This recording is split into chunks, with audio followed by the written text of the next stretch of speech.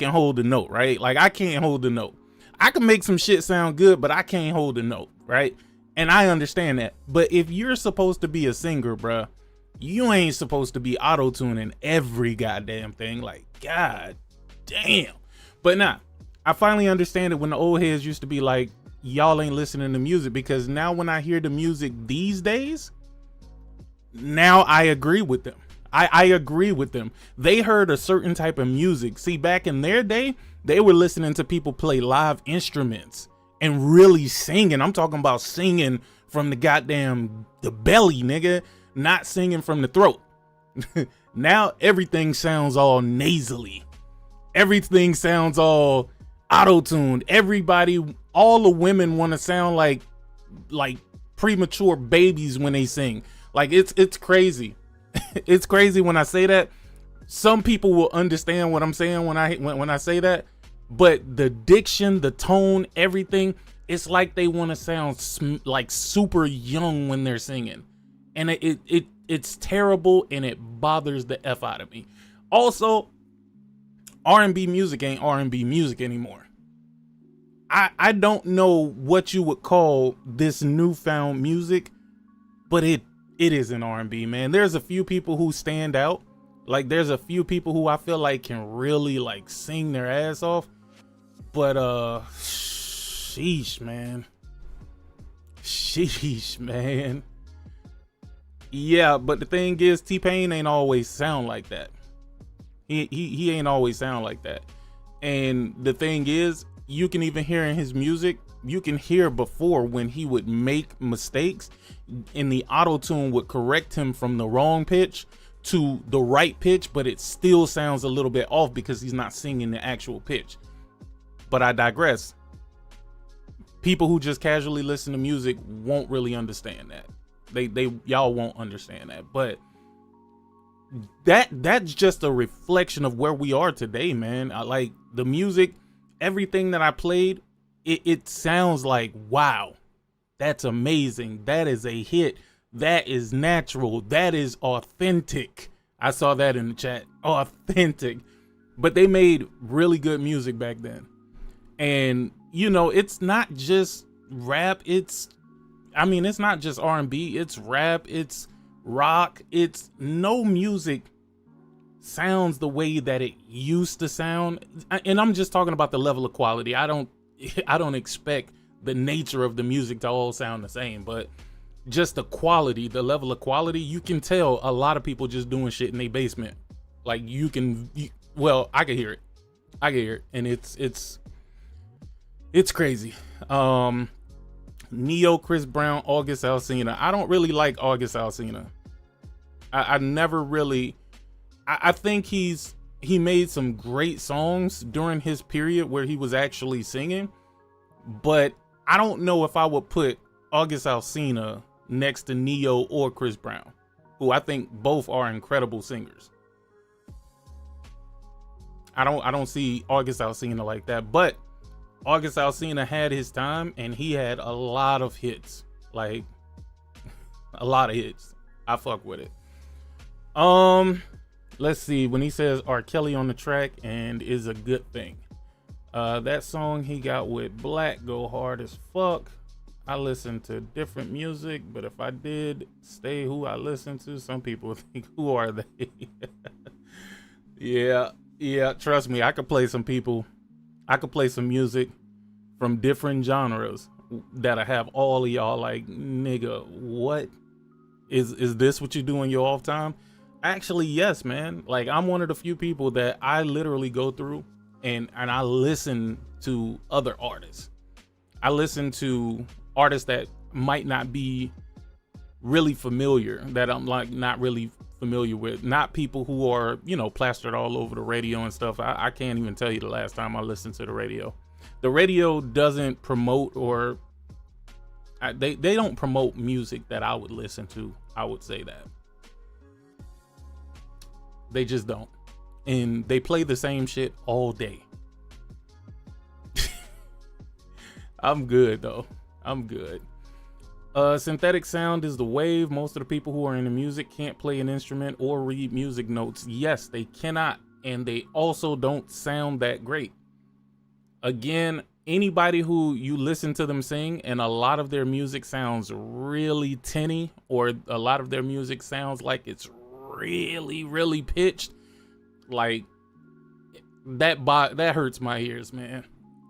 And again, like I said, I don't really know of any real good orange. There's a few out there that could pass, but even them, like, everybody is on this wave of making this like electric music.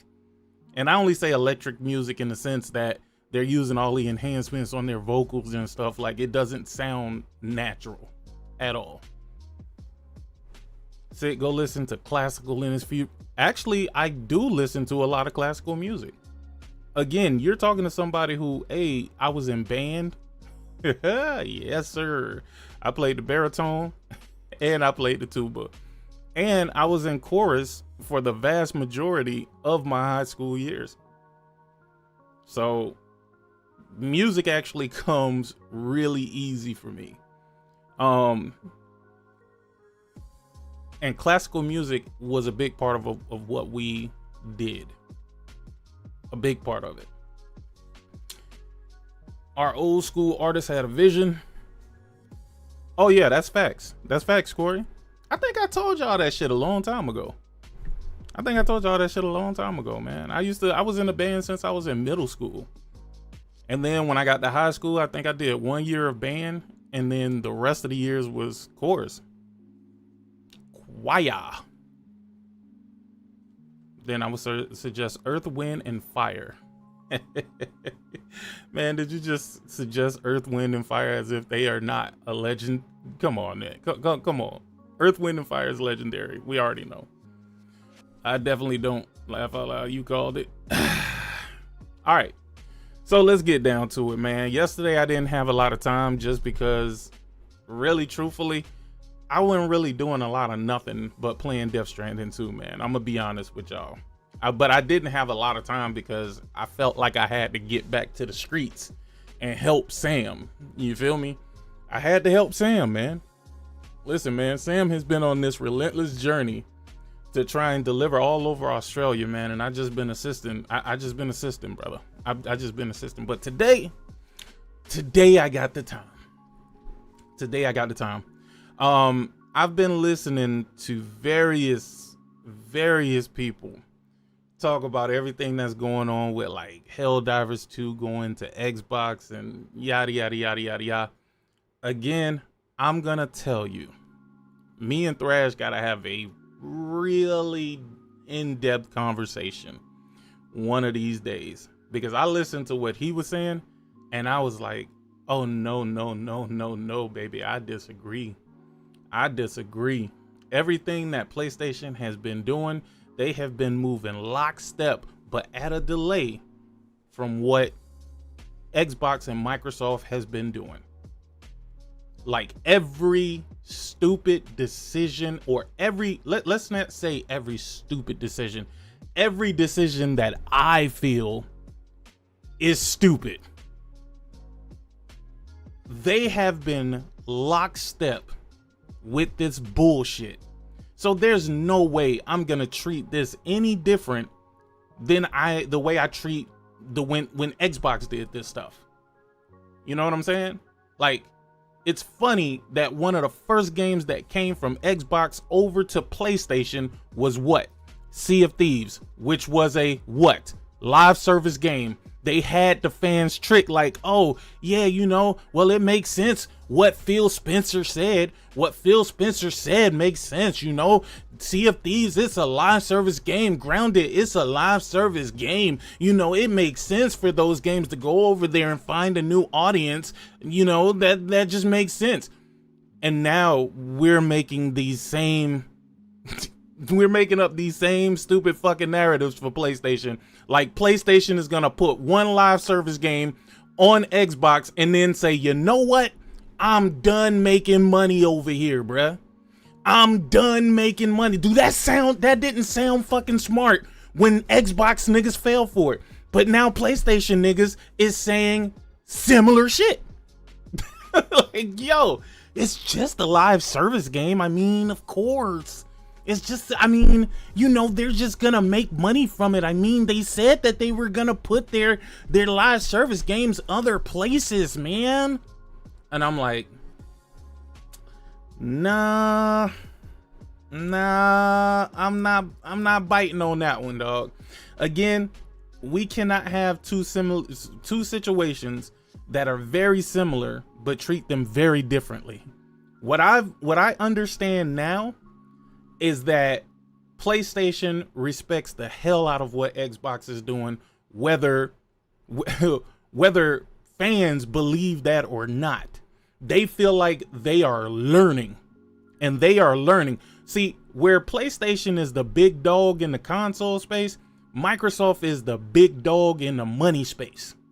And the one thing that I kept telling y'all a long time ago is y'all can say whatever y'all want, but shareholders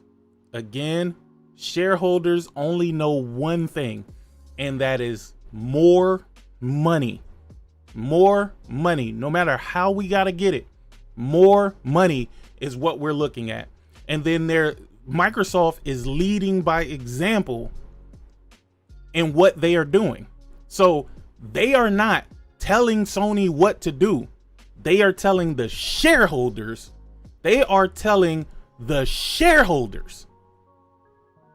What they should be doing on Sony's side. And Sony cannot listen to Microsoft, but they cannot not listen to the shareholders. So whether we like the moves that they're making or not, Microsoft is playing a crazy game. And the chessboard has been laid out. And them niggas, they are doing things and they are maneuvering in a way where the people who matter are listening to what the hell they're doing. Where the people who matter are listening to what the hell they're doing. So again, I have to preach this message right now. And I need y'all to listen to me. And I need y'all to listen real carefully. Sony is not going to go into this, see how much money they make from HellDivers, and say, I am done. That was just one game. We just wanted to get more players for that one game. That is not going to happen. If you believe that, then I'm going to tell you right now, I got a goddamn yacht down here in Florida on South Beach that's waiting for you. That's waiting for you. Again, I don't even believe that I should have to say this to PlayStation gamers. Y'all saw this in real time. Y'all saw this in real time happening on the Xbox, but y'all think it's different on the PlayStation. Y'all think it's different on the PlayStation. Y'all saw this shit happen in real time. It's unfortunate, JC. I mean, you might think I'm way off. Cool. But we gonna come back and talk about it. When the next endeavor goes, what's gonna be the next what's gonna be the next endeavor, and what's gonna be the next excuse? Let's say hypothetically, PlayStation says, okay, boom, now we've gotten this game out of the way. This was a big game. This was a game that fans, you know, they clamored for, they begged for, etc. And our fans don't seem to have budged as far as how much they're spending over here at PlayStation.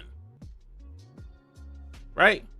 They are going to be thinking, what is the next to go? Well, here's the kicker, right? They could announce Lego Horizon for the Xbox, and you know what y'all are going to say? Y'all are going to say, but that's not Sony. That's Lego. That has nothing to do with Sony, except for it's Sony's IP, except for the fact that PlayStation is the one that's publishing that shit. But that's Sony, you know, that's not Sony's decision. I mean, keep making excuses for Sony, please. I'm not telling you to be mad at Sony, right? So I want to make that clear too, because some of y'all just find problems with holding Sony accountable, right? Y'all find problems with seeing anything negative about anything that Sony is ever doing ever. That's the problem that y'all have. See, I don't have that same problem. Sure, while I do see PlayStation as being my primary platform, that's very likely to change. Based on what they do this next couple of years, that is very likely to change. Very likely to change. Because again, I feel like we're getting closer and closer to that move that they really want to make. But you remember, they got to slow roll this. They can't do it all at once. You know what I mean? They don't want y'all to die from the shock, right? So they give it to you piece by piece, and then they watch the reaction, and the reactions have been, oh yeah, well, that makes sense. Oh yeah, I can see that. Oh yeah, I mean, it's business. Oh yeah, well, PlayStation doesn't see Xbox as competition. Yeah, that was the exact same excuse that was used about the Lego Horizon going to Nintendo. Oh, well, PlayStation doesn't see Nintendo as being competition.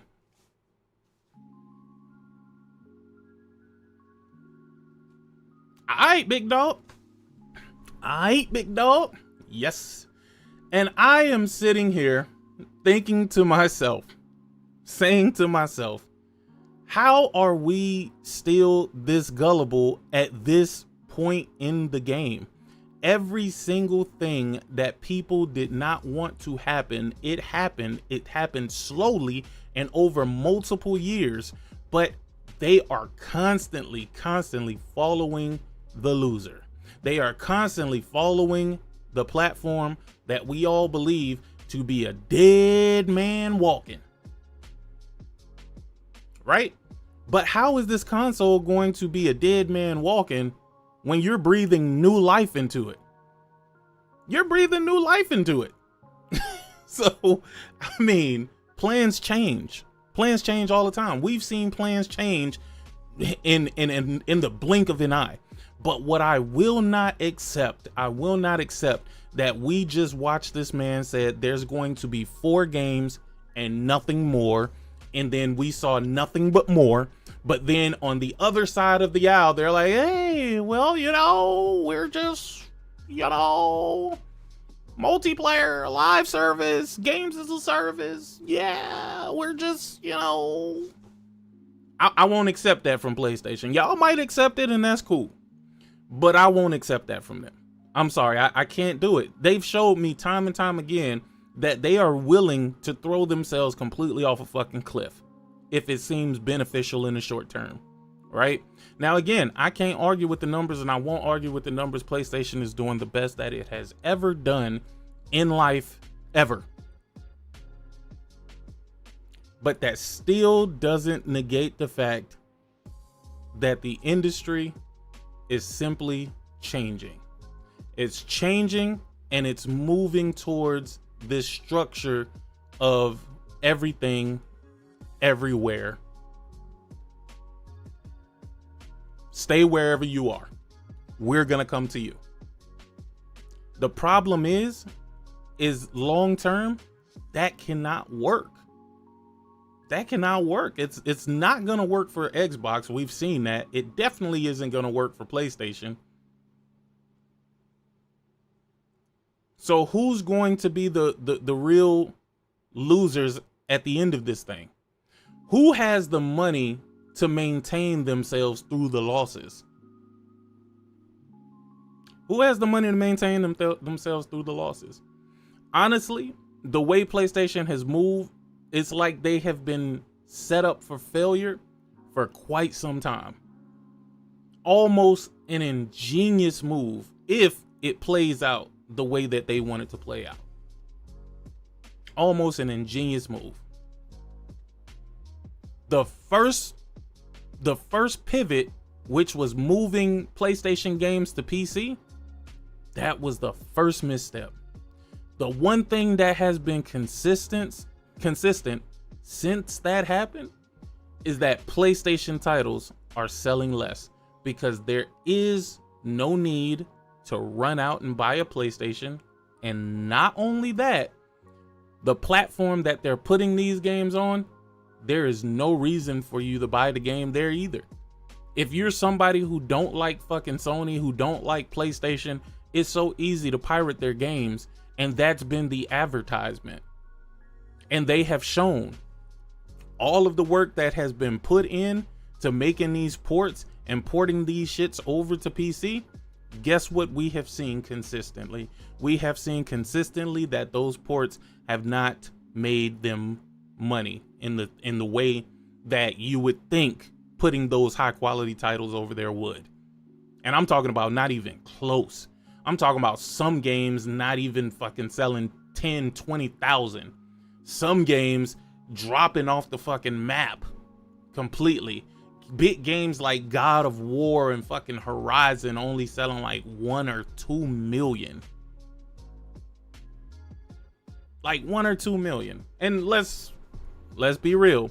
1 or 2 million is nothing to scoff at, right? I'm not scoffing at that. I'm not saying that 1 or 2 million isn't a considerable amount of money, but it's not a considerable amount of money in regards to where you would think that those games would land, where you think those titles would land. After seeing those games sell 20, 30 million, you would think you would at least be able to breach 5 on a new platform that never had those games. Shit. And you know what? I can't account or speak for everybody, but I'm gonna tell you, a lot of the people I've seen praising these games on PC are people who already played these games on PlayStation, not even new customers. Not even new customers. Not even new customers.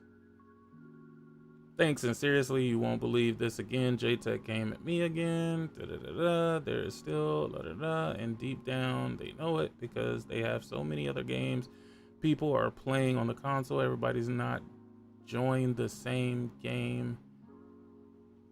That's why they're full of diversity. It's where the console sells. Boy, you said a lot in that statement. I think I understand what you're trying to say, but I know sales, like, that shouldn't be in that sentence, Bucci. You come on, man. You typing too fast, brother. Slow down. I know you want to get your thoughts out, but slow down and really read what you're putting out there, because this sounds crazy. But I think I get what you're saying. But let me tell you something. None of that fucking matters. None of what you're saying matters. You have a 70 million install base. You should have a consistent stream of people actually buying the games that you put out. Statistically speaking, those people who are actually fans of those PlayStation titles, which clearly they seem to be, right? They should be buying those. This should be a Nintendo-esque situation. PlayStation should know their fan base.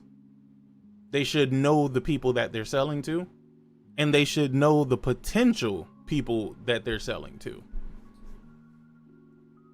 So all of that, not everybody plays the same games. Well, let me tell you, when, I don't know, like 1% of your base is playing the game, that's a problem. When 1% of your base is buying the game, that's a problem.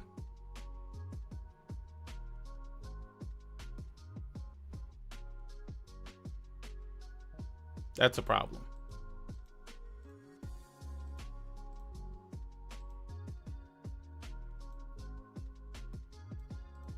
I mean, y'all got to look at it for what it is, man. Sony got 70 million consoles out there, and a lot of their games is barely breaking 1 million. Y'all think that's a success? Y'all think that it's just a diversity scenario? Is that what y'all trying to tell me? Y'all think that is just diversity? That's, you know, hey man, you got such a diverse crowd, man. Maybe they don't want to play those high quality single player titles. I mean, you might be right. Just saying. It can't be a Nintendo situation. Most people play on Nintendo kid games.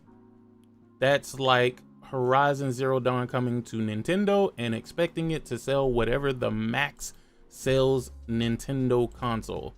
Oh, no, we ain't talking about max sales, brother. We are barely getting anything. We are barely seeing anything, brother man. They're not selling to 10% of their base, brother. You don't see a problem with that? 10% of like 70 million would be what? About 7 million? A lot of these games ain't hitting 7 million sold. And that's only an expectation of 10% of the console owners.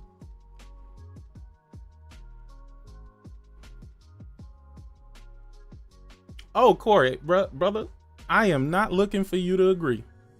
As a matter of fact, I wholeheartedly expect a lot of y'all to disagree. I expect y'all to disagree because y'all want to believe that this is just this or that. Y'all are exactly like your Xbox counterparts. They wanted to believe too. It's just going to be 4. Nothing more. Come on, guys. And then y'all would say, oh, but this is their live service. Their games as a service initiative. I mean, this is what's best for the game. This is what's best for the game. All right, cool. Cool. I am honestly only here to tell you that I just want y'all to keep that same energy when other games go that are not live service. I want y'all to keep that same energy. I want y'all to keep that same energy. When other games that are not live service goes, I want you to be like, oh, but this is part of the bigger live service strategy. Yeah, that's what I would like you to do. No, it's all opinion. Corey, there's no facts that you're going to show me, Corey, that's going to make, there's no facts you can present. Because what are the facts you're going to present? You could not even foresee HellDivers 2 going to Xbox. So what facts are you going to present?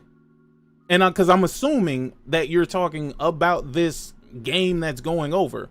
What facts are you going to present that says this is why this is happening?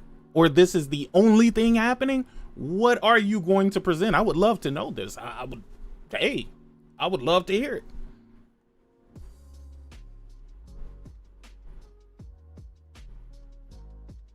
Spider-Man 2 sold over 13 million. Absolutely, indeed. You know what else sold over 13 million? HellDivers 2.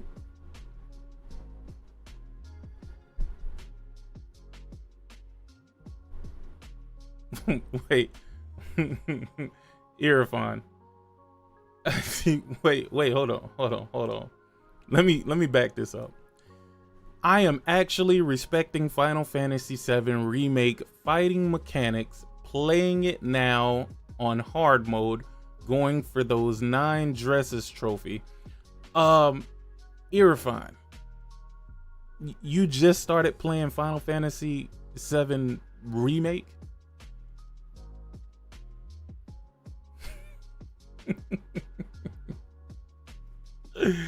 Y'all make it so easy, man.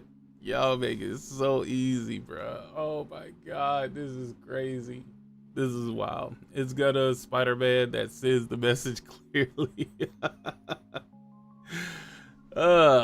Shit.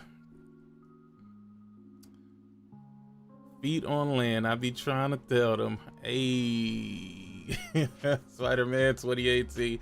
You know, just out of sheer curiosity, I have to ask you this, Irfan. Where are you playing Final Fantasy VII Remake? Cause it's bad no matter what your answer is, dog. I'm gonna be honest with you. It's gonna be bad no matter how you answer this. But I'm curious because I want to see if my theory about you niggas is right.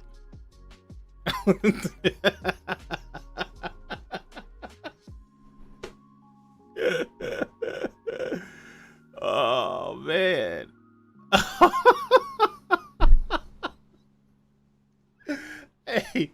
hey, You gotta answer that one, Irfan. I have to know, brother. I have to know. I have to know. I'm not judging you, dog. I'm honestly not judging you. I am just gauging where we are as PlayStation consumers, because we are going to have to move accordingly in the future. In the future, we're gonna have to move accordingly. Like, they got me. I gotta be honest. They got me. But the lack of them listening to actual core fans has me feeling some real type of way. Some real type of way. Some people just want to see the world burn. I do. I want to see it burn.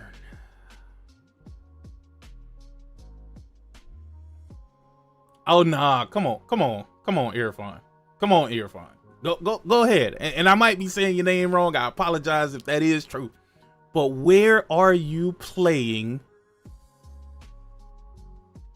Where are you playing Final Fantasy VII Remake?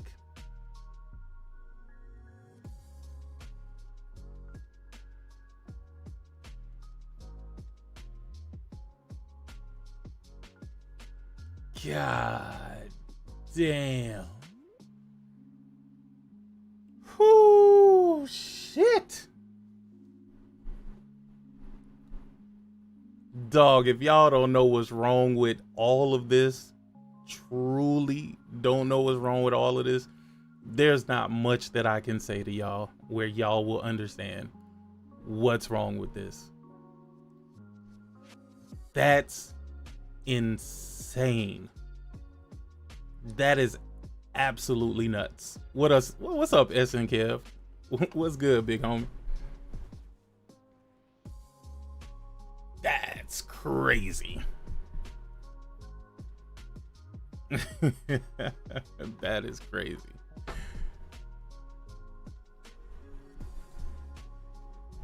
I'm gonna ask y'all this, because I think we're in a position now where maybe you guys can answer this question.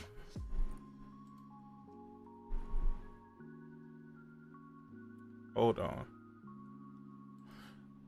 My question to y'all is, where did PlayStation fail you? Shout out to my man Bari. He say PlayStation telling fans their strategy and changing it within this gen is nasty work. They're no different than Xbox. People have no issue with being lied to, I guess. Jay Bari, I know you are done with this podcasting shit. I know you are done with this, not really YouTube per se. But brother, I would love to have you in the goddamn podcast. And Corey, I would even love to have you in here, Corey, because you would be the opposing view. I would love to make any type of sense of this. I would also love to hear the opposing side try to make their argument, because I genuinely, like, from the bottom of my soul, from the depths of my chi, from my ha to my ka, haha,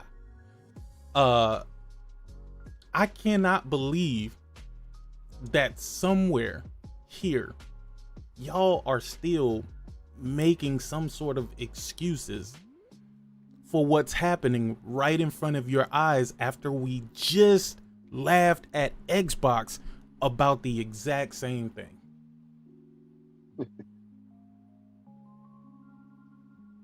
I can't for the life of me make sense of that. What's up, Ari? Yo, what's good, Sick? You can hear me loud and clear?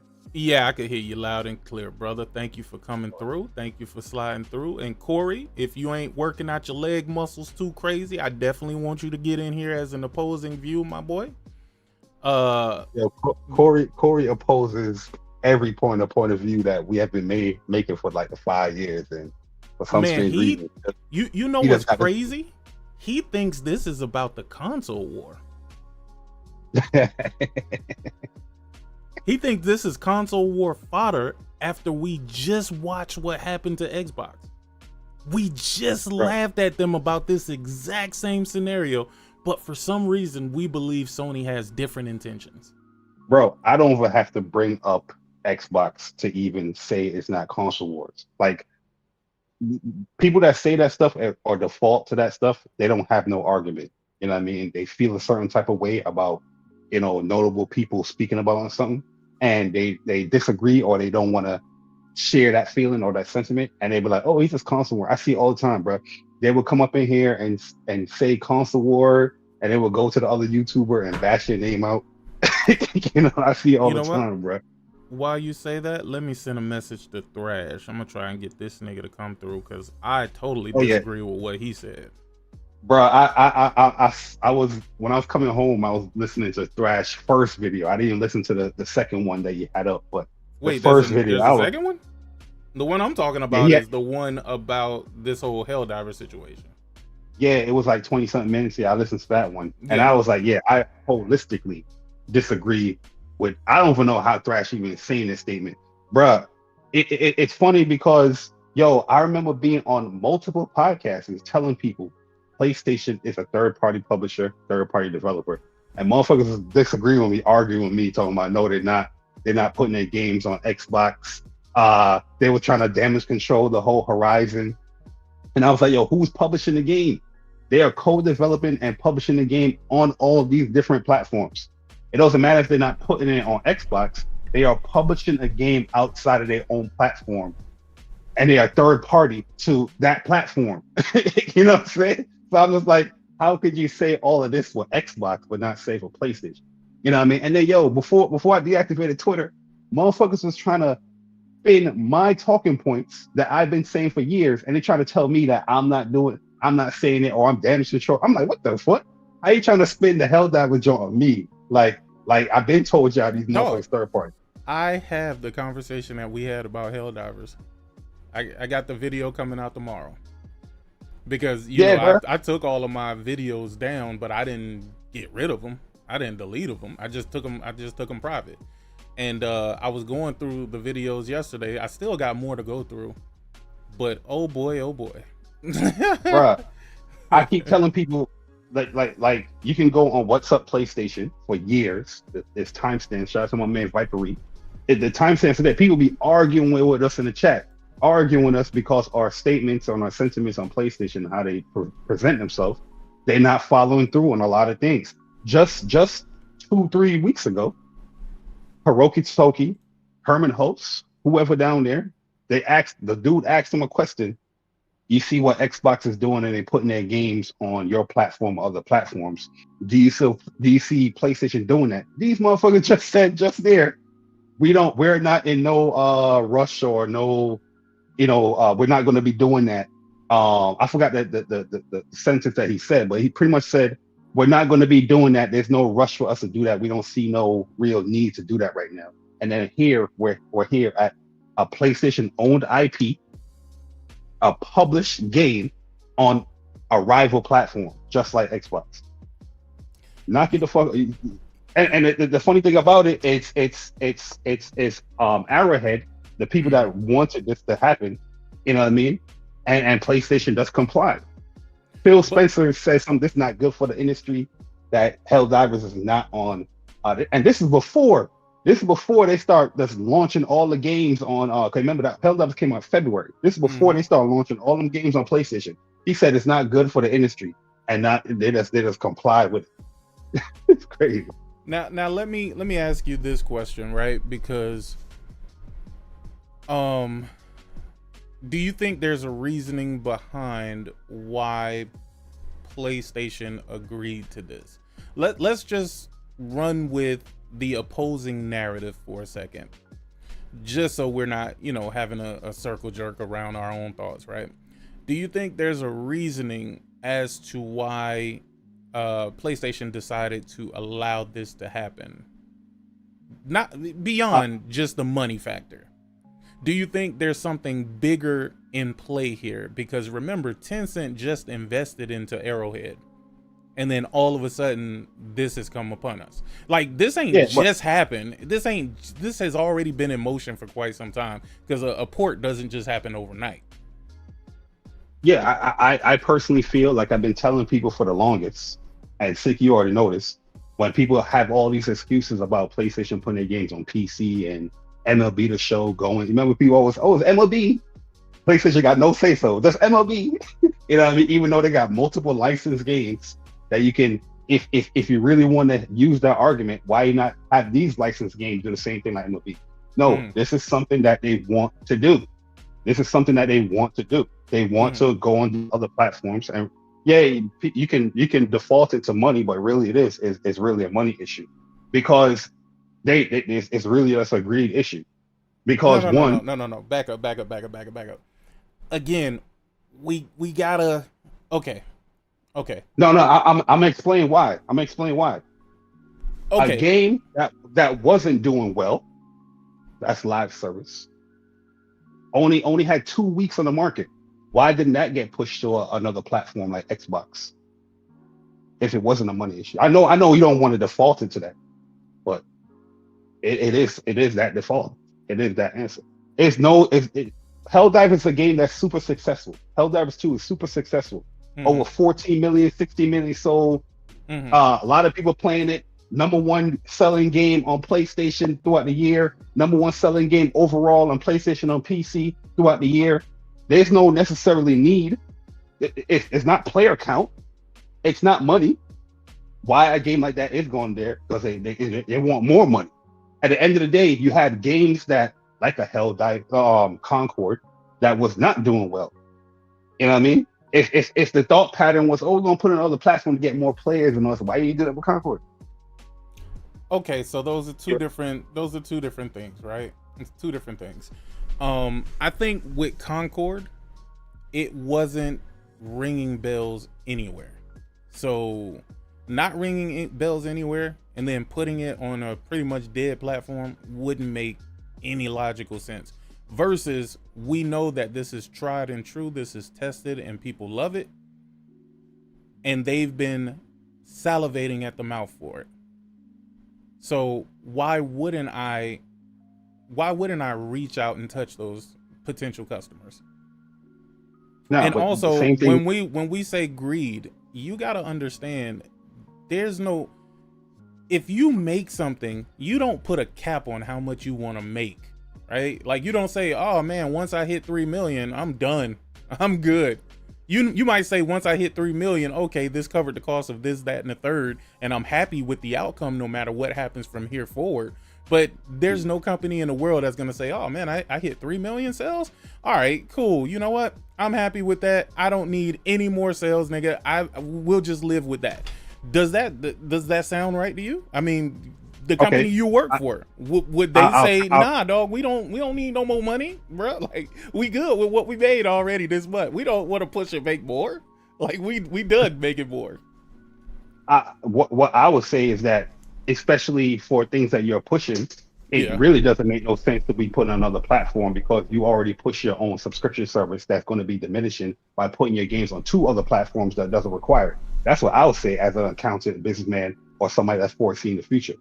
At the end of the day, to counter your argument, why isn't GT7 on PC or Xbox then? That's to say, if it's not greed, or we got a cap. Well, actually, that kind of works better in my favor than yours, though. No, it doesn't, because you just said the GT7 statement. Yeah, you just said that. Oh, a company want to get more people or more money, right? That's what you're saying as far as the HellDivers. Why would they cap themselves? Right, but who have you heard? Well, let me ask you this question. Sure, they would take it, but have you seen people salivating over GT7 the way that they've been salivating over HellDivers? I mean, don't get me wrong. For the I guess whatever platform wars, because we can't call it a console war anymore. For the platform wars, sure, people would want to see GT7 go to PC or go to whatever else, and it was, I think, what his name is, Kazunori Yamauchi or whatever. He's the one that didn't want that shit going nowhere. Yeah, exactly. Yeah, he doesn't want to go over there because they don't want to deal with development problems. But I'm saying that there's always a choice. That's what I'm saying. Absolutely. This whole thing is a choice. I'm not disagreeing with that part. No. I agree with you totally in that. In that regard, yes, all of this is a choice. But the thing is, I've never seen even when it comes to GT7, right? If they thought that they would be able to make more money without dropping the prestige or whatever of a game, they would do it. Why do you think they were so quick to put God of War and fucking Horizon? Those were massive selling games where they thought when they put this shit elsewhere that it was going to be not as massive as it is on the PlayStation, but I'm pretty sure they expected it to do a lot better than it did. Yeah, listen. At the end of the day, my whole thought points on HellDivers 2 is that for a company that is pushing engagement within the platform, the core audience, not just overall, but even just the last presentation, the last quarterly meeting, they don't even talk about PC. You know what I mean? You now have let me ask you a game question, that you own. Let me ask you a question, because I don't want you to really veer off of this particular topic per se. Oh no, I was going to stay on topic. I was just going to land the plane that you're pushing a service, PlayStation Plus, a game that requires PlayStation Plus for people to play, is now on 2 platforms that doesn't require PlayStation Plus to play. Yeah, you can get a $40 here, get a $40 there, but the bulk of continuing to play a live service game like that is outside of your service, that now is going to be pushing another person's service that is completely different, where they offer their first party games day and date on top of your own. I see what you're saying. Yeah, I see what you're saying. They have more of a value proposition on Xbox than on PlayStation, is what you're saying. Service wise, yes, exactly. Now that you have a PlayStation owned IP that PlayStation is publishing, that now requires Xbox Game Pass already. You know what I mean? People can be like, oh, look, we got a PlayStation game that you need Game Pass to play. Now that's incentivizing more people to, let me go get Game Pass. That's kind of not true, though. I mean, Xbox tied all of... No. Hold on. I get what you're saying, but I think that's coming out wrong, because while yes, you need Game Pass in order to access the service, right? The ISP service, not the ISP service, the fucking Xbox network, right? But that's because they took Gold and they folded it into Game Pass. So it's really still the same as you needing Xbox Live Gold, or it won't work. So people, what you're saying is for Microsoft. Hold on, Corey. So what you're saying, Bari? Oh, I see. Okay, I see what you're saying. Hold on. Yeah, I mean, you're slow as hell. You're breaking down the details more, but I see what you're saying. I see what you're saying. You're saying for Xbox is better for them because they need to pay for Game Pass in order. Oh shit! I didn't even think about that. So PlayStation about to keep Xbox Game Pass numbers alive because they need it in order to play HellDivers online with anybody. Because the service, the Xbox network is tied into game. Oh, that's brilliant. That is fucking brilliant. I was thinking from a consumer perspective, and I should have been looking a little bit higher. All right, you got me. You got me. I feel you. It's way more beneficial.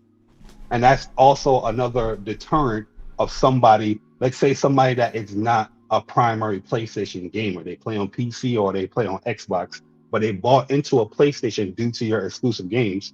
What is going to keep that person now on your platform, either staying subscribed to a PlayStation Plus with something like this now happening, a big game? So what's going to happen to the smaller games? People's going to have that assumption. Or in the future, when it comes to PlayStation 6, why would somebody buy into a PlayStation 6, knowing now that you have live service games going on Xbox? You know what I'm saying? That's always my argument as far as like, okay, how is this truly beneficial for the brand? Yeah, you're going to get a $40 here, a $40 there, but now you have another person that is possible leaving the ecosystem that you rely on, where people stay in PSN and buying up the games in the store, buying up DLC in the store. You have now HellDivers that's not going to be in your store, where now you got to split any type of money that you get from DLC or the game, and somebody benefiting off of another service that don't require PlayStation Plus to play it. You know what I mean? So that's what I look at. That's what my business. Hold on. Hey, JC, what do you mean? What do you mean you don't need a PSN now to play HellDivers 2? You mean on PC? Because if you're saying PC, I feel you, because it's funny enough, I still got that comment that you made in my messages about the shit, dog. And hey, Bari had the foresight for this, but okay. All right, Bari. So now I want to get the opposing side. So I'm gonna give the floor to Corey. We're gonna let you take the floor and get your thoughts out, because we're both on the same page. I feel like this is detrimental as hell to PlayStation, right? Whether people want to see it or not, is detrimental. In the short term, they will have monetary gain, but in long term, you might be right about that value proposition looking better elsewhere. Not even to say just Xbox, I'm just saying elsewhere, as in maybe even possibly sending people to PC. But Corey, you got it. All right. So I cut my workout short just so I could have this input, by the way. What you was doing? Hold on. Before you start, what was you doing? Oh, today was shoulders and back. Today was shoulders and back. Ah, gotcha. All right, go ahead. Shoulders and back. So I'm gonna tell the PlayStation community right now the very harsh truth. This internet community shit, this online discourse that takes place on YouTube, Twitter, this shit don't matter to PlayStation. It never has, never will. Never has, never will. We don't make up enough of the majority of the 75 million. They could literally lose every person on Twitter, every person on YouTube who comments in these. This is why I keep going back to the quote unquote console war, into like the console war debate stuff. They could lose every single one of those people, leave the PlayStation Nation right now, and they would still be 60 something, 70 something million units in. They don't need us. They never have. We don't run this shit.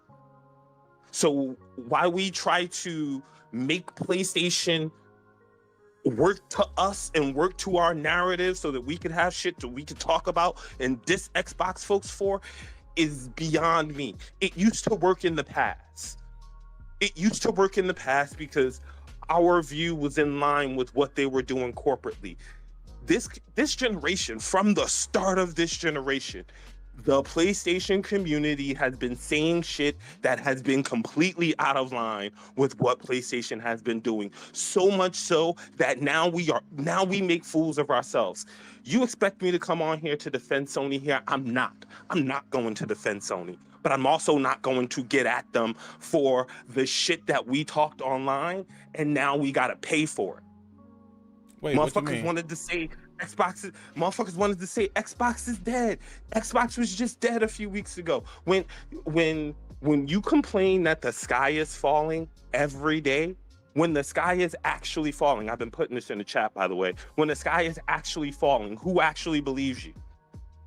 When PlayStation community is complaining about, oh, cross-generation games are the worst, they're so bad.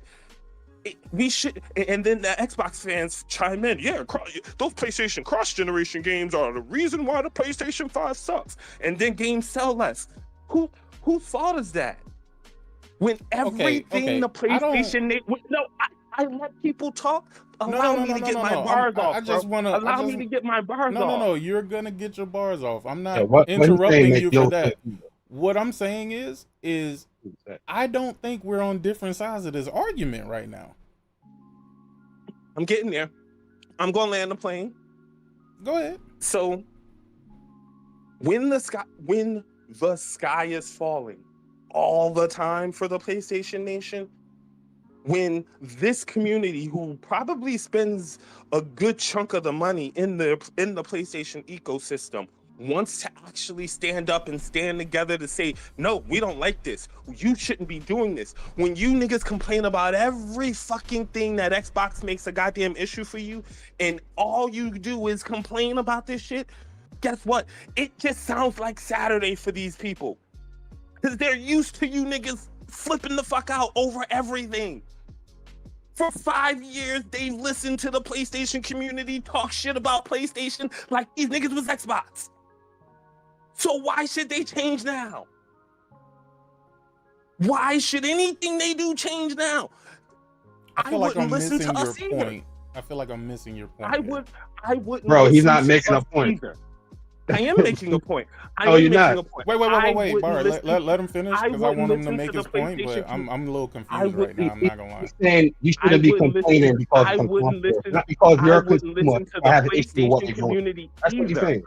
I wouldn't listen to the PlayStation community either, because all we do is complain. All we've done this generation is complain. All we've done this generation is go with whatever narrative that is out there about PlayStation and try to argue the point about PlayStation. Can I have a few examples of what you're... That's why you have people now that Xbox dudes are like, see, Xbox dudes, PlayStation is just like Xbox. That's why you have people literally repeating the exact same messages that the Xbox dudes were repeating when PlayStation niggas were clowning them. Paris Lily once said... But it's true. It's true here, though. Again, Paris Lily once said, when they said the Just 4 Games thing, Paris Lily said, if Microsoft were to ever do this with like Gears, Forza, and Halo, I would be right there with you guys with the pitchforks. So whenever PlayStation dudes now who are defending this was like, oh, if they were doing this with God of War, I would have a problem with it. Yeah, you sound like Paris. But by the same token, if I'm Sony, why would I not follow that? Why? Because you people are going to do exactly what the Xbox fans are going to do. You're going to sit here and complain, but you niggas are not going to do anything about this. We're going to have a whole podcast for 3 hours about this shit. We are not going to do anything about this. We're going to complain, and the Xbox are going to make fun of us, and the PC fans are going to make fun of us. We're going to be on the news. I think it's awfully convenient that this news came out literally the day after Microsoft announced that they were going to lay off 9,000 people. I agree. I think that shit is way too convenient that this shit came out then. And so you know what I think happened? I don't think any of this is about PlayStation making money. I think, you said yesterday, Sick, you think somebody crunched the numbers and they said, oh, it's going to make money over here, so we're going to put this game over here. No, I don't think that's what happened at all. I think Sony crunched the numbers and said, this shit is going to piss a lot of our fan base off, the online fan base off. But what is it going to cost us in terms of those people versus if Microsoft, let's say, paid them to put the game on Xbox? So just to be clear, you think it's more logical that they're looking at people they're going to piss off versus money that they're going to make? Is that what you're saying? No, I think it's Microsoft already paid them for this game. I think Microsoft already paid Sony to put the game on PlayStation. And the amount of money they paid Sony was more than what the fanboy fallout is going on Twitter and online right now in the PlayStation community right now is going to cost them. That's what they think of PlayStation right now. That's what they think of this online community right now. And we've done that shit to ourselves. That's my position. My position is we put ourselves in a situation where Sony can't trust us the same way Xbox can't trust their fan base. And so there is no point for them to listen to us anymore. There is no point for them to listen to us anymore because we'll shift on a dime to fit whatever narrative is online. oh, Sony's third party. The PlayStation fanboys don't want to be third party, so they'll defend a game going to Xbox because it's just live service, or it's just this, it's just that. It's only going to be this one game. We'll believe that, and we'll sound like Xbox because we don't want Xbox dudes teasing us or saying shit about us being third party online. Then you'll have the people who are like, yeah, see, I told y'all PlayStation was third party. They've been fucking up all generation. So let me ask you a question. And what we'll have against that? You're saying a lot, but you're saying a lot, right? But so are you saying, and I just want you to clarify for me, are you saying that since the start of the generation, PlayStation fans should not have complained about things that they dislike regarding PlayStation? Is that the point that you're making? I'm saying that I'm saying a lot of the things that the PlayStation community has deemed a problem this generation were not a problem last generation. Were not a problem the give me some examples. Give me some examples so I can be on the same page as you. Cross generation. We'll start there because that was the early 2020 debate. No, we'll even go back further than that. We'll start with the lack of information, right? Because Microsoft did their console reveal in like January, or I want to say it was December because they did it at the Game Awards in 2019. They did their Xbox Series console game reveal in 2020. PlayStation didn't do theirs until June of 2019. PlayStation didn't do theirs until June of 2020. And for that 6 months, PlayStation dudes, all they did was complain, we're not getting enough information about the console, about the next generation console. Meanwhile, in that same 6 months, we had Neo 2 release, we had Final Fantasy 7 Remake release, and we had Persona 5 Royale release in that same window. We had 3 exclusive games, and we can talk about exclusive games too, because guess what? I'm going to sound old here, but back in my day, exclusives were the name of the game. It wasn't first party exclusives. It wasn't first party only on PS5, has to run 60 frames. It wasn't all of these stipulations that the console war put on what needs to be exclusive. What is it? All of these things that went into the discussion about what is and what isn't an exclusive, what is and what isn't the PlayStation game. None of these conversations existed until this generation.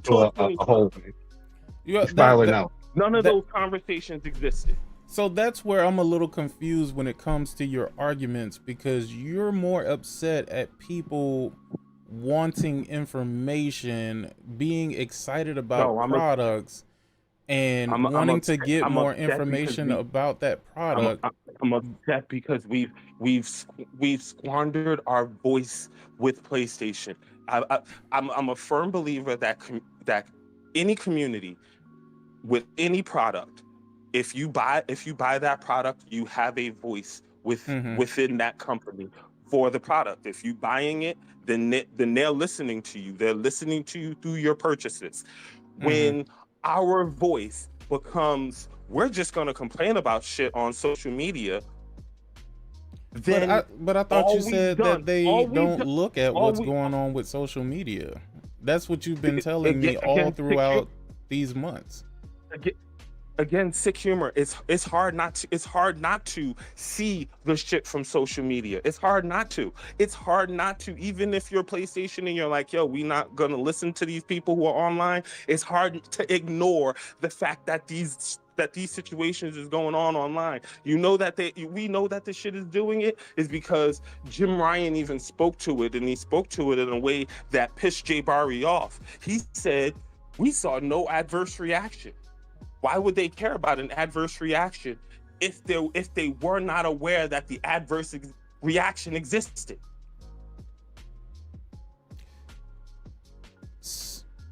Again, let me respond. I'm gonna let you rebut him. But I'm still so confused, Corey, because I don't know, with how you're explaining this, I don't know, because you're telling PlayStation fans, they shouldn't be concerned about the shit that they believe that they should be concerned about. You saying because they were concerned, because they had questions, because they wanted information, that PlayStation said, "No, you know what? We're just not gonna listen to them. They cry too much." Like I don't understand that. But Barry, I'll let you go ahead. PlayStation fans didn't want any of this stuff. They wanted this shit for talking points for online. They wanted this shit for the console war. They wanted information for the console war. Sick. They did not want this shit because they were so excited about the tech. They wanted this shit for the console war. You're making a point that can't be proven because you don't know what people's motives was behind this. I'm pretty sure you're right about a certain percentage of that. We see it. There's people out there who see it more and more every day. More and more every day. It's the reason these people are defending this shit now. Sick. They're defending it now because it's a console war talking point. It's literally only who's defending it right in this most people because they're getting teased online about this shit. This is only bad for most of these people because they're getting teased online about this shit. He making it seem like you're defending what he's talking about. You're babbling, bro. Yo, respectfully, you're just rambling because at the end of the day, yeah, there's going to be console war gibberish and all that stuff that goes on. But everything I bring up about PlayStation that I don't like is not because I'm worried about some other motherfucker. I'm worried about me, about how I feel about PlayStation. If I'm bringing up issues and whatnot about PlayStation, that's because me as a PlayStation gamer, as a consumer, I have concerns.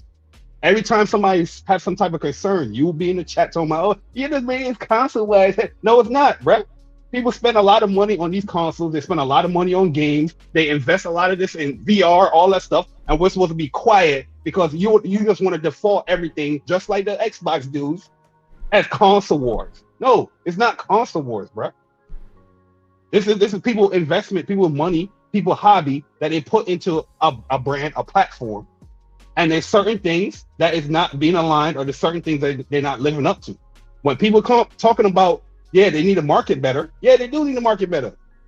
They do need to market better. They've been very quiet on a lot of things. And you know what? You know what's funny? You bring up those points about no adverse reaction, but you don't bring up the points where Herman hosts have articles and interviews reacting to what people are saying from social media about PlayStation being quiet. So don't make it seem like media is not a tool that can be used to get your feedback out there, because every other developer listens to feedback as far as their game on social media. Twitter, Discord, YouTube is being used for feedback when it comes to these games. Again, it's not just console. My point is not that feedback is bad. And again, every time someone does give feedback, it's always about a console war talking point. So to that point about lack of communication, I spoke to this. In fact, I actually spoke to you in persona about this. I spoke to Sick about this. 2016 was the great E3 that every PlayStation fan remembers and loves, and we hold that up on high as the greatest fucking PlayStation event ever.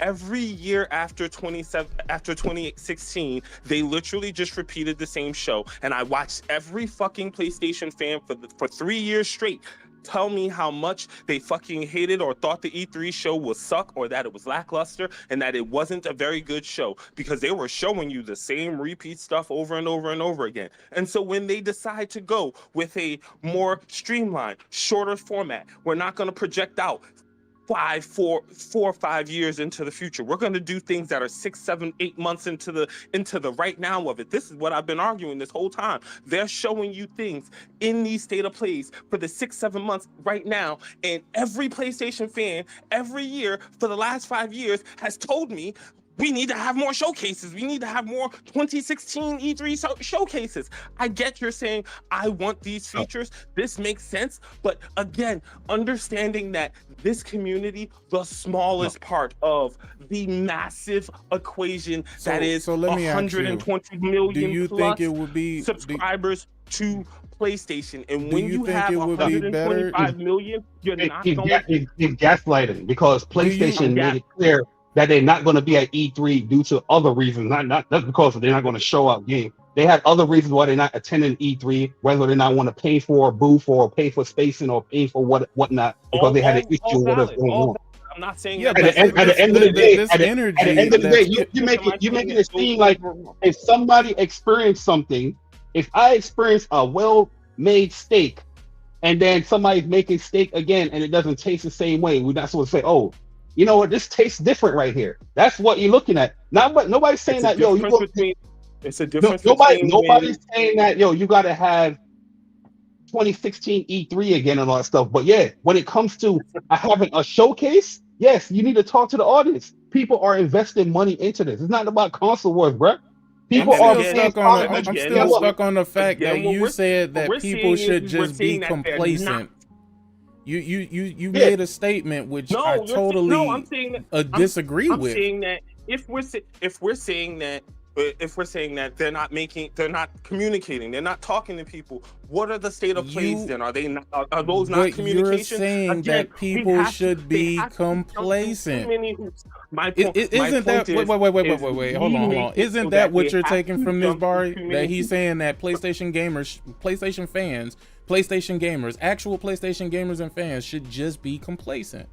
The reason why you're saying the reason why PlayStation, you said the reason why PlayStation is not listening is because y'all keep complaining. My words, and you are taking my words and trying to make it mean something else. And what I am saying to you, I am trying to make it mean, Corey. As if you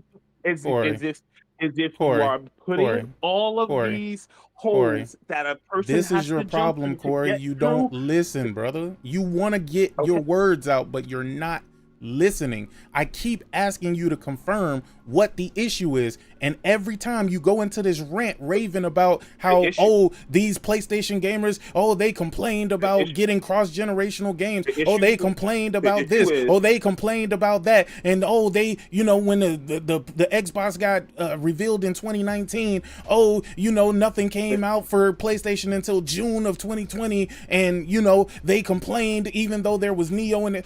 You're telling people that they shouldn't speak about what the fuck they want to see to PlayStation, because PlayStation just sees it all as the same shit, just blabbering. Is that not what you said, Corey? No, what I've been saying is we can, again, what I have been saying, what I started off saying is that if the sky is falling, again, I'm not talking about you saying this is what you want.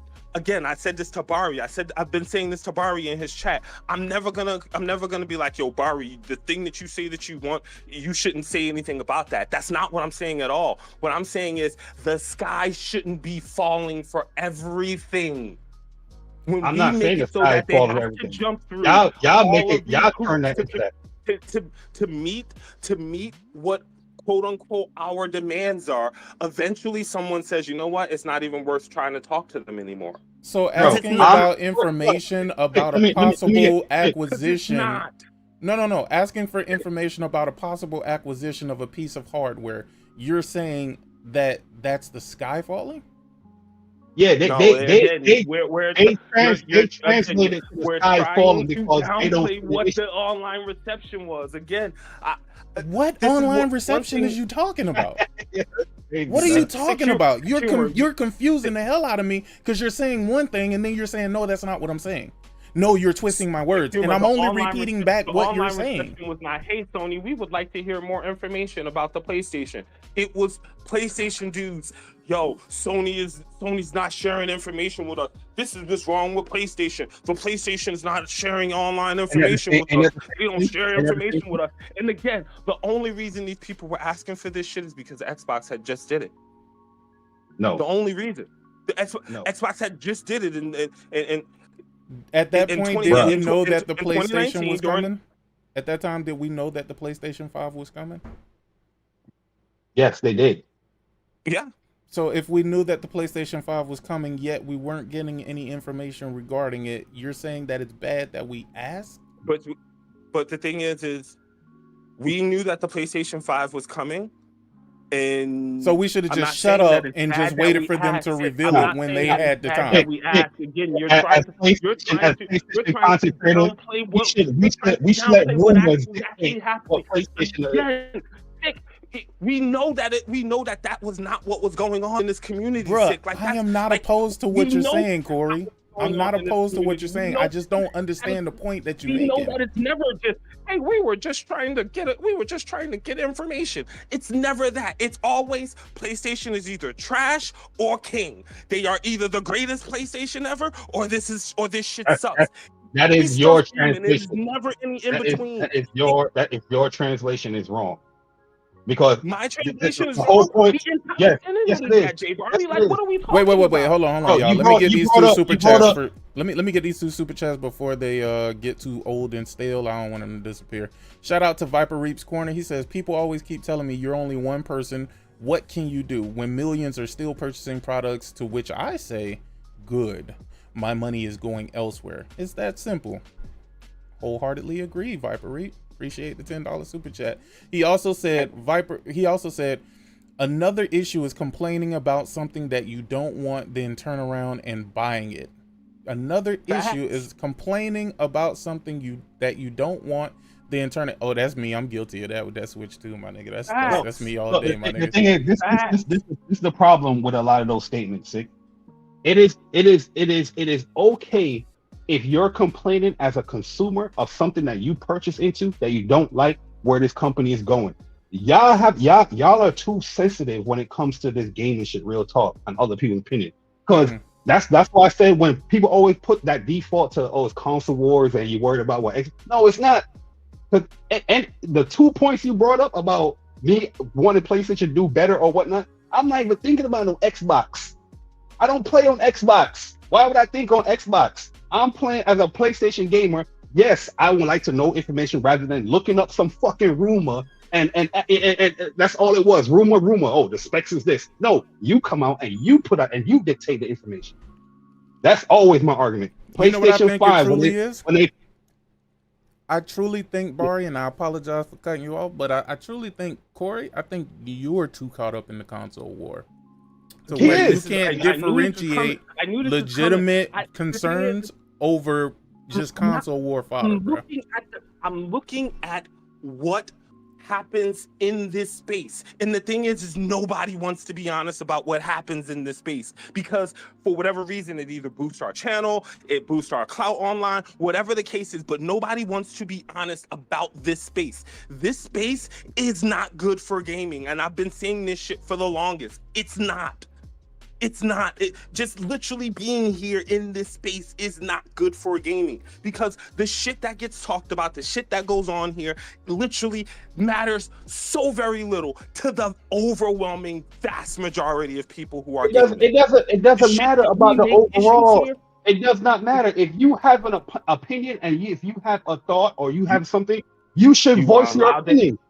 You are allowed to have your opinion. You are allowed to have your opinion. The problem that you have is that you are overly sensitive over other people's opinion that you don't align with. That is your problem. Yes, it is. It's not about your opinion, Barry. That is always you, Corey. Since I know you. Barry, you and Persona had this conversation earlier in y'all podcast career about perception versus reality. Persona argued about the optic blast, about the optics of all of this. And who was in your chat arguing against you then? We are talking about what the optics are versus what the actual facts are. You're trying to sit here and act like the optics don't matter. You are bringing up points. And your example, you brought up the optics is fine when it matter when it makes our narrative. When the optics don't fit our narratives, then we gotta go off on the. You brought up 2 examples. Oh, Sony's the worst. What we spoke about, and try to align that with a console war, narrative, which is not. We've gone with the narratives. We forced our opinion. I wouldn't say forced. The only person not being real, like you said, people not being real, is you on your opinions. You are not being real. From my knowing you in here, you always have been. You always have been sensitive. Every podcast I've ever been on with you, I've always my allegiance to Sony is based on whether or not they have good games that I want to play on their console. If they have those things, I will buy a PlayStation. You're just pissing in the wind. You're pissing in the wind. Stay on track. You're pissing in the wind. I'm talking about you and your opinion. You talking about this and this and that. No, I'm talking about when it comes to this. The reason why you have these thoughts and opinions and thinking this and that, because you are overly sensitive about what people think about PlayStation and how they should. You want to dictate how people should be feeling. Talking about overall. That's why you bring up the overall. That's why you bring up. Oh, they're not listening to you. That's why you bring up the harsh truth.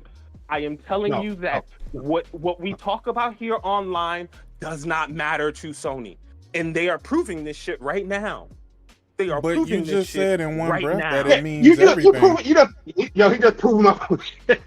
Yo, you said in one breath that everything that people say means everything to Sony. You said that's why they're no longer listening. No, I didn't say that. I never said everything that they said makes You didn't say it in those exact words, but you're saying that exact statement, bro. You're not saying it in those exact words, but you're saying that the online chatter is basically like people crying wolf. And since you crying wolf so much, now when you actually have a reason to cry, Sony's not paying attention. That's exactly what you're saying, bro.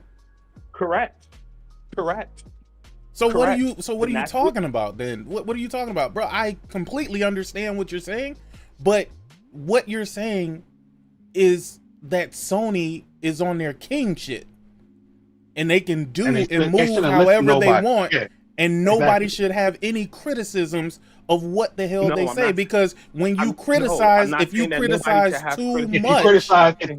criticize too much, then they're just not gonna listen to you. That's not how this works. That is exactly how this works. Exactly how this works. Exactly.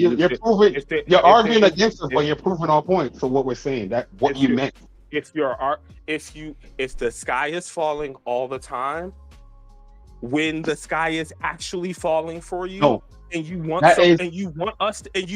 to listen to you, bro, it sounds like Saturday to us. It sounds like let me get this. That is your interpretation. Nobody's saying the sky is falling because they're bringing up an issue with PlayStation. Nobody stopped playing PlayStation. We're playing PlayStation. We're platinum in PlayStation. We're buying consoles. We're buying controllers. We're buying VR. We're buying collector's editions. You're interpreting that because, like I said, but that's not true across this entire community. We know that. That's what Sickhumor's arguing about yesterday. That's what his whole argument was yesterday. Bro, listen. Let me tell you something about life. If you haven't noticed yet about when it comes to me and content creation, I don't talk for the masses, sir. I talk for myself. So whatever you're bringing up, I'm going to talk for myself. But you're bringing me up as two examples once again. First of all, I never said it was you. I said it's the PlayStation community. You're talking about content creators. Who's out there? I'm not talking about just content creators, Barry. That's my whole point. It's the entire online community. The thing is, Barry, I hear this shit. I hear this shit more from people who don't make any content about how they need stuff for content creators. Listen. No. You got to twist it. I know you got to twist it. Because majority of the people don't even have an issue with what's going on with PlayStation. They're telling us, the people that making content, we're complaining, and you fall in line with the person that is saying that. No. So I don't know where you get this whole majority. If you go on Twitter right now, majority of people don't give a fuck about no HellDivers. Or majority of people don't give a fuck about what's going on. Majority of people don't care about stars. Majority of people told me that they don't care about PlayStation losing features like the cards and all that stuff. Majority of people don't care about this and that. Majority of people don't care about live service. Majority of people don't care about them. Oh, they don't have to announce games. That's what I see all the time. So I don't know what you are seeing, and I know I'm seeing more people than you. So you just said you're online on Twitter, and this is what you I'll say I'm out here. Yes. I'm out here. I'm not on Twitter as much as you are, but in the real world of it, I don't see any of the shit that we are talking about here, bro. Like I don't see no one complaining about the card system. You're proving my point. Did I not just say that? That's why I'm saying that. That's why when you're saying that majority, you're not talking majority. You're talking about a specific group. You're talking about me, Sick, Persona, whoever. You're not talking specific. You don't want to be honest about what you're saying. The PlayStation community, Barry. I'm talking about the PlayStation community. You took this as You see where I'm coming from? I'm talking about the PlayStation community. I'm talking about the messages as a whole. When we start to say things like backwards compatible, when we start to say things like when you say as games a whole, are hurting PlayStation, what exactly are you talking about? Because we the can't speak as a whole. community, We can only speak individually. The whole of this online community, again, to act like things don't get said in these podcasts and then they echo and reverberate out. We hear them being repeated all the time. But you also said that none of this shit matters and PellStation doesn't listen to this anyway. No, I agree. I agree. Bro, again, a podcast that again, y'all want to argue y'all point because you feel like I told y'all I am going to tell y'all the harsh truth. This online shit don't fucking matter. They have had it up to here with the online shit, with the we're gonna just complain and shit online, and we're gonna still go out and buy this shit. Okay, and we're gonna still do. We're gonna tell everybody that PlayStation that's is. That's what I'm saying. PlayStation is bad, and we're gonna This is his own interpretation. So this is let how me he ask you, feels Corey. about when people have some type of discourse. Let me ask you, Corey. Let me ask you, Corey. You agree with all the sentiments, or better yet, do you disagree with everything that everybody else is frustrated over when it comes to PlayStation? I think that we've set ourselves. I think this whole generation, we've set ourselves up which for complaint failure. do you think should have never been had?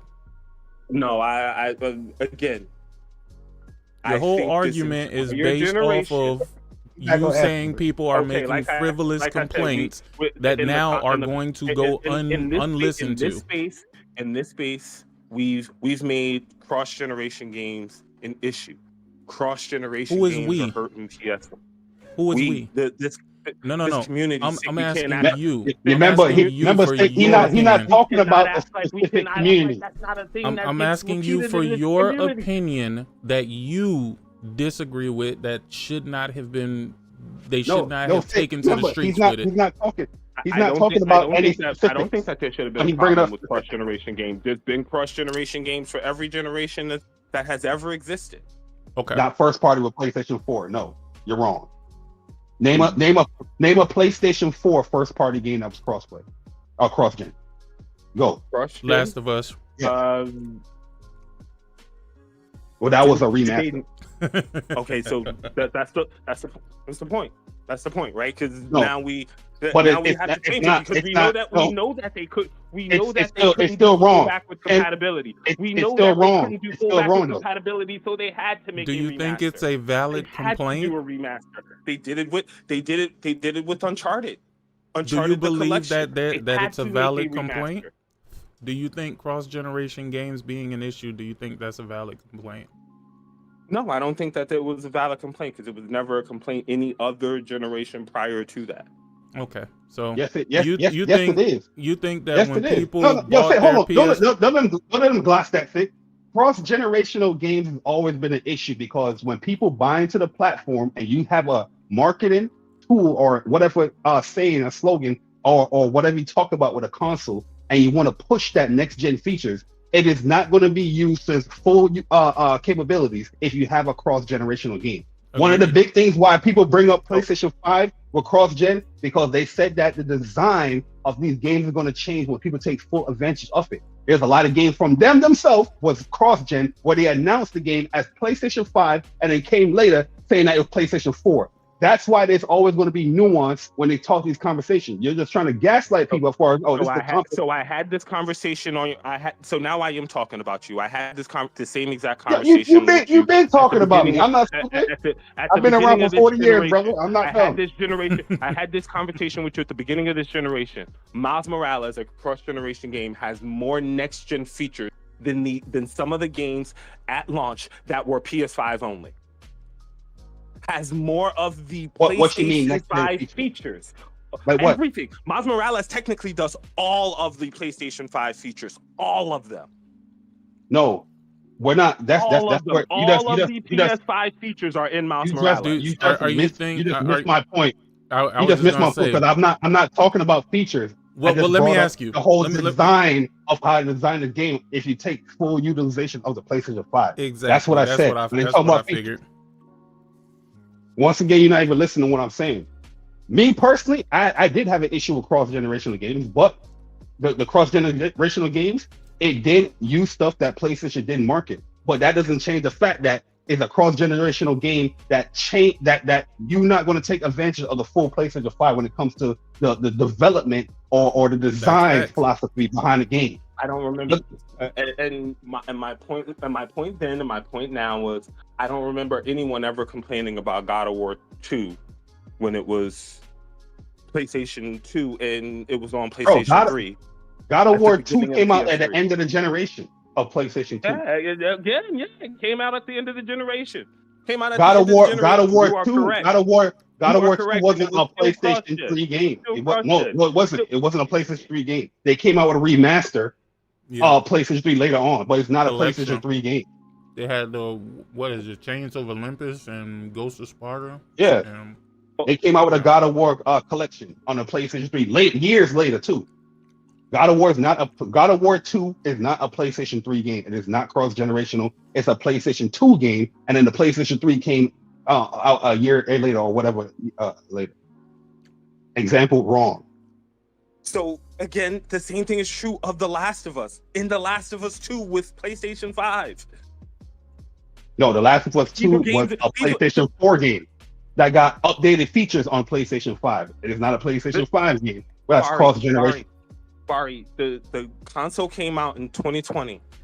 The PS4 was still selling in fucking 2020. No, The Last of Us 2 did not come out the same time on PlayStation 5 and 4. That's cross-generational. The Last of Us 2 is a PlayStation 4 game that got upgraded to a PlayStation 5 with a remaster or whatnot. That is a completely different talk. No, it was actually updated on launch. It was actually updated on launch. When you first got the PlayStation 5, it had 60 FPS on it for The Last of Us 2, the PS4 version.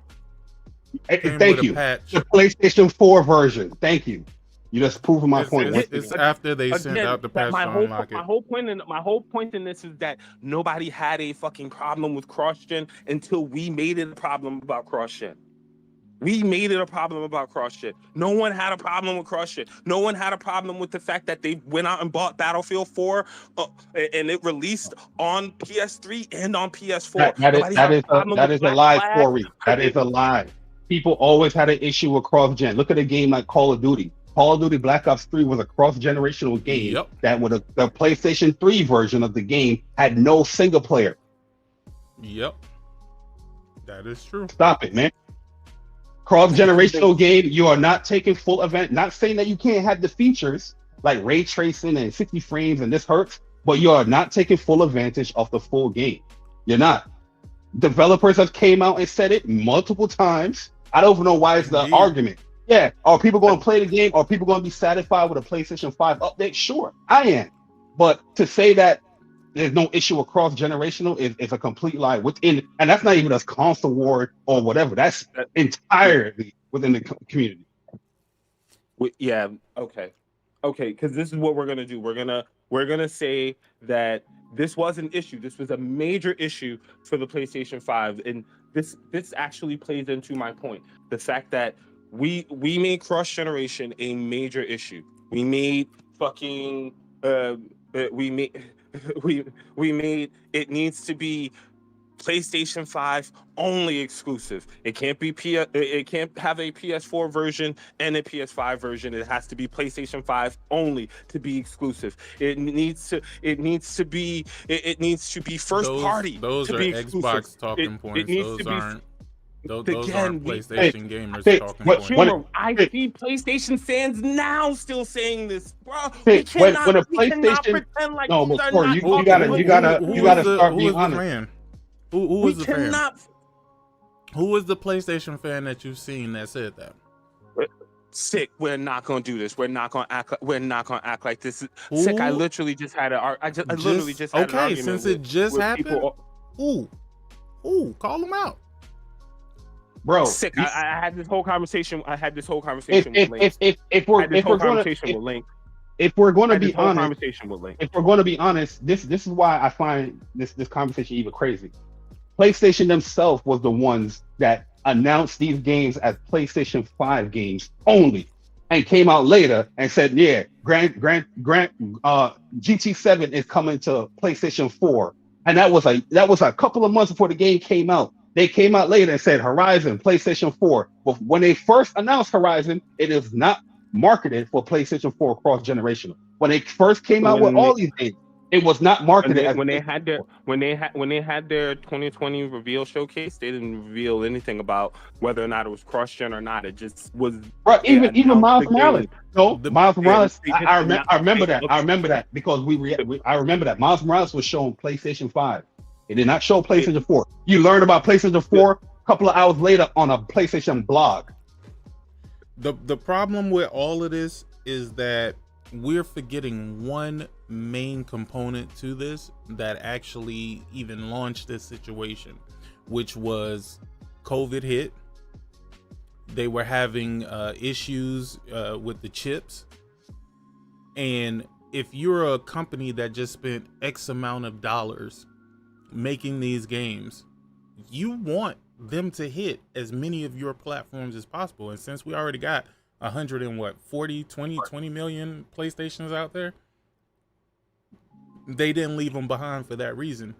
But I understood the reasons behind the cross generation. Just because circumstances happen doesn't mean that people lose their right to complain about the situation, because ultimately when these games are developed, guess what's happening?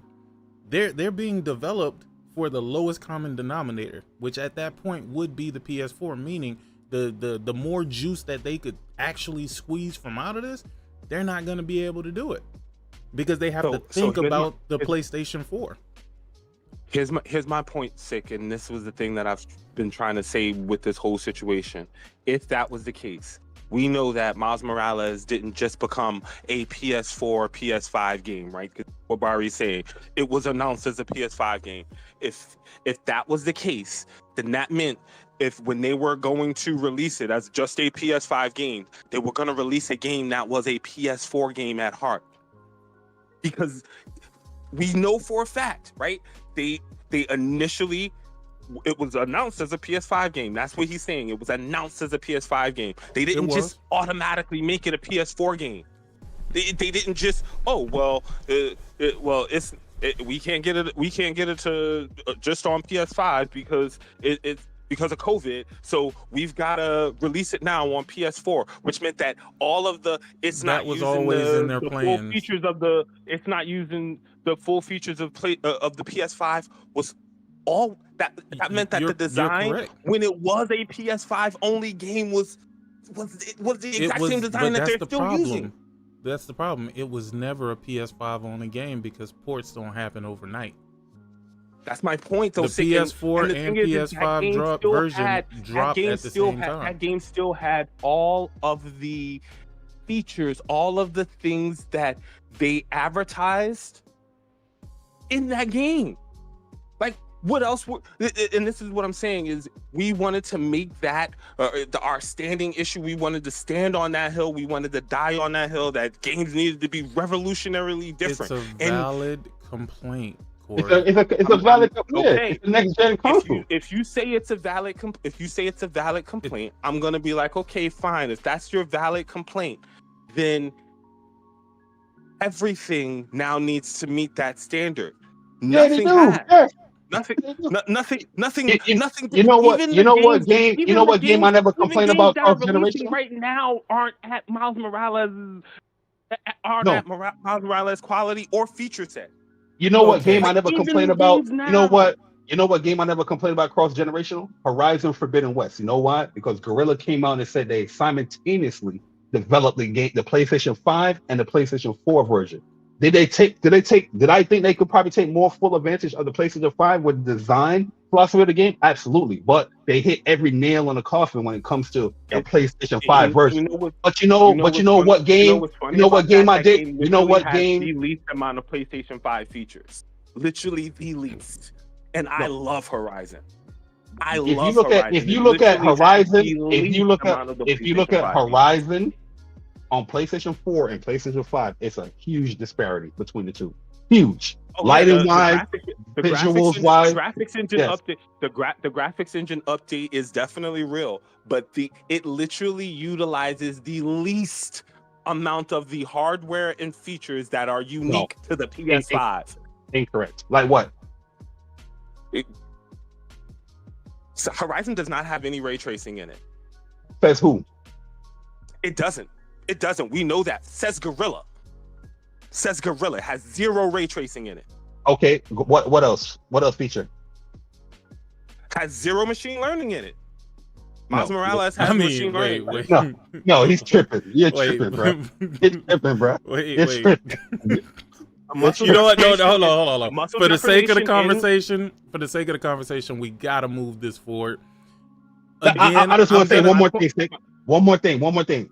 I didn't have an issue with Horizon Forbidden West cross-generational because what Gorilla said with the simultaneous release. A game that I did have an issue with cross-generational, a wonderful game, one of my favorite games, but I still had an issue. God of War Ragnarok. I knew you were going to say Ragnarok. God of War, no, there's no real difference in that game. Design philosophy, whatever, all that. Not saying that these games aren't fun, but at the end of the day, if people want to bring up these issues, they have every right to bring up these issues. If we need to stop being these sensitive PlayStation fans that have an issue with everything that people have to say because they bought a console and they bought a game and they should be shutting up. That's what y'all want people to do. Y'all want people to shut up. I'm not saying that. I'm saying that if the sky is falling because you have an issue, if the sky is falling and it happens all the time, bro, it makes it impossible to tell when you are actually really in a position of, yo, I really, really don't like this shit. Because right now, PlayStation fans, there are some PlayStation fans who are really seriously are like, yo, I really don't like the fact that they are putting this game on Xbox, and they have no recourse. They have no way to get that message to Sony because all we've done all this generation is complain. And for y'all to sit here and act like that hasn't happened literally makes it so that it continues to happen. Because we complain and make the mountain. You're missing what me and Sick is saying. You made one molehill, and now we have no. You made one point. You made one point, and that point that you made isn't good enough, bro. It's not good enough. So, what is another complaint? I gotta ask you, what is another complaint that you think is frivolous that gamers should have just shut the fuck up? And maybe PlayStation would give them the privilege of speaking with them. No, it's not even about the privilege of speaking sick. It's people. we talk about live service. It's people right now who are like, I hate live service. You don't even play live service. So what does it fucking matter to you that they make live service games? So that's the next problem to you that they make live service. Is that the next issue? The I hate live service folks. The I hate live service folks. They don't play live service games, but they hate every live service game that PlayStation makes. They hate live service people have a legit point where now you have you're missing a whole bunch of games that could have been developed or could have been played. There were literally only two studios that they had that made any sort of live service games that we know about. 3 studios. I'll take that back. There was Naughty Dog, there was Blue Point, and there was Naughty Dog, Blue Point, and Bend. Sony London. Those are your 3. Sony London. So Sony London hadn't created a game in over 10 years, Barry. The only thing that they made was SingStar. Sony London. Sony London didn't make no Foam Star. They made Blood and Truth. SingStar. And the last game that they made that was a single player game was London the Heist. Yes, but they were making an online. They was making an online adventure game. It was like it was an MMORPG. Yeah, it was. And they got shuttered. Again, What you mean again? We're bringing. What was their game Corey, before that? you're not like they were supposed to be acknowledging. making a. We're acknowledging everything you say, but you're not acknowledging any of the points that we're saying. You're just moving on to the next rant at that point. What you just said about people complaining about live service, we have proof that live service has stagnated Sony's development process. And you think that people, huh? How? You said you have proof. What is the proof that they've stagnated their development service? The fact that they put all of their big teams on making this live service shit and then cancel them when they could have just simply been making. You said they put all of their big teams. Yes, they put Sony Ben on. What was the game that Santa Monica was making that was live service? Because you said they put all of their big teams on it, right? What was the Santa Monica game? What was the Sucker Punch game that they were making that they had to stop Ghost of Tsushima on, or I'm sorry, Ghost of Yotei now, because we know it's Yotei. What was the game that they had to stop Yotei on to make this live service? Okay, like so we know that they. Did they not? Okay. So I acknowledge what you're saying. I acknowledge those two teams that you brought up. Now, what I need you to acknowledge is Naughty Dog working on that Factions. Naughty Dog London Studio I said that was working on the MMORPG. London Studio, who was not making. It doesn't matter what they made. They were a Sony studio. Sony Ben. They were making a live service game. Sony Ben, Blue Point. Who was the other one? There was another one. That was it. That was it from the Sony first party. That was it. Ben. No. Deviation Games. Deviation Games. That Deviation was not their studio. Deviation was not their studio. Deviation. Okay. No. You know what? I'll give you that. I'll give you that. That wasn't their studio. That was. It was a first party collaboration with Deviation Game where they was making a PlayStation game, which now they're making another live service game that they call Outlaw Studios or Outlaw whatever games. But regardless, the output was stagnated because they put forth those studios to make live service games. So you think that does not warrant for people to be upset and complain about that specific thing? Because we haven't seen the fruits of their labor. So I'll put this out there. I think it was Shuhei. I want to say Naughty Dog. I got Naughty Dog. We said Naughty Dog. We said Naughty Dog. We said Ben. We said Housemarque. Housemarque and Ben, they just bought Blue this. Point. They just bought this shit. Literally just bought this shit. Housemarque, Blue Point. They bought Housemarque and Blue Point. Blue Point, they literally just bought this gen. They literally just bought Blue Point this gen. They were based on the four people that we mentioned, though.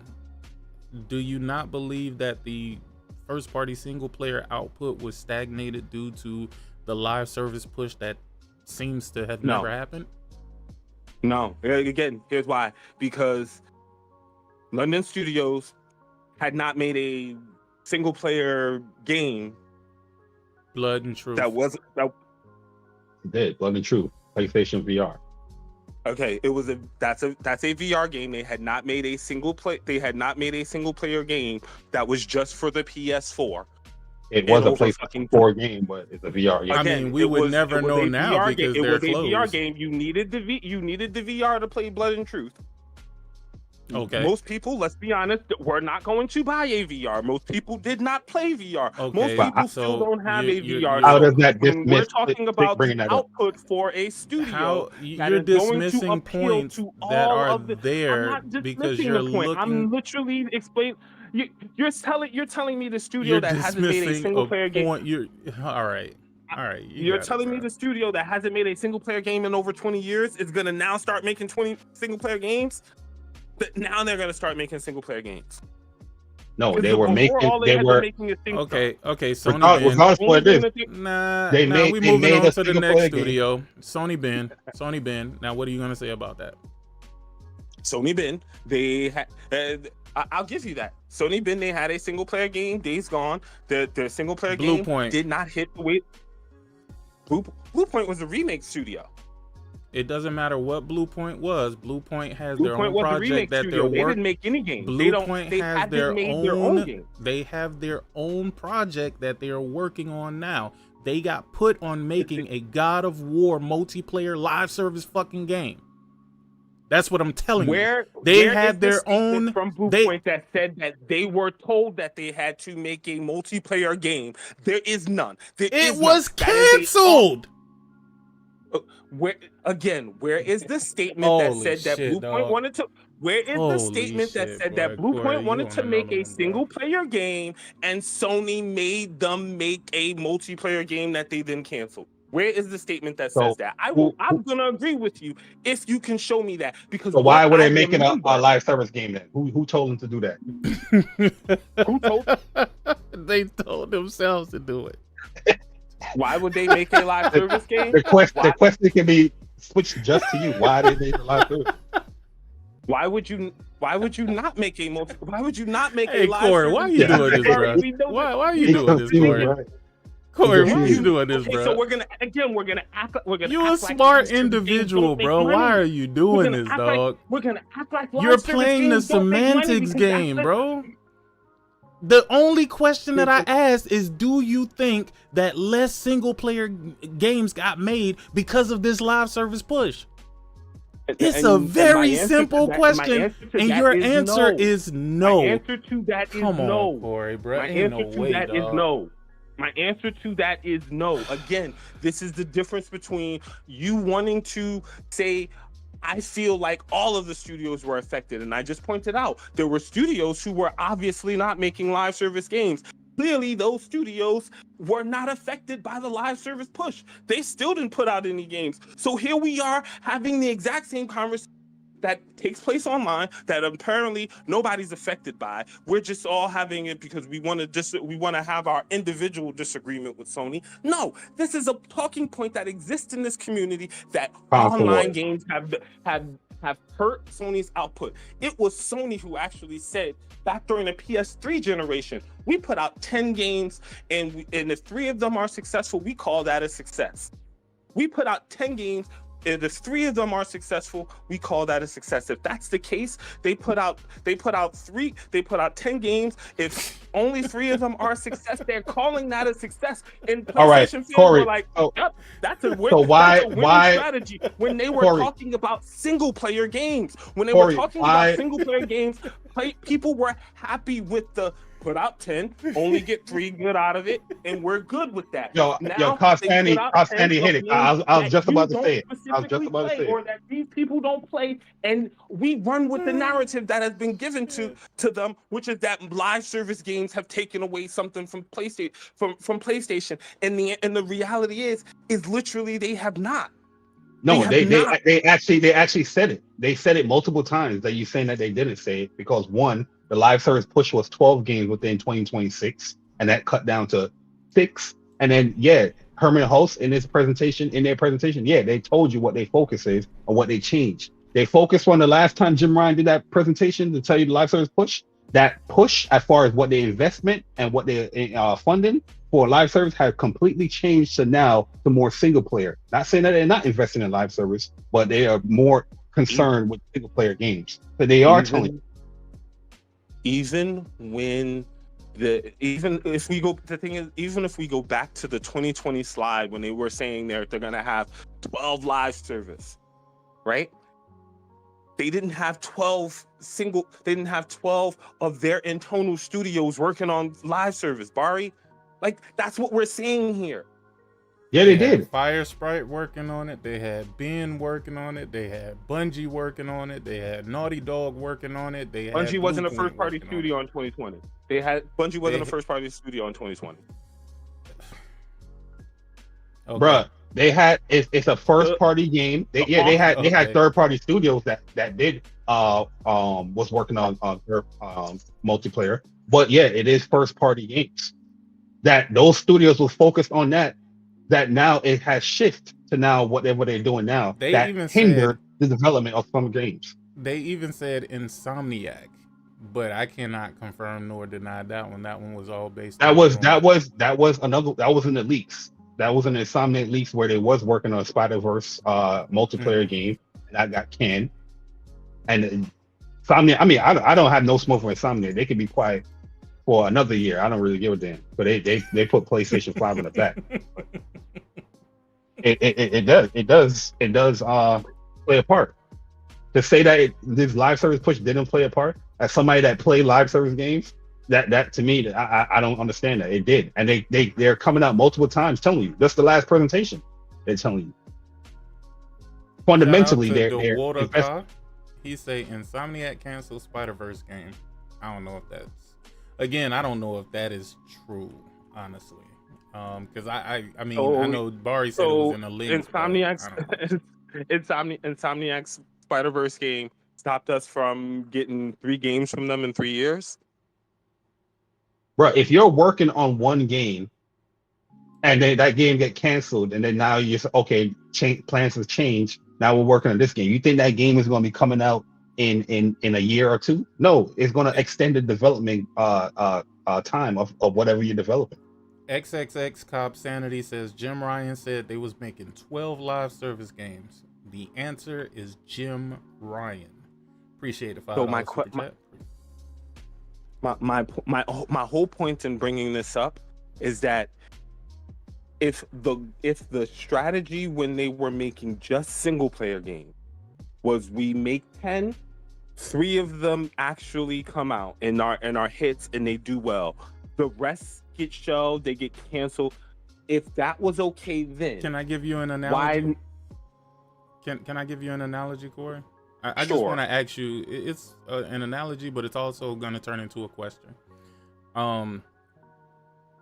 You ever built a bed for your kid, like like the little toddler beds or whatever? Mm-hmm. All right. So if you were tasked with making, let's just say 12 toddler beds, right? Or better yet, let's say it like this. Let's say you were tasked with making 20 toddler beds, right? But then they threw a monkey wrench in and said, you know what? I need you to build 10 bunk beds as well. If you have to stop to build the bunk beds, are you going to be able to make as many toddler beds? But sick. It's just a simple question, brother. It's just a simple question. I'm gonna answer your question with facts. They hired people to make the bunk bed. They did. We watched them get fired. We're watching them get fucking blasted now for Marathon. We're watching them get their game fucking preemptively fucking ratioed with fair games. They hired. Those are all PlayStation first party studios. They acquired them. Yeah, they acquired them, and that's what I'm talking about. They hired these people to make the bunk beds. These people were not making the bunks. These people were not making the kids' beds before, and now they're making the bunk beds. These people were hired because they were making the bunk beds. There was additional people added, but that wasn't enough to say, hey, you guys are tasked with making this entire game. Again, anything that takes away from your productivity, that's going to delay other things. If I'm tasked, let me give you another analogy. If I'm tasked with configuring, I don't know, 30 2960 catalyst switches, and then all of a sudden they tell me they need me to configure I don't know, 12 ASR 9000s, then what? Then I am going to be delayed in what the fuck I'm doing, because they made the priority these ASR 9000s. So now I'm not going to be as productive with those 2960s. However, there's people that need these 2960s. Sick humor, and the only point that I'm saying is that hasn't stopped Santa Monica, right? Because Santa Monica hasn't been tasked with making these other games, right? So where's Santa Monica's single player output that you're saying would have been there that was because of live service? Ragnarok, bro. They just finished God of War Ragnarok, right? They just finished God of War Ragnarok. I don't even know why you mentioning Sony Santa Monica. Because Sony Santa Monica has produced a game this generation, bro. It has only been 3 years, bro. It's been 3 years for Sony Santa Monica. We shouldn't even be talking about them. They put out a game. We're not talking about Polyphony Digital. They put out GT7. We're not talking about Insomniac. Insomniac put out multiple fucking games this generation. What we are talking about is the rest of PlayStation Studios that we haven't seen a single fucking thing from, bro. That's what we're talking about. That's what we're talking about. Naughty Dog literally released a game at the beginning of this generation. Lord. They released a game in 2020. They did. Did they not release a game in 2020? I'm asking for a friend. Lord have did they not release a game in 2020? You know what you're doing, Corey, bro. You know. I'm asking you a question. Yes, they released a PS4 game called The Last of Us 2 for the PS4. Okay, so they released the game in 2020. So they had 5 years between they've had 5 years between their last game, and they're going on 6 years now without a game since, right? Correct? Yeah, but the cancellation of factions has prolonged the development of whatever Naughty Dog is putting out. You don't know when Intergalactic is coming out. My man just had a whole. That's very true. That's very true. My man just put out a whole statement saying that he's going to start writing the game that they announced already. I'm sorry? My man just came out and put out a statement saying that he's going to now announce he's now writing for a game on another game that they just announced a couple of months ago. So we know that game is not close. Yeah, it's going to be a while before they have their cadence of get a game out, and then a year or so later get another game, another year or so later get another game out. It's going to be a while before they're back to that cadence, because the fact that they were working on a multiplayer game that was live service, that's what we're saying, bro. And to be fair, they're the one studio who you can make this argument about. But when you make the argument that every Sony studio has been affected by it, that's where my problem is because clearly not every Sony studio has been affected by it. We didn't say every. We brought up examples, and you mind that. We didn't say every PlayStation studio. We're saying only certain PlayStation studios are affected by it, right? Yeah, that's what we're saying right now. That's not what is being said in the culture, so to speak. And again, my problem here is that we are pretending like the culture, this online culture that exists, doesn't say these things. Like y'all sit here and act like y'all don't see the community saying these things. And again, I'm not even talking about Xbox fanboys. I'm talking about PlayStation. Yeah, but if people are saying misinformation like that, you don't think Stick, myself, Persona, Thrash, whoever is not correcting those? I'm not saying that you don't. I'm saying that conversation exists, and that conversation is pervasive, and that conversation impacts how it all sounds. When we have an issue, we have a clear issue that we all can agree on. This is not cool.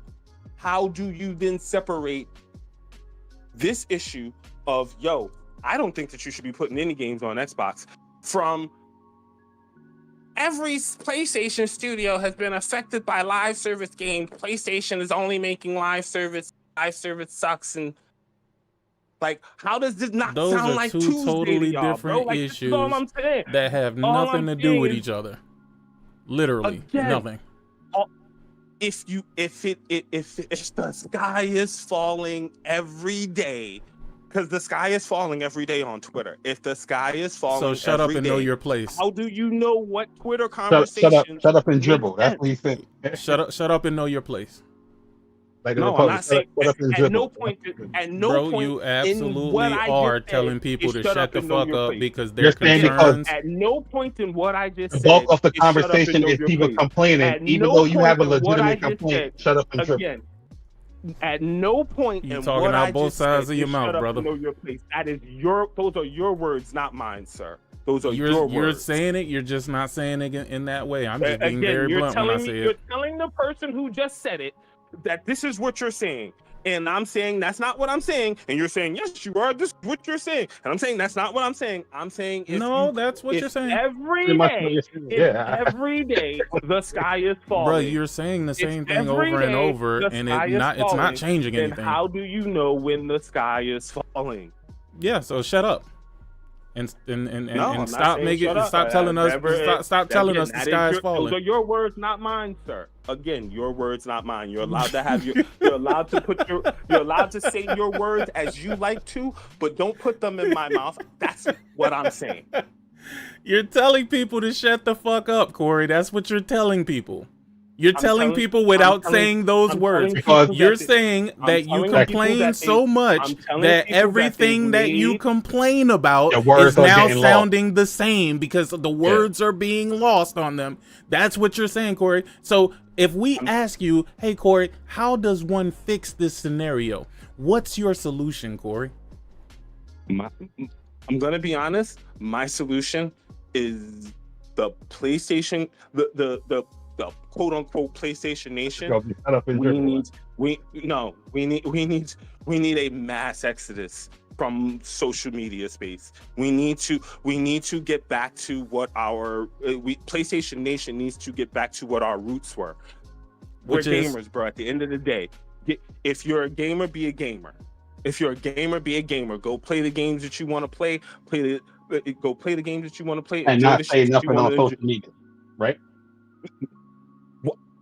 Why, Barry? If it's raining if you tell people that it's fucking raining shut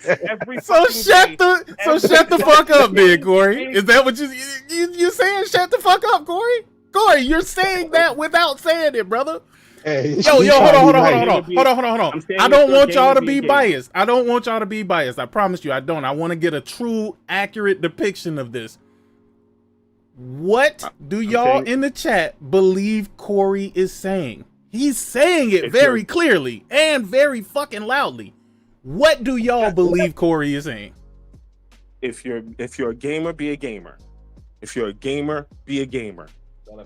What does that mean, Corey?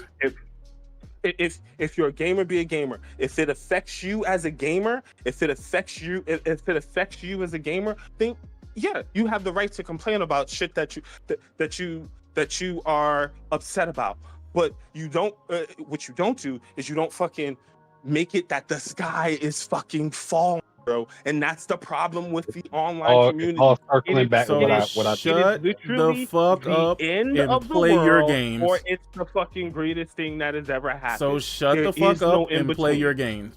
Shut the fuck up and play your games. There is no in between, and this is and literally you trying to bend my words is exactly my point. It is literally either I am.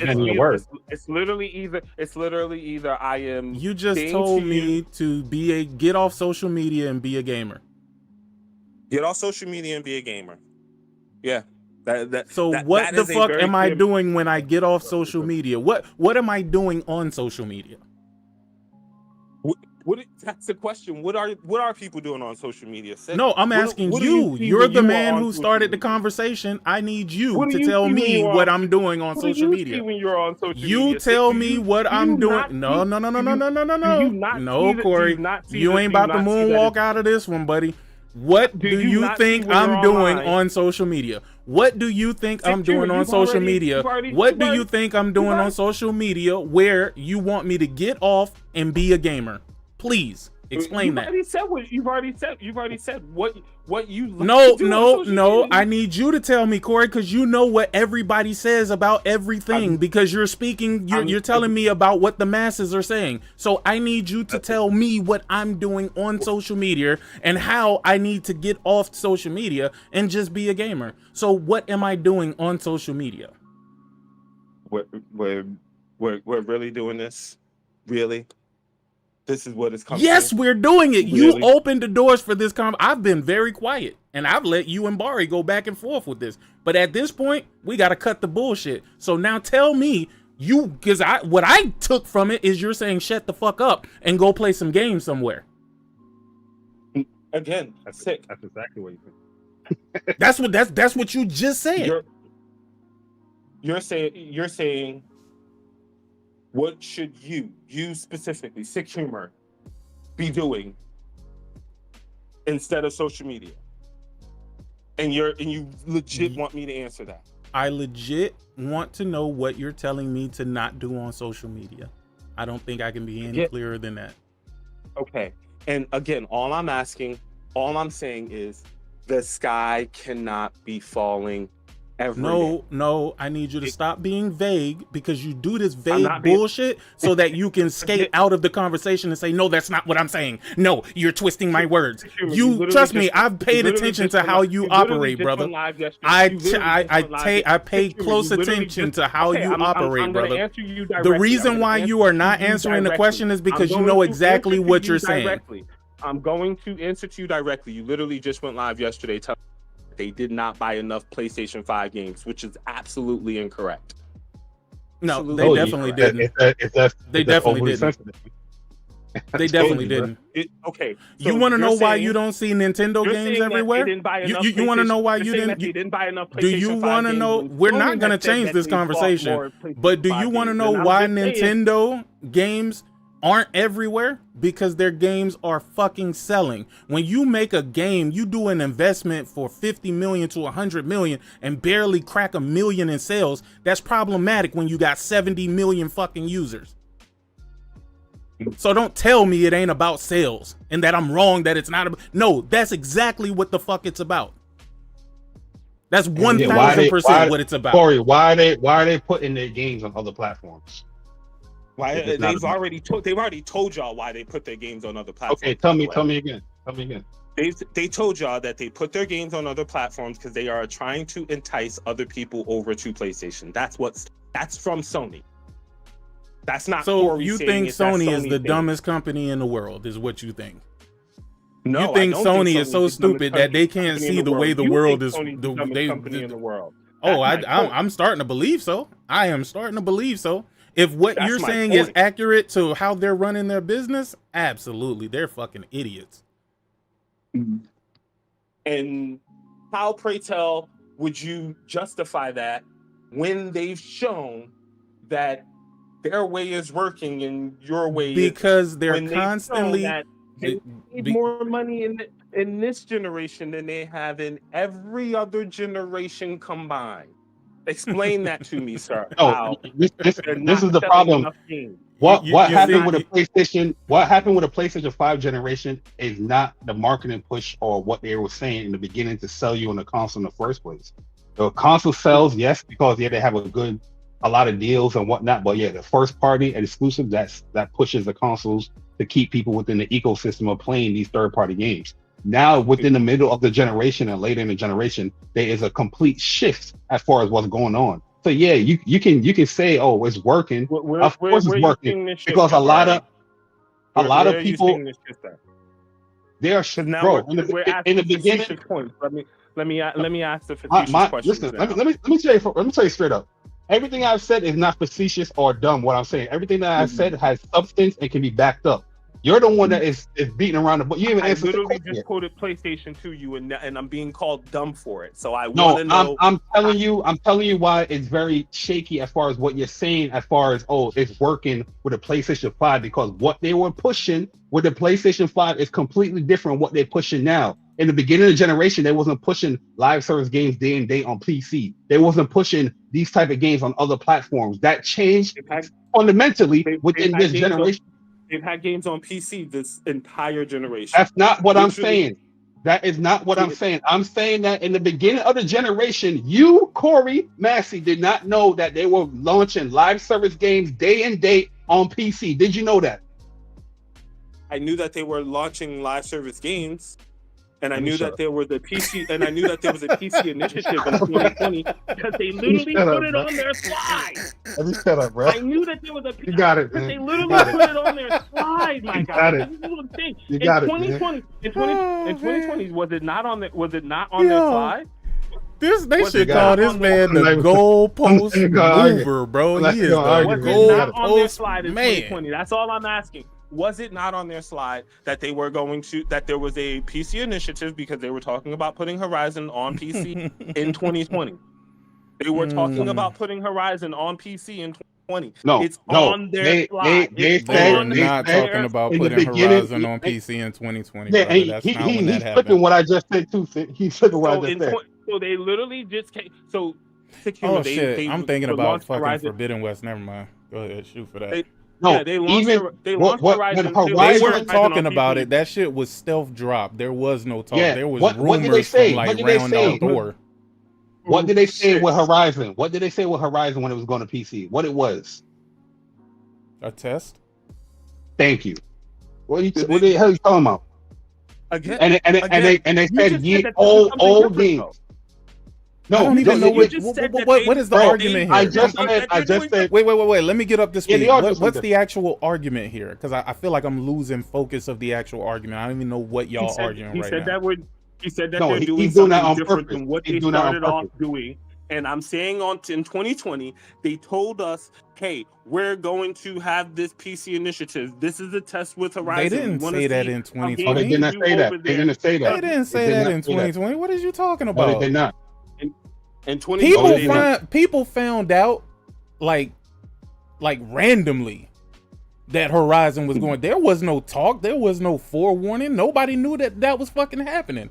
It was one person who was saying that, and that was Rand Outdoor. Do you want to go back to the 2020 investors call where they literally put in the beginning got the 12 games for multi-platform for 12 games for live service from? Do you want to go back to that 2020 slide? Do you want to go back to that? That wasn't 2020, was it? No. In the beginning, because they released Horizon in 2021, bro. They released it, or what? In the beginning of this generation, they had Horizon go to PC as a test, and that was something what they claimed. They claimed that it was old games that they're going to test this out, and they did not have this whole push as far as PlayStation publishing games and delivering. Now they have an actual time. Who published Horizon? This is what we're trying to do. We're trying to bend. No. Hold up. Because first and foremost, you're deviating from my original point, what I said. But I'm still going to check you, regardless of how you try to deviate. They said that they did not have an actual stance as far as PC until they came out and said, yes, it's going to be a year after tentpole titles. That's when they completely had a stance. Before, they didn't have no stance. It was just randomly games going year old, 4 years, 5 years. Now they actually have a stance within this generation that after a year, these games will be going to PC. I brought up live service. In the beginning of this generation, live service games was not launching day and day on PC. They did not have a stance as far as that. That stance came true when in the middle of this generation or during this generation, after you or everybody else has bought the PlayStation 5. That's why I'm bringing up the fact that you cannot use the PlayStation. Well, let me finish. You cannot use the PlayStation 5 to try to dismiss 6 Point, because within this generation they are changing their business fundamentally on the fly within this generation. They core to XXX Sanity. He said it wasn't 2020, it was 2022. I don't remember it being at the beginning of the generation either, because that would have put a serious bad taste in the mouth of people who were looking forward to the next PlayStation that was coming. Because all this does, Corey, is it adds uncertainty to people who are already on the edge. You don't understand. There's already a lot of people that's on the edge. There's already a lot of people that's not really buying into PlayStation like that no more. Right? Like you can see it with the sales of the software that yes, they're moving hardware, but the software ain't moving like that, brother. It ain't moving like that. The numbers say you are wrong. The numbers, not Corey, not my personal opinion. The numbers. You know what the biggest revenue driver is for PlayStation? The PlayStation Store. Live service. PlayStation Store. The PlayStation Store accounts for 53% of their. The PlayStation service, Store. My God, they have a slide for this shit. Live service games and recurring revenue from microtransactions, brother. The PlayStation Store accounts for 53% of the company's overall. Where do you go to where do you go to buy microtransactions, Corey? Since you want to be a dickhead, bro. The PlayStation. Since you want to be a dickhead, where do you go? Where do you go to buy microtransactions, Corey? Digital games at sick. Corey. Where do you also go to buy digital games at? Corey, more people are buying microtransactions. Corey, did you not see what they put in that most recent meeting when they showed what the craziest fucking revenue generator was for fucking PlayStation? And you seen how they had EA up there, they had fucking Epic up there with fucking Fortnite, they had all of these fucking live service, heavily hot live service publishers up there, bro. That's where the fuck they get the bulk of their money from, bro. That doesn't mean that all of the revenue that's coming from there is coming from digital game sales, bro. That's not the case, bro. The numbers aren't adding up, dog. They are not adding up. PlayStation games don't even have microtransactions. Sick. If your PlayStation Store is where you buy your microtransactions, it's where you buy your games. 80% of all games that are sold on a PlayStation. You're conflating two things that have nothing to do with it. Break it down. Break down. Two things that have nothing to do with it. Those two things are directly related. Break down the revenue generated from live service games and these free-to-play fucking games that don't even require PlayStation Plus, and then talk about the software sold. Don't they give that in the report as well? I'm pretty sure they do, dog. I'm pretty sure they do. Again, the PlayStation Store is how you get 80% digital games. I swear, to a certain degree, I feel like you just argue to argue, Corey. You're telling me that you're not even arguing to make a point at this point. No, I'm not arguing to make a point. I'm arguing with you because you literally are arguing a point that the facts say you're wrong. If you're telling me that they make more money off of the 20% of physical game, the 20% of the physical game versus the 100% of their game when it's their game, the 30% when it's someone else's game, the 70%, the 70% when they're selling versus the 70% when they're selling a game somewhere else, you're telling me that the 20% and the 70% is worth more than the 53% that they already said that they make in their store. I'm no genius, but I know that 53% means that they can't have another number that is higher than have 100% of their profit. I think you just missed you're missing the point that's their store. You completely it's literally how they make the bulk of their money. He's conflating two things, which is why I'm letting him argue with himself right now, bro. It's literally you're trying to create separation between you're trying to create separation between live service games and you're trying to create separation between live service games in their store, and those two things are not separated because you need the store in order to make any money off of those live service games. That's not what he said. From what I heard. What did he say according to you then? What did he say according to you? He's saying that you're saying that he's bringing up live service microtransactions and whatnot, and you're saying that's not where they make the bulk of the money. You're saying the PlayStation Store. Not saying that. That's what you. Bro, I guess I'm saying that they make the bulk of their money from selling digital goods in their store. Digital goods include and he asked you where is the microtransaction? He's telling me that they making more off the sale of a single player game or a game sale rather than a microtransaction when they show you the data that they're making more money off of the microtransaction than the actual game. So stable base of revenue for major franchise titles with a large share of ongoing content. What is ongoing content? I would love to know what the fuck is that. What do y'all think ongoing content is? Why do you think they don't have any PlayStation fucking titles here? They got EAFC, Roblox, Call of Duty, NBA 2K, EA Play, Fortnite, Genshin Impact, EA College Football, Grand Theft Auto 5, and Ubisoft fucking classics. Now, what the fuck do y'all think they mean by that? What do you think they mean by that? Yeah, you're saying fact, like 80%, and if 80% of the sales of all games come from where? Bruh, you 80% of all of remember when I said he was conflating two things that didn't have anything to do with each other? Let me tell you what he's doing, which is very, very manipulative in an argument, right? So he's saying that these sales came from the PlayStation Store. He says, do you know where the largest revenue came from the PlayStation Store? And what I was telling him is, yeah, but that's because that's where they buy what from. You can't buy Fortnite.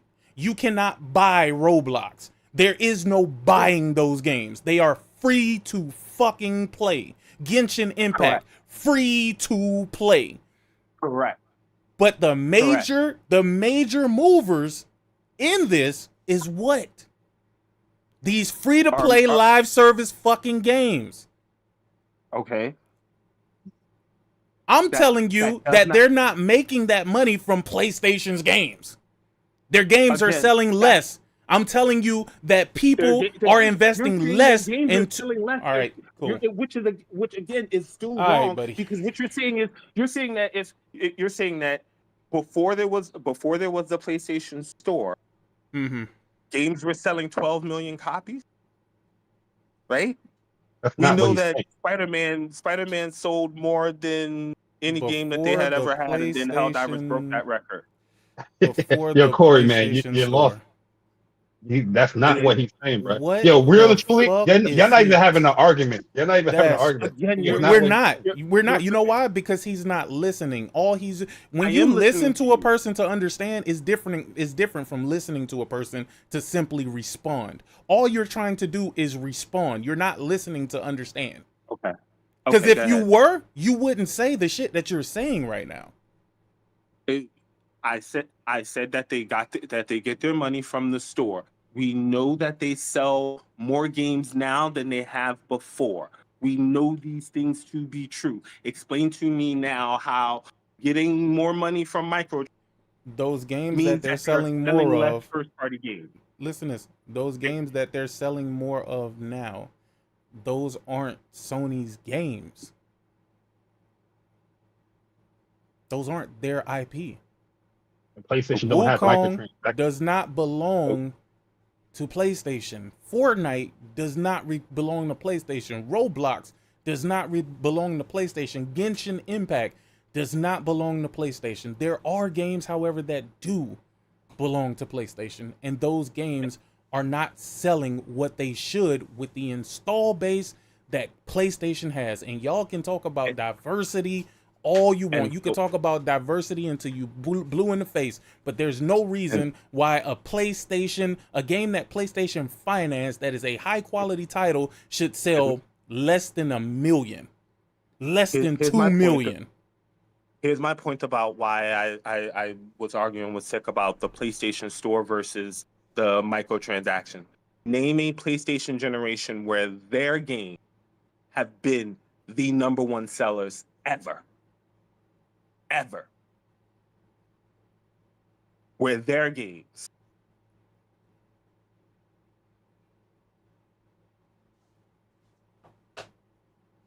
What's the question? I didn't hear what you said. What's the question? When is the time when PlayStation's first-party games, or the games that PlayStation that we call the PlayStation temples, the PlayStation games that they, I'm not moving the goalposts. I'm sticking to your goalposts. You said HellDivers 2. Helldivers 2 was the most sold game on the PlayStation. Or which generation was that, Bari? This generation, the most sold game, one of the most sold games. Yeah. And God of War outsold it in 2018 on the PS4. What's your point? God of War outsold it in 2018. Spider-Man 2 sold less than Spider-Man 1. What's your point? Horizon Forbidden West sold less than Horizon Forbidden West sold less than Horizon Zero Dawn. What's your point? Now move the goalposts again, because that's exactly what the fuck you gonna do.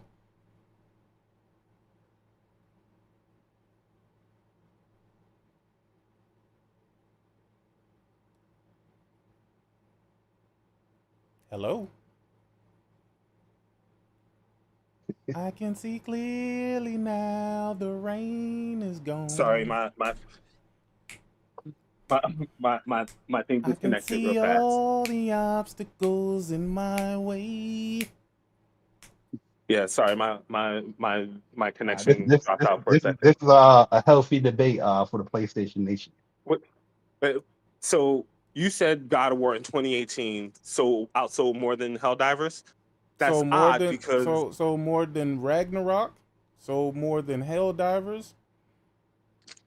That's odd because when PlayStation announced the sales for Helldivers, it was their fastest selling IP. Right? Because you said 2018 outsold them both, right? Because now we're looking at something that was created and released in 2018, and we're looking at the total cumulative sales across. Say what you just said again. 7 years. Say what you just said in again. In 2018. No, about Helldivers. Go ahead. Okay, when Sony released Helldivers, the numbers for how much Helldivers sold, they said Helldivers was their fastest selling IP. Okay. Fastest and highest, two totally different things, my brother. Yeah. Like Ratchet and Clank Rift Apart is their highest selling when it was announced, but is it their best selling Ratchet and Clank? I don't know the numbers, but it's two different things. Words matter, Corey.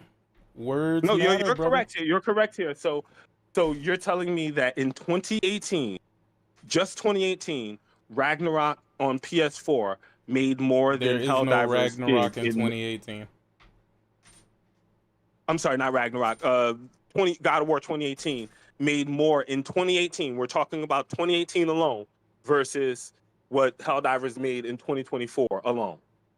Because Helldivers released in 2024. I would say yeah, absolutely. What's the question he asked? I missed it. He said, so basically comparing Horizon, God of War 2018, just comparing in 2018, God of War outsold Helldivers in just 2024. I would say so, yeah. Because Helldivers, as far as I know, I believe Helldivers in 2024 topped the most sold, and I think it was the most sold games for PlayStation. I want to say it was at something like 15 or 20. Helldivers is definitely one of the most sold games for PlayStation, for sure. PlayStation and on selling PC for sure. Yeah, I mean even overall. No, I would even say in terms of overall volume, yeah, it was on top. More. No, like overall sales, it did not sell more than 2018. 2018 is a 20 million sold game, but yeah, it's a 20 million game over the span of 7 years to get it to where we are now. It didn't in 2018 sell 20 million units. That's the point that I'm trying to make. In 2018, Spider-Man or God of War didn't sell 20 million units. They've never. The only franchises that they've ever had that have done those kinds of numbers are back in the PS1 days. In relation to what we're talking about, what bearing does this have on the conversation? Again, because I'm telling you that PlayStation games are selling less. And I'm telling you that they are not selling less. That is a fact. Yeah. You have one outlier, which is Helldivers. One. And even perhaps Ragnarok. Spider-Man outsold Spider-Man 1 at launch too. It absolutely not. I can guarantee you that is not the. I can guarantee you that's not the case. Hell no. Hell what, no. Spider-Man? You said Spider-Man 2 outsold Spider-Man 1? Outsold Spider-Man 1 at launch. At launch, yeah, but not overall within the year. Not overall, because again, we're talking about a game that's been out for 7 years already. So it's got 7 years of sales behind it. So yeah, it's got a big number behind it. Same thing with a lot of Nintendo games. They have a big number behind it. You know, you talk about Mario Kart having. Well, you know what? I don't know because I don't know if we got because they literally have. Did we get the information about how much it sold within the week for Spider-Man 2, or we had to wait for that month? As of August 2019, the game had sold 13.2 million units, and that was on PS4 alone. Yeah, that's what, a year? I think it was. I don't know for sure. Yeah, because I remember when Spider-Man God of War 2018 and Spider-Man God of War beat out every PlayStation record within that week or that weekend, and then Spider-Man beat out God of War. I don't remember seeing that information when it came to Spider-Man 2, but I know overall within a month, Spider-Man 2 outsold Spider-Man 1 because Spider-Man 2 was like almost like at 10 million within that month or the 2 months, and so was God of War Ragnarok. I don't remember when Spider-Man 2 released. But Spider-Man 2, as of April 20th, 2024, had sold 11 million.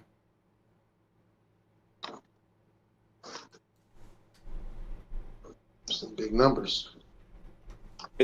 The release date was October 20th, 2023. To give some context there. It sold less. It sold less at a high. It sold more at launch, at a higher price point at launch. And it sold less. Overall, again, we're looking at the. We're only looking at a year time span. We are only looking at a year. If we go by, because remember those sales, I believe. When did it release on PC? Was it like 6 months later or a year later? No, it literally. It was in 20. Oh, okay. So that don't. At the beginning of this year. Okay. So that's only PS5. All right. You see how that works, Corey? When something makes sense, you don't see me try to spin it and argue it. You know what I say? Oh, again, no, I'm not trying to. You're right. You're right. I'm just trying to say that again. The things that you're saying is that it's about game sales. It's PlayStation has never been Nintendo, bro. Like that's never been PlayStation's thing. Why? Because we've always had third party.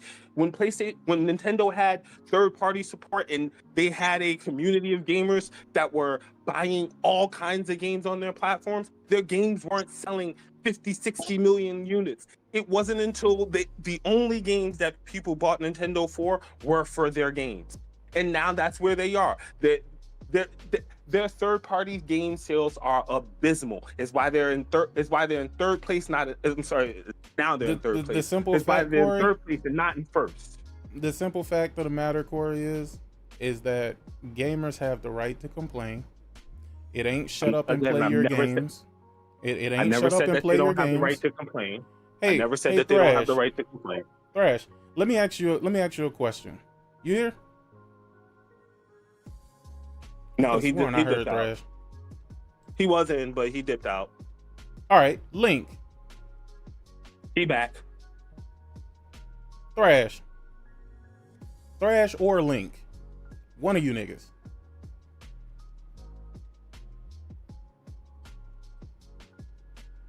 See, this nigga got to throw his whole phone in the garbage. Just get rid of the whole goddamn thing. We about to beat Thrash. We about to beat Thrash. Android. Android user. I ain't gonna lie, I've turned into a fucking iPhone snob, bro, and I realized that shit, dog. A motherfucker can't even tell me about no goddamn Android. I'm like, yo. I look at you different. You don't got an iPhone, bro. Yeah, I'm like, ew. But I haven't been a like an iPhone person for that long, dog. I think I made the switch maybe around 2019, 2020, somewhere around there. I dipped the toe. Yeah. And I like what they had to offer, man. It just works, man. Like Steve Jobs said, it just works. I ain't gonna lie. I do have one disappointment with like Apple stuff, dog. It feels like it very rarely changes, and when it does change, it's so subtle, dog, that it's like it's only little minute changes. Thrash. I see you went on mute, nigga. All right, gentlemen. Come off gentlemen. mute. I actually have. Nah, don't go nowhere just yet, man. Don't go nowhere just yet. I have to, but I'm gonna be in the chat. I'm gonna be in the chat. Okay. All right. Thrash, the deep thrash legacy. The audacity he made that video. The audacity. Hey, Link. Link must be in the spaces right now. Oh, Link loves the spaces. Link be multitasking. All right, we can barely hear him, but he here. Hey, let me ask you a question, Thrash. Yes, sir. If I ask you, right, and I wish Corey was still here. I know that nigga ducked out because he know. Listen, if I ask you, if I tell you, well, the reason why PlayStation doesn't listen to you is because you're always crying about things. And then I list off the reasons why he thinks that you're crying. Well, basically he's saying you're crying wolf. So since you cry wolf so much, when you actually have an issue or something that you truly don't like, they just don't listen because you've cried wolf. He said the sky is falling, but same shit. So so I asked him, I said, okay, so what should players do to, you know, alleviate this thing that you're talking about? He says they should get off social media and play games. What? So let me ask you a question. How do you interpret that? That he's the one on Twitter and not playing games. I don't think that. How does that help? Like, does he think that Sony like watches people who are playing on Twitter? Or I don't know what he means. Right, but okay, because I don't want to say it. I want to hear you say it. What do you hear if somebody tells you that? Get off Twitter and play your games. Stop complaining. Get off Twitter and play games. Stop complaining. Get off Twitter and play games. So then, close your eyes and let everything happen, and just don't say shit. Or I don't. So basically telling you to see. Wait, say that one more time. Shut up and game. Dog. Exact 1000%. So I know I wasn't going crazy, dog. I'm like, yo, this nigga, like, what are you talking about? That's not what he's saying. He said no, but that's not what I'm saying. I was like, but if that's not what you're saying, then what are you saying? Like, get off of Twitter. Twitter is the main way people can even send their messages to Sony if they wanted to say something to them. And then so set up and just play games. I get. How does that? I don't know. Why did you say that statement? That's a dumb statement. I mean, I could have scored. It's not even only Twitter. He's saying like social media. You need to get off social media. Social media in general. Play your games, and because whatever we're saying of complaints is getting lost because too much complaints and PlayStation ain't listening to you anyway. So let's shut up and play a game. That's what I interpret. That's how I interpret it as well. I heard that as shut the fuck up and stop fucking complaining, my nigga. And then when I asked him about the complaints, they were genuine complaints. There were people who, matter of fact, you was one of the main persons saying, man, fuck this live service shit. Yo, why are they making all of these live service games? Now, let me ask you a question. Why did you feel that the live service move was a bad move, in your opinion? In my opinion, because it ushers in lazy game development, and it ushers in more of a focus on the business rather than the art. And it doesn't have these games don't have an art, so they don't have a beginning, middle, and end. They just have a middle to where you're just playing consistently. Yeah, they never ended, my nigga. They never ended. Yeah, never ended. So it's like it's just about making more money off of shit that we used to get from completing tasks like colors and skins. Those used to be things that you earned, not paid for. Now they want to charge you $20 for a color. I just don't. The focus isn't on the art of the game. It's on the art of making you play a game longer. Yep. So you can buy microtransactions. Even when it came to that, what I told him is, I feel like, and you know, I like live service games, so I'm not even one complaining about the live service games, but I'm not going to sit up here and say people don't have a valid argument in not wanting live service games to be their main focus, because if live service games are your main focus, then you're taking focus away from what? The games that made you popular in the first place. And have we not seen that this generation? Yeah. I mean, look what happened to Naughty Dog. And then, okay. And if that is indeed the case, then I guess we would have to look at this from the perspective of, did we get less games this generation because of the live service push? Oh, yeah, I believe so. I mean, think about it like this, my nigga. We got Gran Turismo in PS3 days, and we're still waiting on the next one. We in PS5. Do you think it'd be that way if they didn't focus on that live service side of it?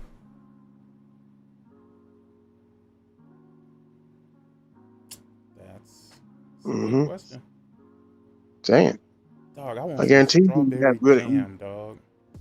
Yeah, we would have had Grand Theft Auto 6 a long time ago. If Grand Theft Auto 5's online service wasn't successful as it is. Oh no, that's facts. Or didn't, So as it's a matter like, of fact, another thing to your point is that they actually cut the single player expansion. The single player DLC. Yes, sir. Yep. So it's like, what are we at? Like, I mean, we get, okay, it's cool. You get that. You get this longevity. They add some different shit and make shit expansive and games evolve. But at the same time, we sit here and we tell these companies that they're not making enough games this generation. When at the same time, motherfuckers is focused on live services as much as these companies are. Gotcha. Now that we've been through that and got y'all cut up to speed to Corey, the ultimate goalpost mover. Corey, you know what's crazy? Corey is such an intelligent person, bruh. But when you talk to him, it minimizes that fact, because he pretends to be stupid. Like he pretends like he doesn't know what you're saying or what you're talking about, because it goes against his argument. That's the one thing I never understood about Corey. I don't even, it's not even like I want you to agree with me. It's like, bruh, if it makes sense and there's no other way for you to see it, how in the fuck are you still seeing it differently? Like, I understand, having a devil's advocate, right? So not everybody is up here with the same goddamn talking points and it's just like a full-on fucking circle jerk. I get that 1000%. But dog, sometimes you could take that bitch a little too far, dog. My issue with Corey is that I feel like in a lot of his arguments, he try to insult your intelligence. Like, you're not asking him a direct question, and he just completely that's 30 minutes ago. Yeah, I was calling you. Asking what live service when PlayStation launched the PlayStation 5, they did not announce that live service would be day and date during the PlayStation 5 when it got launched. And he completely just negated that question and just went on to another dribble. And just like, all right, let's go into this lost sauce conversation that's going on. And then trying to make it seem like you the one that's wild.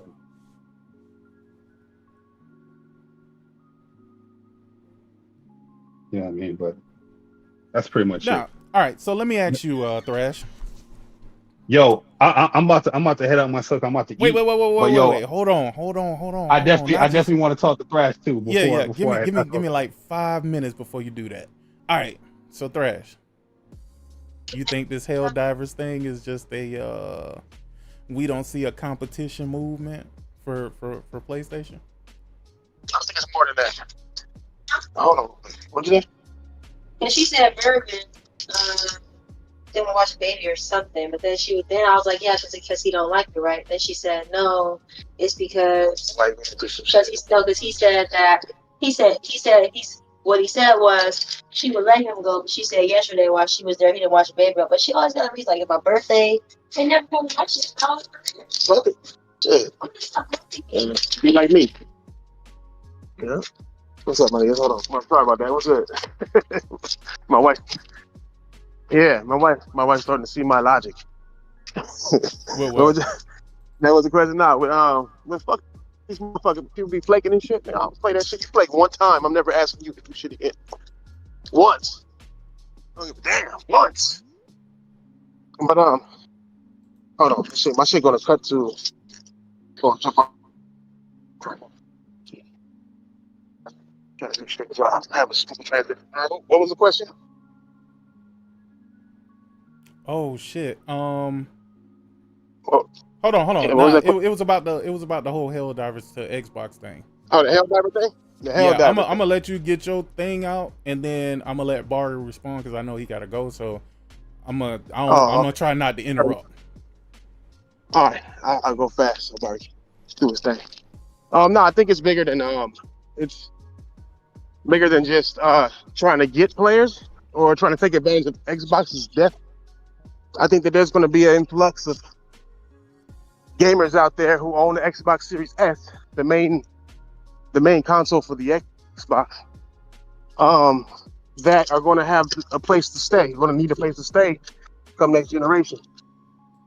So they're gonna put this game, and they might even put another live service game. They already got MLB The Show on there, but I believe they chose HellDivers specifically because of they want to get the Xbox Series S guys, get them a game that can run decently and look decent on an Xbox Series S, to get them a place to stay, because people who own the Xbox Series S play on the Xbox Series S ain't necessarily going to want to spend $900 on a handheld or a PC. So they're doing just like they did with China and introducing them to their projects and their offerings and giving them a new place to stay if they want to come.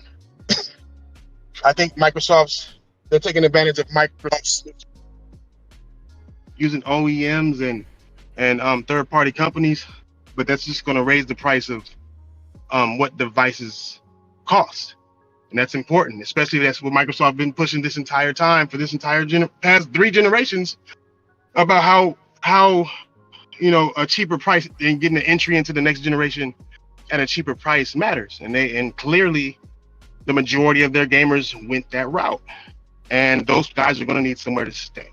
Those guys are going to, and it's like millions. They got to be millions of people who are going to be stranded on an Xbox, and I think Sony is trying to introduce them into their products in order to get those shits going. And the reason why I say that, I'll say this in the last part. The reason why I say it's because if it was about money, they would have put it on Game Pass. If it was about players, they would have put it on Game Pass.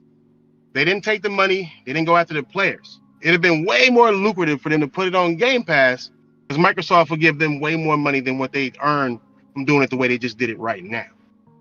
So the only thing that makes sense for them to not put it on Game Pass, put it on Xbox, and make sure that it works on the Xbox Series S, is to gain these players that Microsoft's abandoning, that won't necessarily have a place to go, that don't want a fucking PC and don't want a Asus handheld or some shit.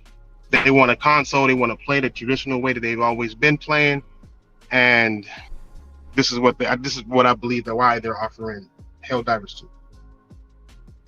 2. This is my only discrepancy. Well, I have a lot of discrepancy with the video. I didn't agree with a lot of points, but I'll say this. One of the things I watched your video and I was waiting for you to say, and you didn't say it in those 20-something minutes. Is PlayStation a third-party developer and publisher? Yes, I've said that many times. They've been a third-party. You ain't say that in that video. Well, I say it 1,000,001 times. Like I thought that was already a given. I mean, HellDivers itself is a third-party game published by them already. I thought it was already. HellDivers is a first-party game. It's a third-party game on Steam. It's a third-party game. Nah, it's a first-party game. PlayStation, PlayStation owns the HellDiver IP. It's their IP. It is published by them. But when it's first, see, I look at first and third party as they got y'all. It's different definitions that y'all go by. When it's come to business and sales, third party is the type. The third party is, say, Xbox or is Steam. When it's first party, it's just between the people who make the game and distribute the game, going directly to the customer. When there's a third party, it's a person who distributes the games, there's a person who makes the games, and there's a person who and there's a customer. You know what you're doing? I see what you're doing, and it makes sense the way you're explaining it. You're talking about the transaction. We're talking about the IP itself. So it is a first-party game developed. It is a first-party game sold.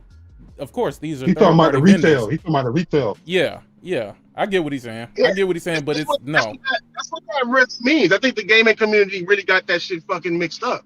Like there's PlayStation developed games. There's PlayStation they say first party because like when Sony describes it as first party, it's because it's the product that they built and sell. That's a first party. There really is no such thing as second party in these terms, and people use it to simplify the meanings. Then there's third party. Third party games are people who make it outside of their shit and they put it inside of their store and then they sell it that way. That's why those are called third party. But EA, in this instance, PlayStation is third party. They are when the PC instance as well, third party. When they make a game, they've been making third party game. They've been a third party publisher since 2001 with EverQuest and shit like that. They've been making games for PC for fucking decades. Like that's not new. What Microsoft is doing is that their full focus is going to be a third party company to where the majority of their money, the majority of their focus is that. The difference between Microsoft and Sony is that Sony is a hardware maker. So they'll never leave the console space because that only helps their core business to begin with. That's the thing. You don't need to leave the console space to be third party. At the end of the day, PlayStation is doing no different than what the EA, Ubisoft, Square Enix is doing. They are publishing games outside of their platform. Yes. Just like but those games are still on their platform, right? Yeah, I'm not negating that, but they're still publishing and funding games on other platforms to have it be put there. That is what third party is. Yeah, the only difference is between a Square Enix and a Ubisoft is that they don't have their own platform. PlayStation, Xbox have their own platform, but they are publishing and funding games on other platforms. That's the commonality. No, right. But then think about that. The reason why EA and them can't say first party is because they don't have a platform that they set it on. Well, actually, they kind of do with EA Play. Like, say I don't know if you can buy games on EA Play or you can just rent them. If you can buy a game, you can buy them. If you can buy them, then that's a first party sale for them. They actually give you a discount if you buy it via EA Play. So I think you get like 10% or something off if you decide to buy. Are you buying it say what I mean by this is, say if you got a PC, right? You make a PC and you go to EA Play, you can launch that game from EA Play, buy it from EA Play and launch it from there. You don't need no other launcher, right? Correct. Yeah. If that's the case, then that's first party because there is no other people taking 30% or doing that. There is no other party in there. Yeah, they have. So that's a first party if they do it through EA Play. But if you're on PlayStation, if you're on Xbox, you're talking about the transaction. You're talking about the transaction.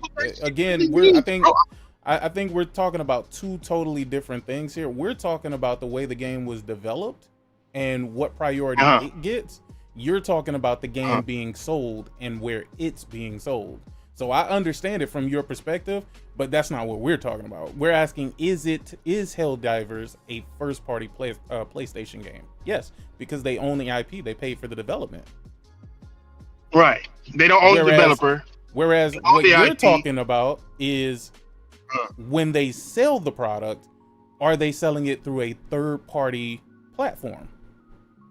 And that's when it becomes, so basically, if PlayStation sells HellDivers through PlayStation, you're saying that's a first-party transaction.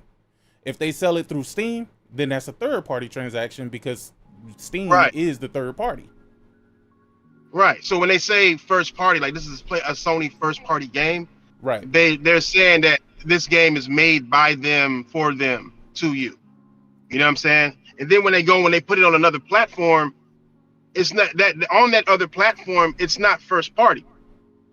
It's third party. You made it as a first party, but like when you talk about your first party exclusives, it means that you've made that product for your product. You know what I'm saying? That's what first party is. That's why shit's all automatically usually exclusive, because it's made specifically for that product. It's a first party game on another platform that makes PlayStation themselves a third party developer and publisher. At the end of the day, who is funding and who is paying to get that game on that platform, or development costs to get it on that platform?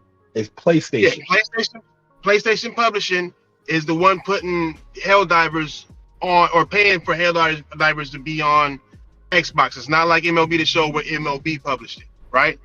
So PlayStation Publishing is the one that did it. Which also adds to the same point that I'm saying, is that they're doing this to get to expose Xbox players to their brand. That's why when you see Xbox games on there, if you go and look at who published it, it's going to say Microsoft, because Sony don't want to expose it. Let me ask you a question in regards to that, and I'm gonna make it real quick. Yo, I'm a bounce out those shit, but yo, we'll chop it up another day with this topic. I don't feel like this is a topic that can go on for for sure. But I do. Appreciate you coming through, Barry. HellDivers has been a hit. It has been something that has been available in multiple places, even up to this point. Hold on, real quick, Sick. My wife calling me for some reason. Hold on, I'll be right back. All right, cool. Oh man, we gonna get off this HellDivers to Xbox stuff real soon, because I do got some other shit to talk about. But I think what I think is, I think this is a bigger. This is going to be. I feel like when Sean Layden, when he spoke previously, I don't know if you guys remember it, but it was years ago. It was either right before he left PlayStation or when he left PlayStation, and he was like talking about the future of gaming, and what he said is what he hopes it becomes is that, games aren't tied to a specific device, right? I think he was giving us some insight into where we're ending up here now, even in terms of PlayStation and what the hell they got going on, right? I think he was I think he kind of synced, because everything he said seems to have been absolutely 100% true, right? Like, there's nothing that he talked about, even when he was on like Persona in Bari's podcast, like everything he talked about the unsustainability of Game Pass, about how many people it would take to actually make it something that's profitable for the company, how it was unrealistic, just the different things that he was saying. It seems to be true, and I think he knew what was coming as well. I don't think that's the reason why he left PlayStation or got kicked out of PlayStation or whatever happened with that scenario. I don't know, but I think that he was trying to let everybody know, because he was like, he wants it to be similar to how DVD players and VHS players are, where it doesn't matter what VHS player you have, as long as you got the tape, you can play it.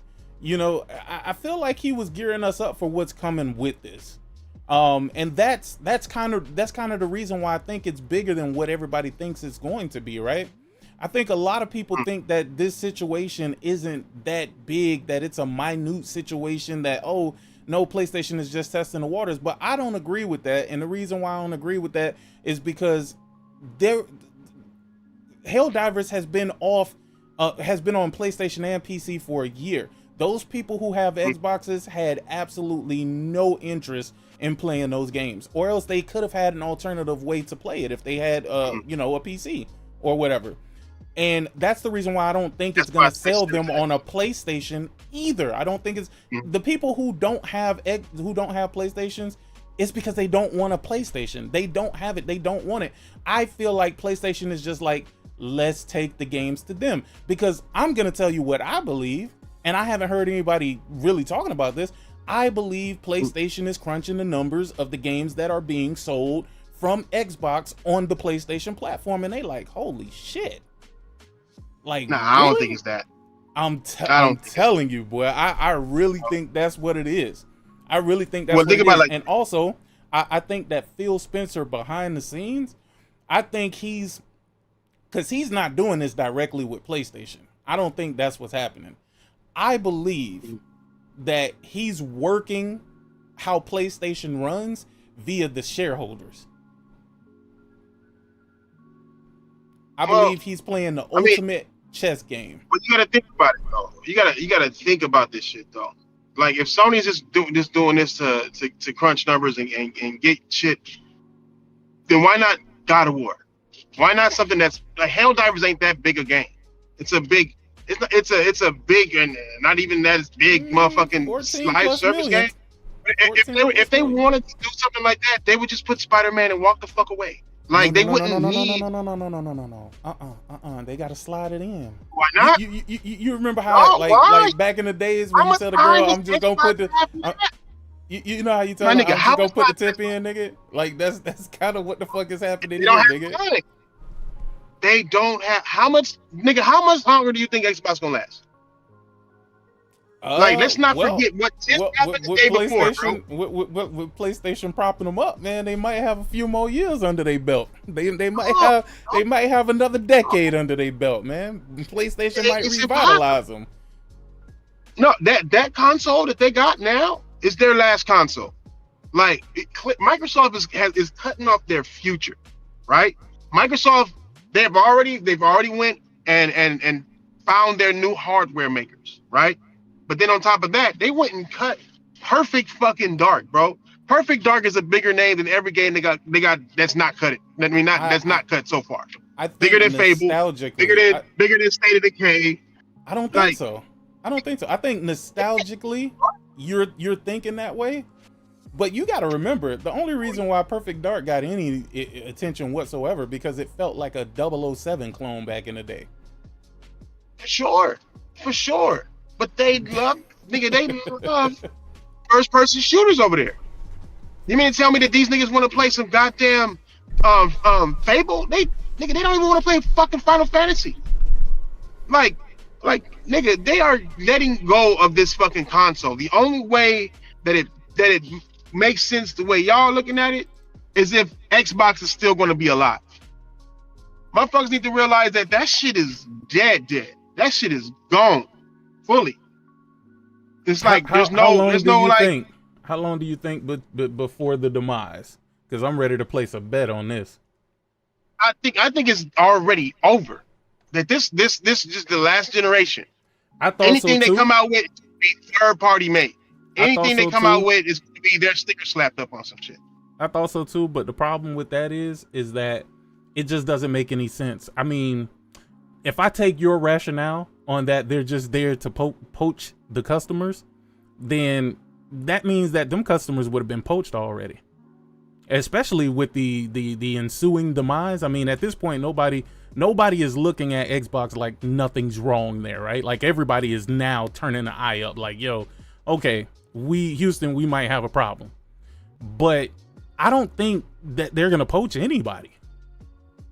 I don't think they're going to poach anybody. And I think what's going to happen is people are going to be shocked when the next game goes. Because do you realistically think that they are going to put one game, that game is going to bring them back whatever revenue it brings them back, and then they're going to be like, you know what?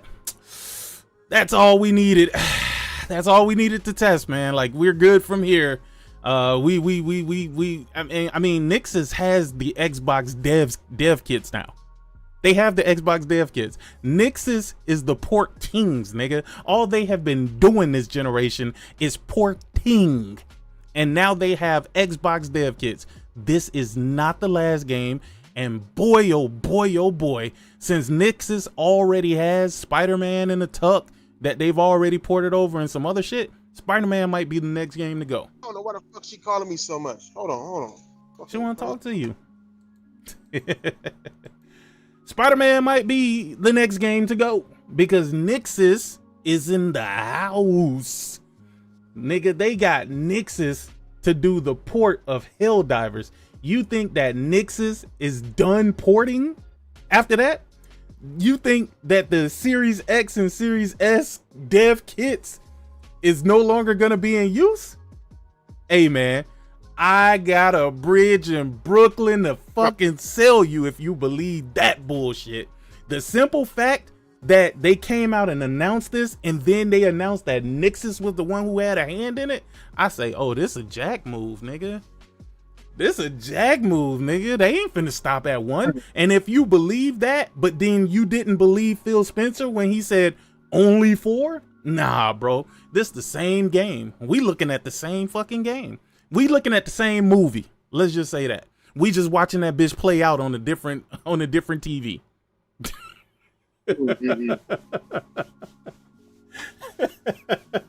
I'm telling you, bro. Dog, ain't no way Nix is just gonna have that Xbox Series X, Series S dev kit and all they working on is one game. Nah, brother. No, they might be working on multiple games. Like I said, it's over. It's over for Xbox, bro. They're gonna do whatever they can to get the people that are gonna be left over there. So what we That's putting what on it the is. table? We putting 100 on the table? Say what? We putting 100 on the Say table? what? I don't think they going nowhere. I don't think Xbox is going nowhere, bro. I don't think they going How much nowhere. you want to put on? I think they're gonna turn into another revenue stream. I mean, hell, it might only be 25 to 30 million Xboxes, but shit, they ain't making nothing on PC and they still putting games over there. So The PC thing has to do with China Hero project, bro. I believe so too. I'm telling you now. I believe so too. After looking into that, I believe that would be the reasoning, but then you can't make up a reasoning for Xbox then. And if the poaching thing is the situation, it can't be. Yeah. It can't be. Those people who had the Series S and X, they were never gonna play HellDivers had it never came to their fucking platform. They would have rather not have played that fucking game, or else they would have switched over and got a cheaper PlayStation instead of buying an expensive PC. It's the only thing that makes sense, bro. It's the only thing that makes sense, bro. I'm willing to put 100 on it, dog. I'm willing to put $100 on this, bro. Cause I ain't finna fall for the okie doke, bro. I see the play here. And I know it's all money games, bro. I know it's all about the shareholders wanting more, cause you gotta make more this year than you made last year. You know that. You know that's you know how that shit. That's how that shit work. So now that they've exhausted PC, cause clearly shit ain't moving over there. And they tried with fucking Nintendo, and boy, did that not work out. But now, Xbox, of all fucking places, Xbox, bro? Nah, dog. I'm telling you, Xbox is shutting down. That's why. There ain't no people leaving PC. There ain't people leaving. So you taking a bet? Nintendo. Yeah. I know Xbox is there. You take that bet for sure. Cool. So we taking it. Remember this. $100 bet. $100 bet. As a matter of fact, I'm gonna put that shit in the title. Now ready to. How is it? How are we determining the winner? Oh, that's the thing. This is gonna be a multiple year bet. Because I don't think Xbox is going anywhere, but I'm willing to give you to 2028 for that shit to be true. So if by 2028 that shit is still true, then I owe you $100, and I'm always gonna pay up. So that ain't no big deal. But I'm giving you the 2028 because by then we should know what the fuck their plans are, what their real plans are. Right. By then there shouldn't be no questioning what the fuck is going on. Hell, we can even extendo it to 2030. Because again, I don't think they're going anywhere in the general sense. And if Microsoft is moving over to this this PC-esque type platform or whatever, then they're still gonna be here and they will still have access to those games. So why in the hell is it even gonna matter? And they ain't gonna have to pay for it at that point, because the shit gonna be available on Steam, which it already is. And we clearly know that bots don't care about waiting, or else they would have had a way to play HellDivers.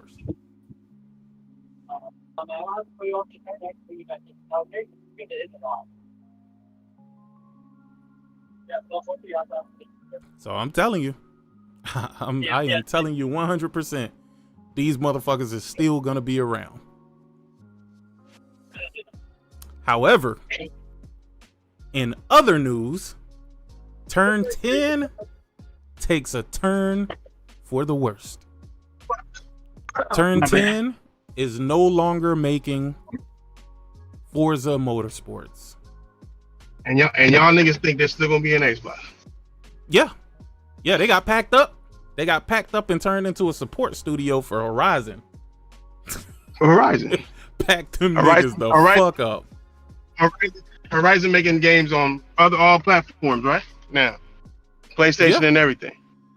Yeah, that is true. That is indeed true. Sick, you're setting yourself up heavy bad. Hey man, listen, I'll be out 100. Listen, it don't make me a difference one way or the other, bro. Like I tell you, I piss out 100, so that don't matter. But come 2028, I'm gonna be tapping you. Hey, bruh, where my $100 at, nigga? Told you Xbox was still gonna be here, and they gonna still make. You know what? We need something more definitive. More definitive. I think you already think that they gonna put more games on Xbox, so that wouldn't be a good bet. Yeah, I know that they're gonna do that. Well, I don't know, but I think they will, just because they have to rush and do that. I think we'll find out, bro, before 2028. I think we should already know, like it's already there, bro. Like, you don't get rid of your main studios.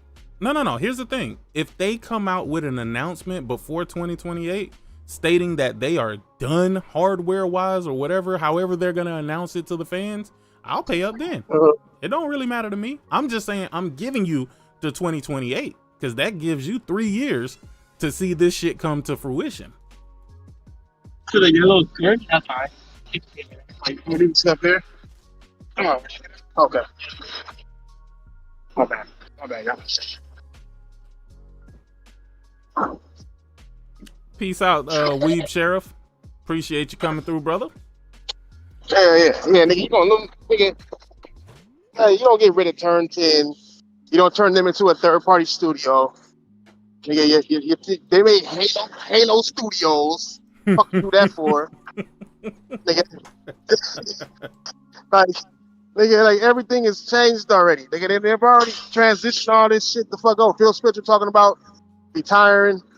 Motherfucking, they done laid off all these damn people. They laid off the fucking customer service and the motherfucking. You think this shit gonna still be around? No, dog. I told you, customer service is fucked by AI, dog. Do you know I was talking to AI one day and had no idea that it was AI, bro? Oh, real shit? Hell yeah. Oh, wait. Boy, they done got fancy with the AI customer. I'm talking about the motherfucker was responding like I was talking to a human. I said, what the fuck? Yeah, it's over for you niggas with the headsets, my nigga. I'm gonna be real with you, bro. Unless you doing something real unique, my nigga, it's a wrap for you. That's crazy. That's super nasty work. Hell yeah. They still laying off people, bro. They doing that shit in the background though, nigga. Another fucking game studio closed because they lost funding. What was it? Romero Games? I didn't even know who the fuck that was, my nigga. Yeah. I had no idea who the fuck that was. But I know they out of there though. I know that. Yeah, no, they gone. And the thing is, They had a whole website set up and everything, nigga. I'm talking about, dog. Yeah, Look at this. Look at this. This crazy. All these people got sent home, dog. They should have had some DEI. They might still be there, dog. I mean, I think the dude was like the nigga, the owner. That nigga looked like he They all white, nigga. Look at this picture. They all white, nigga. Every last one of them. White nigga? They let go of the white folk, man? Yeah, cuz they dropped all of them, bruh. Crazy. I don't even know what they've done, like what they sigil.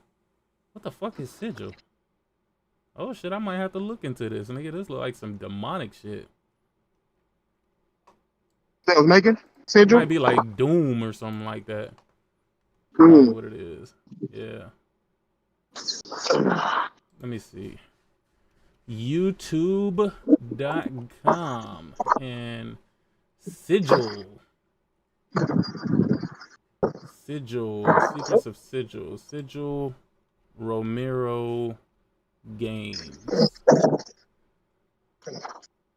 New free Doom level Sigil by Romero. Nigga, what? He worked on Doom?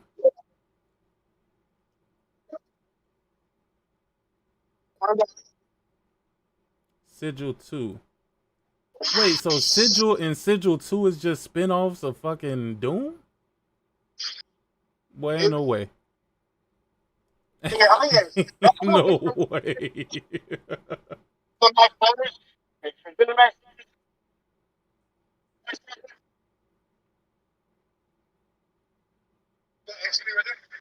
Yo, that's crazy. Is this him?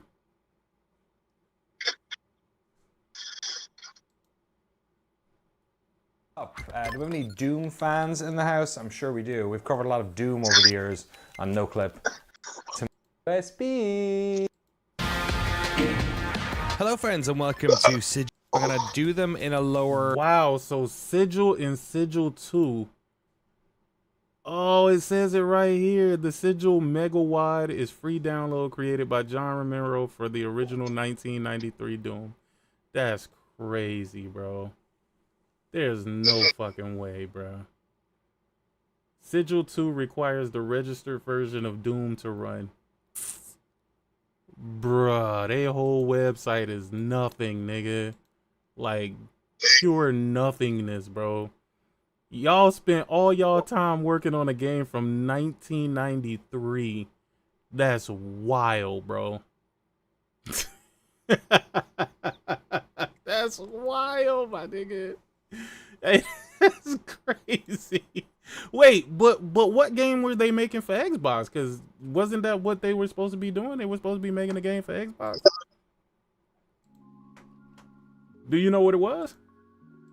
I don't know. Romero Games Xbox game. Like, you know what niggas ain't talking about? They ain't talking about the motherfuckers they cut that's outside of Xbox Studios that it still affects Xbox, like the hardware side. You know what I'm saying? Like all this shit, they haven't, bro. That shit are super rap, nigga. Satya done said it a long time ago. If it's not making money, we will cut it. Yeah. This nigga sat there for years and watched the niggas not make money. They're cutting that shit.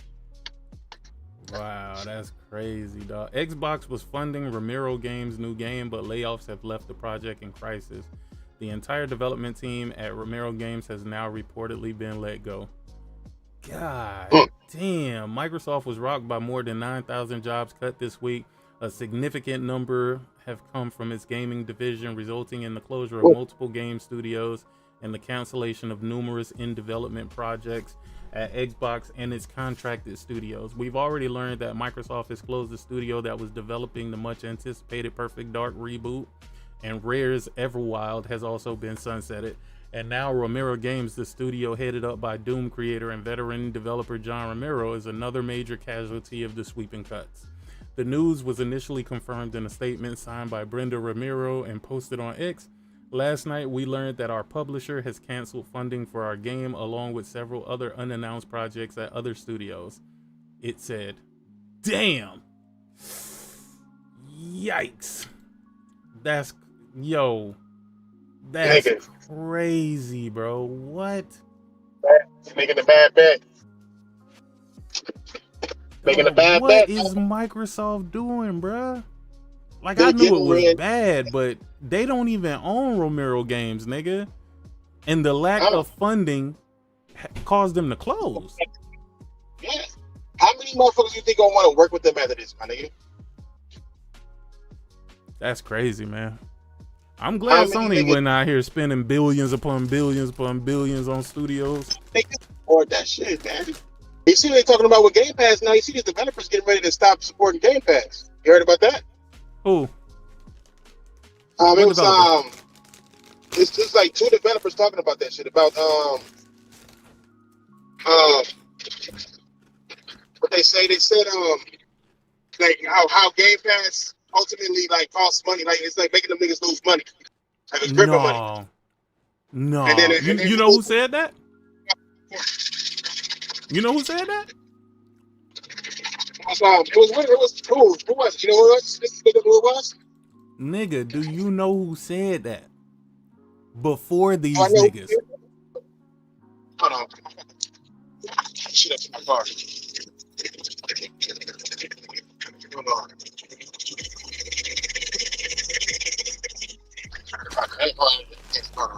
Shit up in my car.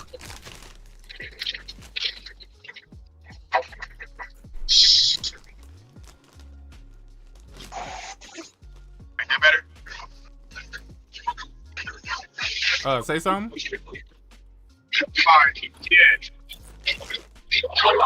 You sound real far away. Like you talking through a cam.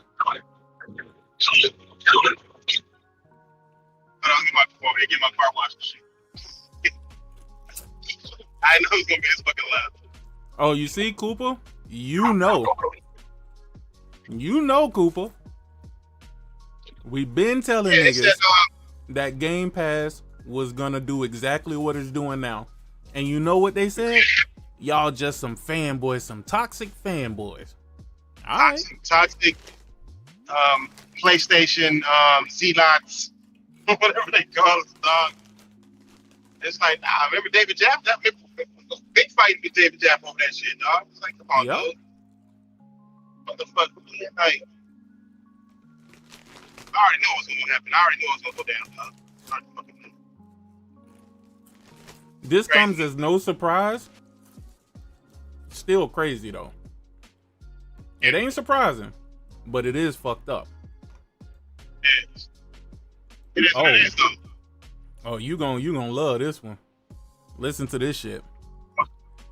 It's no big secret that not everyone agrees with the Game Pass operating model. Historically, the service has come under fire for not doing as much for developers, especially smaller ones than everyone might at first assume.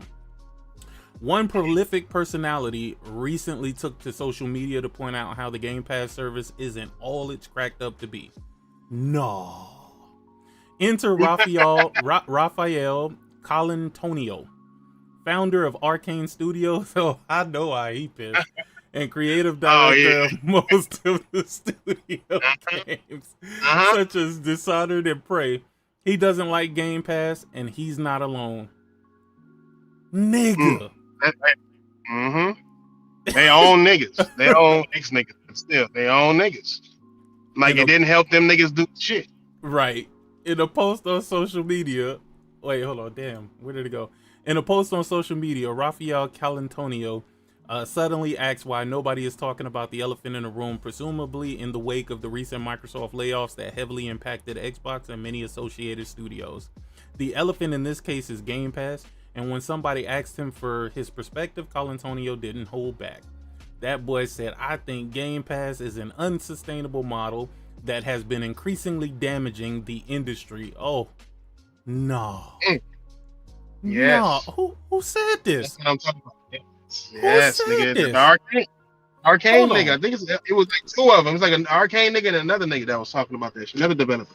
Bro, I got to, hold on. I gotta play something. And y'all niggas see everything, dog. I'm gonna tell you, bro. I swear to God. Nah, I ain't gonna swear to God and say that because I know I'm lying.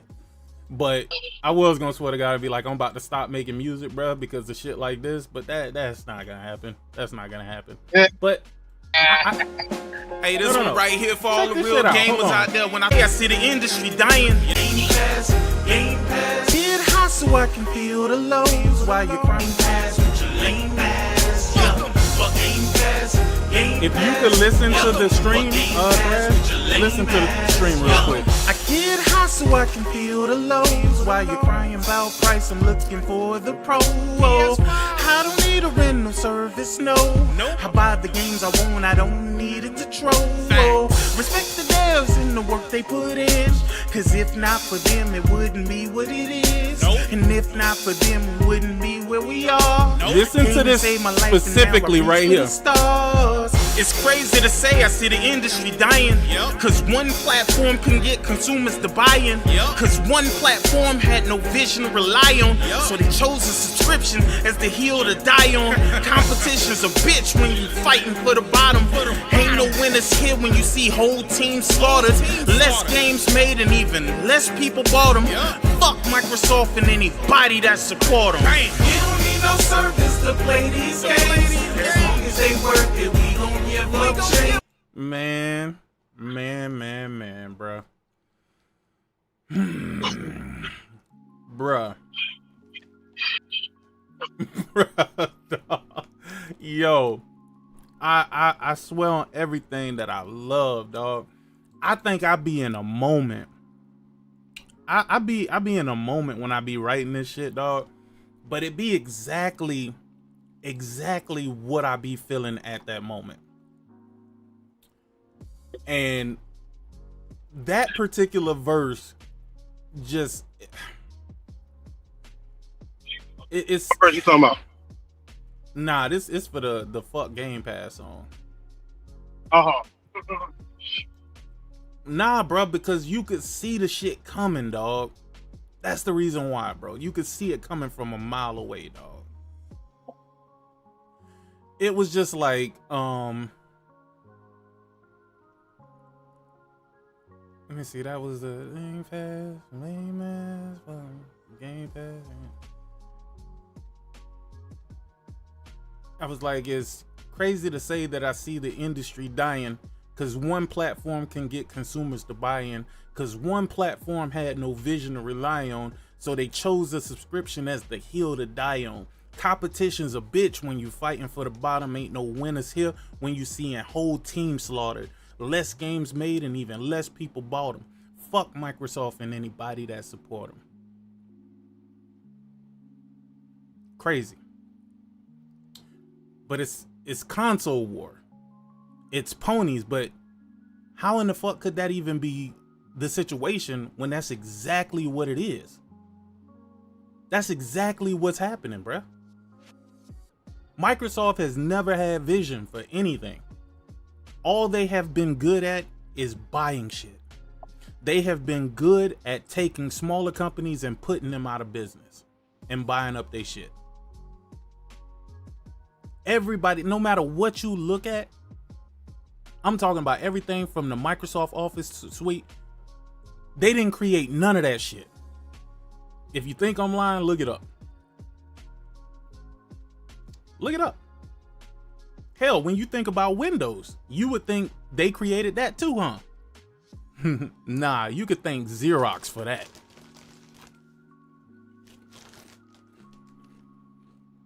That's crazy, bro. That is crazy. But let me see what they got here. I think Gamepad, blah, blah, blah.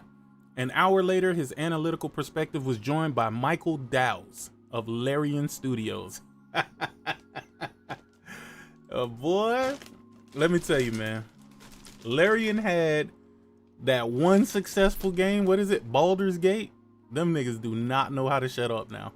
And listen, I ain't saying that they need to shut up or they have to shut up, but they gonna fuck up they political connects fucking around. What is it? Why can I not see this? Fucking ads. Oh, there it is. Okay. As a developer, what are your thoughts on Game Pass? That's when they explain that. And then Very AFK, which is the dude from Larian, says, what happens when all that money runs out? is the most vocal concern in my network and one of the main economic reasons people I know haven't shifted to its business model. The infinite money thing never made any sense. Yo, who said that too? When them niggas was talking about they got unlimited budgets, nigga, which didn't make no sense at all. Because if you got a budget, it ain't unlimited. Unlimited budget. And then Rafael Colantonio says, I agree, and I'm fed up with all the bullshit that fed us at first, like don't worry, it doesn't impact sales, only to admit years later that it totally does. No shit it does. No shit it does. Really? So Microsoft was lying. Microsoft was lying to the developers, telling them that it doesn't make them lose money. That's crazy. That's crazy, but it's crazy that any developers believe them either. I agree, and I'm fed up with all the bullshit they fed us, blah, blah, blah, blah, blah. I don't think Game Pass was made to be profitable, sustainable in the short to medium term. Microsoft is running a marathon. Game Pass was also instrumental in Microsoft's attempt at pushing streaming to the forefront of the market. Boy. Hey, John, go sit your ass down, John.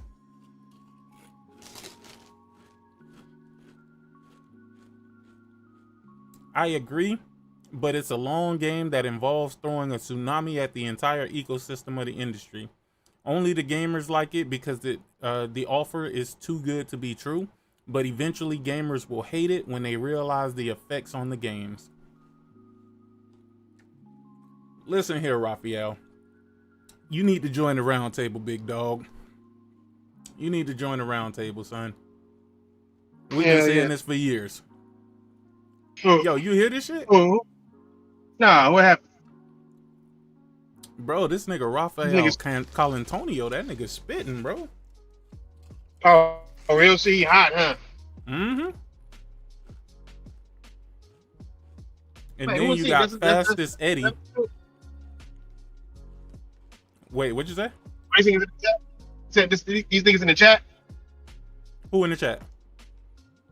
No, who's Rafael Castiglione? That's the owner of that one shit, or who's that? Nah, that's the dude. He was the head of Arcane Studios. Yeah. Oh yeah. Them niggas. Yeah. The dude Fastest Eddie said, "I'll tell you from my perspective as a consumer that Game Pass is great. Why? Because lately we've been trained to know that AAA games will be low quality at launch. Generic copy and paste of tired old genres filled with microtransactions or all the above." Mm-hmm.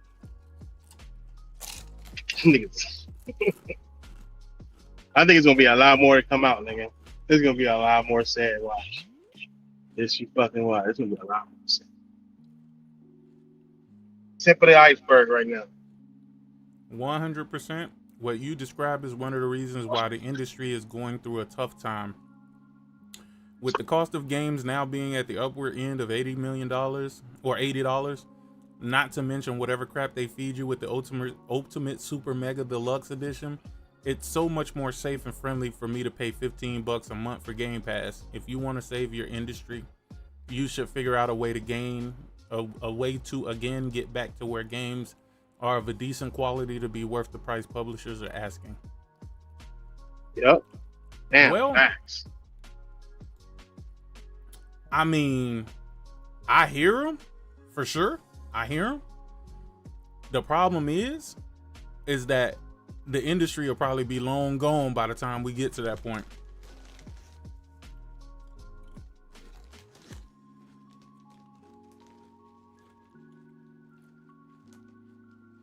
I mean, look at where we are now.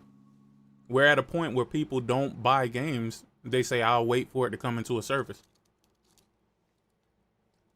Yep, a lot of them doing that shit. Mm-hmm. Yep, or complaining that service games ain't free, or it is what it is. I mean, it's probably too late. Like I said, like they said, Microsoft has damaged the industry, bro, with this shit. They damaged it with trash ass gamers. We're gonna have to do a reset. That's why Xbox need to go. I agree. They need to go. I don't know if they are though. Like, what make you think fully? Like, what would be the reason? You can't just tell me that PlayStation gonna carry it. What's the reason why they would want to decide to keep fucking trying to sell Xbox? Nah, I just think that there's a bigger plot here. I think there's something we're missing. I think because everything is happening too all of a sudden. So I think we're missing the plot somewhere here. And I think we're about to see that plot twist very soon. Very, very soon. Nigga, the plot twist is that they're gonna make everything motherfucking cloud-based, service-based, digital-based, and they're gonna use AI and integrate it more into gaming, and they're even gonna have fake AI users, my nigga. These motherfuckers are gonna start tricking these motherfucking investors into thinking that their monthly active users are a certain number when they just want to create a grip account and have AI motherfuckers using that shit. They're gonna start tricking developers. Watch, bro. Yeah, but that ain't gonna developers. But that ain't gonna be no good unless you're bringing in revenue with that, and with the AI, they wouldn't be. Yeah, they wouldn't be bringing in money. They'll just be bringing in numbers saying that this many people are interacting with your game. You know, this many people are monthly active. This and like just to try to blow. They're gonna put that in our faces and make us think we're missing out on something. And that's how they'll try to make their money. Nintendo do the same thing all the time. Said they'll do it without AI. Did you see your boy? They be like, "Oh, we don't know it in the console." You say, "What? Who? That's the boy, man." Yeah. Who? What do you do? He said he can't trust Xbox anymore. What do you mean he can't trust Xbox anymore? Who the fuck is he? Let me play it. Oh yeah, play that shit. Hold on, let me go to the channel. Yeah. Oh. But I'll tell you this. I will now that I've seen how all of this is played out, when I see several reports about tumultuous development at the Perfect Dark studio and they release a shiny, cool looking trailer, I'd be like, yeah, okay. I'll believe it when I see it. And I think that's how anybody who plays Xbox games or is interested in Xbox games, I think they're all going to be saying, okay, new hardware, huh? Well, I'll believe that when I see it at this point. They've told us a lot of things, and now we know in a short of 6 months, in a time frame of 6 months, they went from saying Everwild's looking great to closing the game. They played Blackbird, and all leadership gave positive feedback, not just Phil. Phil said the claims are he couldn't put it down. Like, was he faking not being able to put it down? Like, oh yeah, take it away from me. Like, was he hamming it up?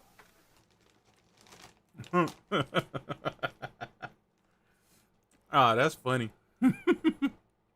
That's funny to me. Poor Destin doesn't trust Xbox anymore. He'll be all right.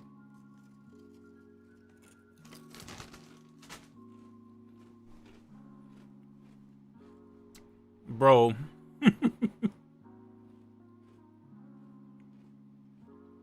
Oh, wait, what is this? He's probably proceeded over one of the most... I actually think Matt Boot is a really nice man. I think he's a really good guy, but he's probably proceeded over one of the most... There we are, 100%. How are you still there is amazing, right? Okay. Could there be more pivotal, like, for them, delay than a new Halo game? Delay, and also...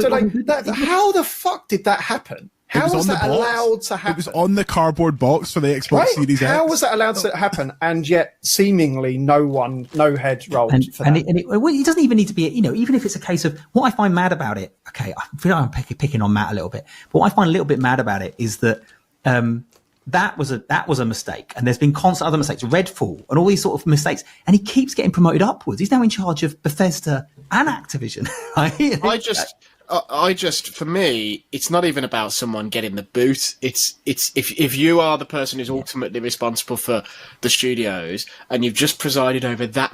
Hey, tell me why this dude right here. Don't he look like he about to say, "Chocolate rain"?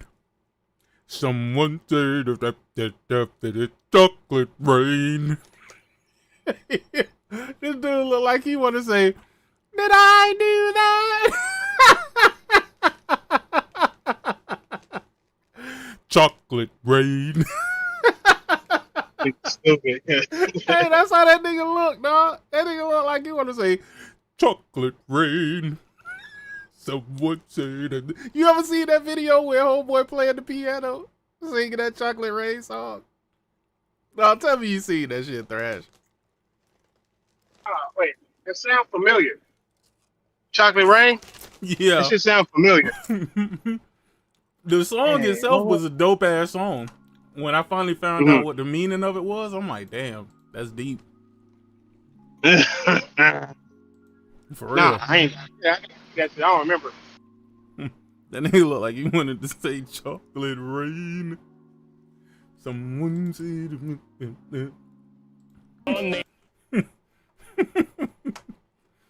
that was just to give y'all some context of what the hell I was talking about.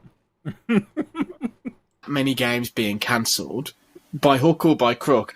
I think even if you're not being forced to walk the plank, you sort of go, I've got a big old parachute here, I'm going to fall on my sword. Symbolically for the executive team, almost to say one of us is also going as well. Nigga, sound like you were cleaning out your car or something. Okay, washing it, but I had to put the shit back in my truck. Shit in the back of the truck bed. I forgot to take shit out. Take this motherfucker to get washed. I forgot to take shit out the truck. The exclusive publisher. And last week, they added Steam games to the Xbox PC launcher. But I still don't understand why y'all niggas so fast and very little of it don't seems understand. good. And what did Barry say before he left? I couldn't even hear what he said. What he saying? He's saying that PlayStation is a third party company. He's saying PlayStation is a third party company now. Yeah. Or yeah. I say they've been that. They've been doing third party. The second they started putting shit on PC, and that shit went multi-plat, they became a third-party publisher, especially when they created PlayStation Publishing, because they created it for that particular reason. Yeah, exactly, for that exact reason. Yeah. I've been over that. That's old. I thought that was the discussion back with the PC. Why would I rediscuss it? I mean, I believed it when it first happened. Shit. Motherfuckers See recently. Hold on 1 second. I gotta hear what Peanut gotta say. See, recently, the way things are going and reading the tea leaves and seeing these layoffs, and you're seeing like there's a lot of like hardware sales obviously are in the tank. Like there's questions about is there even going to be another traditional generation of Xbox hardware, or is it going to be something else? Are they going to pivot into this? Well, it's a platform now, but we're not going to make the hardware anymore. This is an Xbox, which is silly. An Xbox is an Xbox. Anything else is just something that happens to have a web browser built into it that can stream certain Xbox games. If you're falling for the this is an Xbox things, you are exactly the kind of marketing sucker that marketing people love. It's not an Xbox. Hello, darkness, my old friend. See, recently the way things. Yo, Paris looks so disappointed, man. Oh yeah. He always looked disappointed though. Always. He do. Yeah, I mean, he's fucking a grown ass man lying about video games for $1. Like, that's a cold life. You gotta pay rent through that shit. What do you think? What do you think about when Microsoft told their employees that they should use AI to get past their, firing, being laid off? They want to transform that entire. They want to get rid of workers, bro. They want to. They are on some beyond saving. They want some fucking AI to do just everything. You know what I'm saying?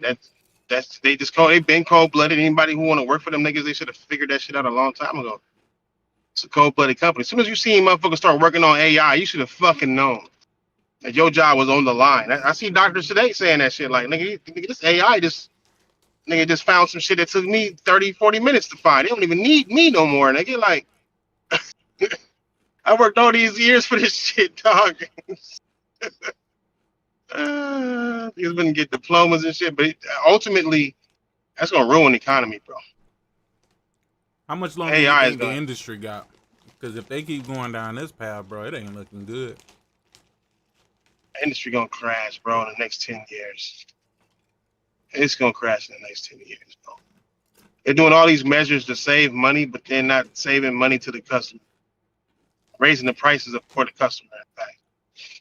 So it's like all these motherfuckers just out for themselves, and once that happens, then it's a wrap because it's gonna get too expensive, and gamers not gonna buy the shit. Your game's gonna get trashed because you don't want to pay fucking developers to do actual work. It's just gonna be fucked up. I think the only saving grace that we have is the East, bro. That's the only saving grace that gaming has right now. It's Eastern gaming. I think Grand Theft Auto gonna disappoint you niggas. This you watch. So? Yeah, I think so. Why is sure that? Fucking do. Because they're gonna focus more on the online than the single player, bro. They already showed that with Grand Theft Auto 5. Nigga, it was 6. That shit might be 6 hours long. That shit might shooting mechanics might not have been upgraded at all, nigga. It's just, nah, that ain't getting upgraded. That shit's still gonna be terrible. Man, story probably gonna be trash, but that online experience gonna be fire though. That's what I think, bro. I don't give a fuck. That's what I think. I seen it happen with Grand Theft Auto 5. Man. Once they started ignoring DLCs they promised, and it's not like they didn't have the money. They were making fucking billions on the online alone. They just didn't. It was like, what's the use of it? What's the point? You know, we can focus on this cash cow that we got in the online play. Do you they think do the it's same Satya? thing? Do you think it's Satya and Nadella making all of these moves? Not with Oh, GTA yeah. 6, but I'm talking about with Microsoft. Oh, with AI and all that, yeah. This was his expertise before he became the boss. This is what he was. This is what they hired him for. Same thing with Phil Spencer. They hired him to get rid of Xbox.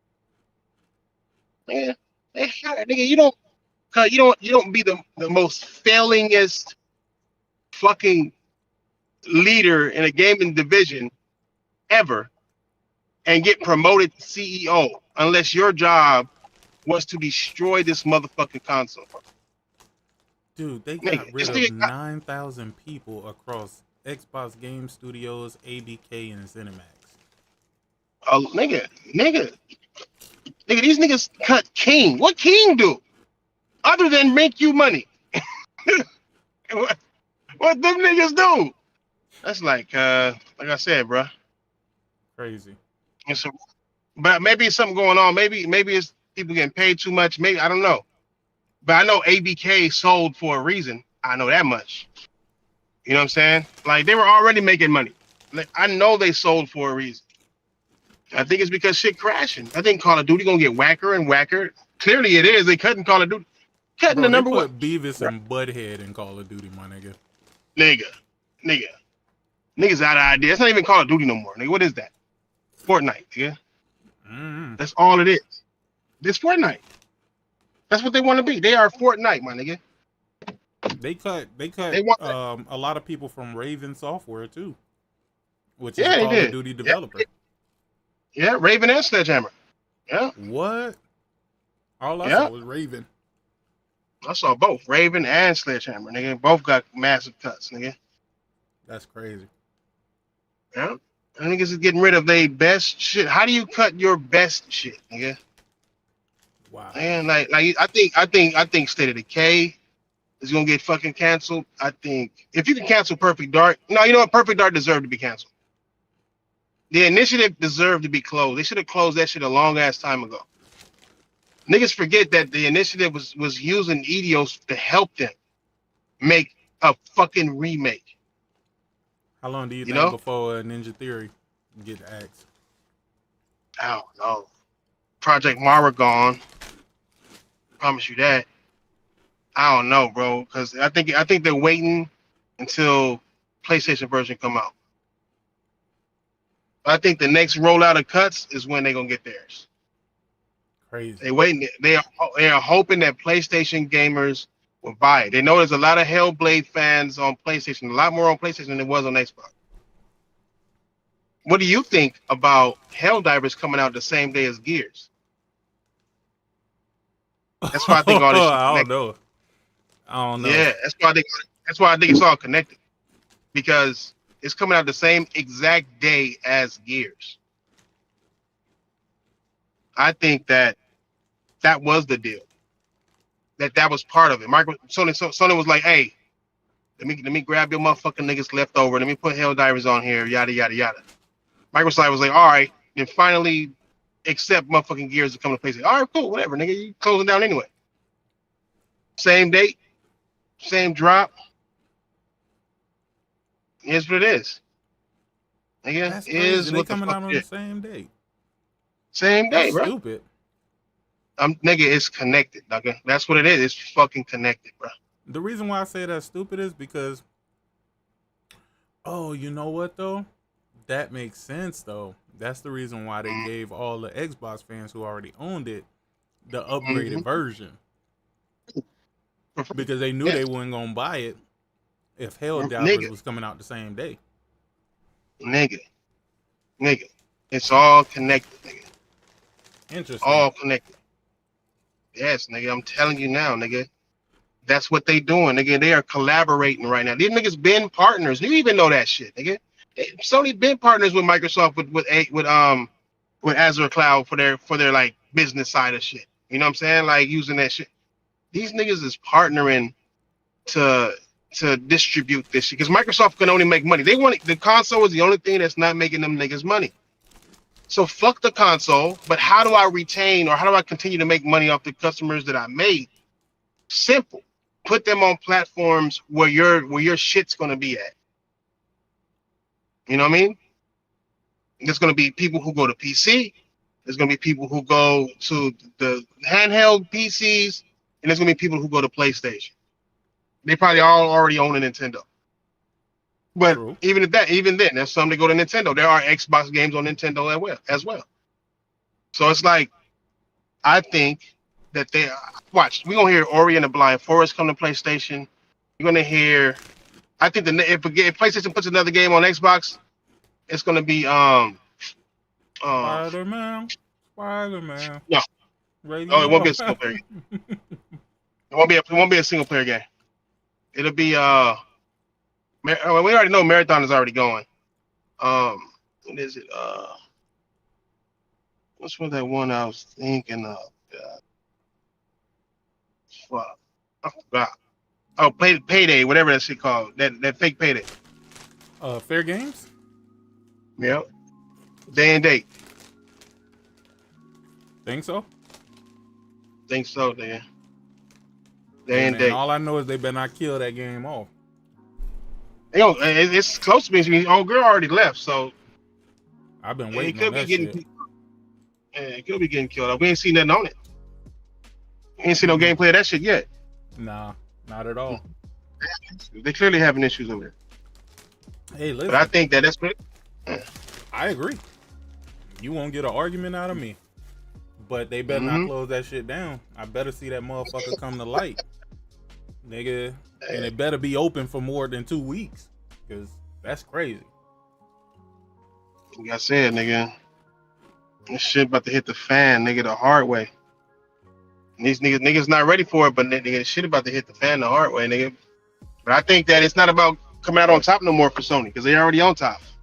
Microsoft ain't trying to beat Sony. Phil Spencer said it himself. Like we cannot out console Sony. Like it's a wrap. Like what's the whole point of making a console if you believe that you can't do better than what Sony is doing now? Can't do better than what Nintendo is doing now. All you can do is lose money. I believe that. You know why? Because they pulling out of markets in Europe too. Yeah, real shit. Real shit. It's one. They already pulled out of Brazil. You know what I'm saying? Like, yeah, they pulled out already. Brazil actually support these niggas though. Exactly. Them, like the Mexicans and shit. Yeah. Yes. Nigga, like nigga, them like this shit is slow. They just doing a slow ass burn, nigga. America would easily, clearly be the last place they do it because this is their home spot. You know what I'm saying? It's no longer about making money off Xbox consoles anymore. It's about preserving the monthly active users that they have. So they're trying to migrate them to Game Pass as much as they can. That's why they want to put every single solitary game they make from now on as a what do they call that shit? Where you can play it on PC and Xbox, you buy it one time. Fucking cross anywhere. Play anywhere. Skull. Play anywhere. And you notice HellDivers ain't play anywhere, right? Telling you, dog. Like, telling you, dog. If it was, bruh, niggas think that Sony is trying to make money off of Microsoft from this HellDivers shit, and I'm telling y'all, it's not that. They just want Microsoft put their gamers up on a yard sale, like I said in that commercial, I said in that video, dog. Right. Their gamers are in like, it's like a buyer, anybody who want it. Like, how you gonna do it? Let me know. We'll support you on doing it. So they're supporting Asus to get those players over there. They're supporting Sony for getting those players over there. Again, they're gonna sell. They're a third-party company. They're gonna sell their products regardless. They trying to sell their games regardless, but they don't want their gamers to go places where they can't get them to. They don't want them to go to Nintendo. Shit, if anything, they don't want them to go to cell phones and shit like that. They know gamers ain't gonna want a game on no goddamn cloud. Like, where these gamers gonna go? Shit. Like, nigga, there's no other choice. Pulled out the mobile shit. Now that you say that, remember they started, and I think they had like Neon Koi or some weird ass fish mobile game developer or whatever. Nigga, they closed them niggas down, and fucking you never heard about anything else about mobile. Yeah, nigga, them niggas shut down Call of Duty Mobile. That once had Sony. Oh, you talking about Sony? Oh yeah, Sony. Oh yeah, they even that Horizon game is supposed to. I heard it's supposed to got the axe already. What Horizon game? Yeah, they had a Horizon mobile game. They was working on. Yeah. They was working on. I heard that shit got cut too. I think it's that same developer that was working on that too. Like they cut them niggas or some shit like that. Let me ask you. Nigga, it's like them put together, nigga. Do you think? Because I'm under the impression that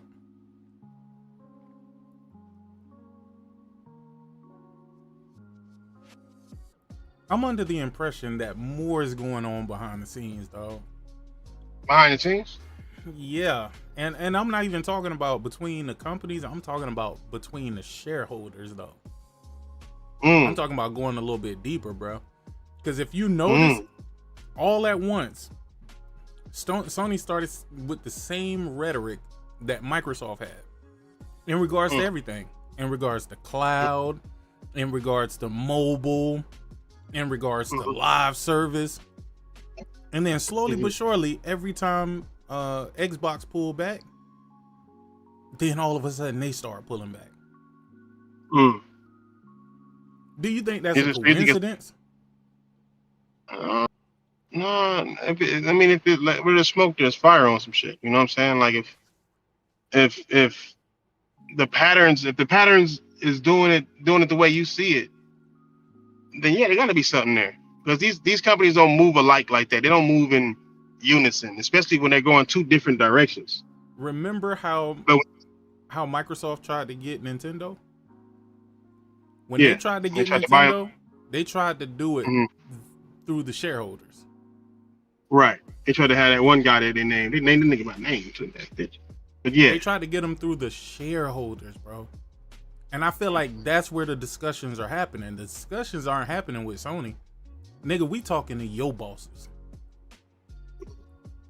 We understand it's your company, but you a publicly traded company. All of this shit from the PC stuff all the way to where we are now. This shit don't even sound like it's Sony MO. That's true. It's just my weird mind and the way I think, dog. I just think it's bigger, bro. I think it's bigger than what we even think, bro. Because I think the reason why Phil Spencer was able to speak so to the point. Remember when he said, "Oh, the days of exclusives are going away"? Yeah. And everybody was like, "Man, nigga, what you talking about?" And then all of a sudden, slowly but surely, little by little, the amount of exclusives that are out there are dwindling. So he ain't as crazy as people think he is. No. But see, the thing with him, and the thing with that statement is that he knows that the way they make games nowadays is too expensive. Like the way gamers want games to be made is too expensive. But then they got us thinking it was an educated guess, just an educated guess based on what it costs to actually produce the games. No, more like Like what we gonna look at as a quality game and what's not a quality game. Like we gonna look at Fortnite, and you can call it a quality game all you want, but at the end of the day, that shit ain't nothing but a goddamn cartoony ass fucking game. It's a sandbox. It's low key outdated. Well, I can't say outdated because they be upgrading that shit. But I ain't gonna even lie to you. That game is like a whole different game nowadays, bro. Yeah, it is. Sometimes I be seeing my daughter playing that shit, and I'm like, "What the hell is you playing, nigga?" She was in cars and fucking trucks, and then they was in like she was playing like some single player game. But then she told me that they got some shit like they can create games, and they got games that they could play within the game. It's weird. I don't know.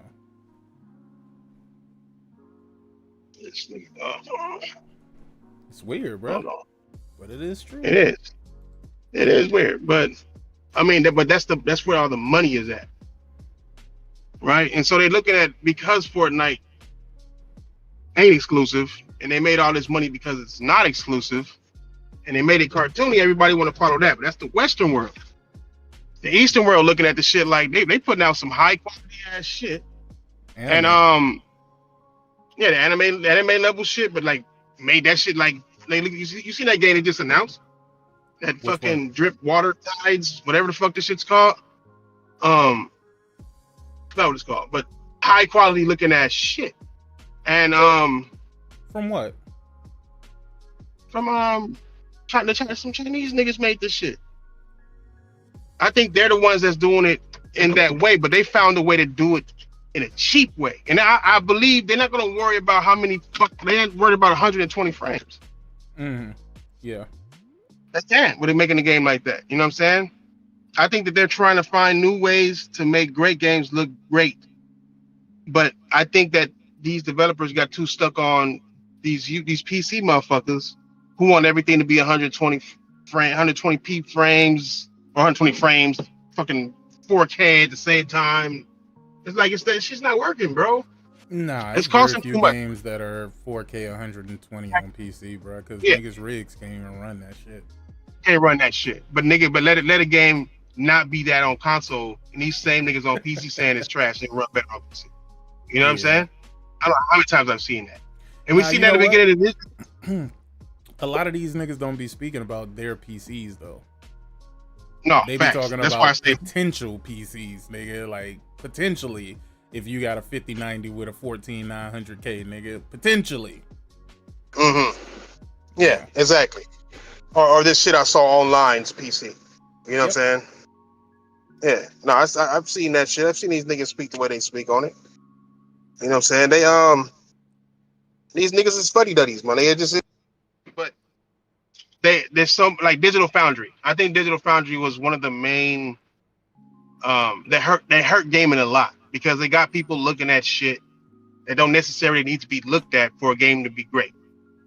And why so many games get called trash, because Digital Foundry saw that it went 2 frames below 60 frames per second. You know? At one point in time for a duration of like 5 seconds. Right. During this in this corridor that they always choose as a high level of or high problem for the engine. And then all of a sudden this game is trash. Then they started comparing games with that shit. I would love to speak with John. Seriously, I would love to speak with John. I don't want to talk to him about, you know, the games that they break down and shit like that. I would like to talk to him just to ask him, like, do you know how detrimental y'all are to this industry? None of what y'all do actually help gamers with gaming. A lot of shit that y'all point out, they would never notice and still don't notice, even after y'all point it out. Because y'all use instrumentation to zoom in 300%. 3-4 times. Yes. And then you need a machine to tell you that these frames dropped. Yeah. That's how you know. You know, you gotta hook up this special program to your computer to count frames for you and let you know that you dropped 2-3 motherfucking frames.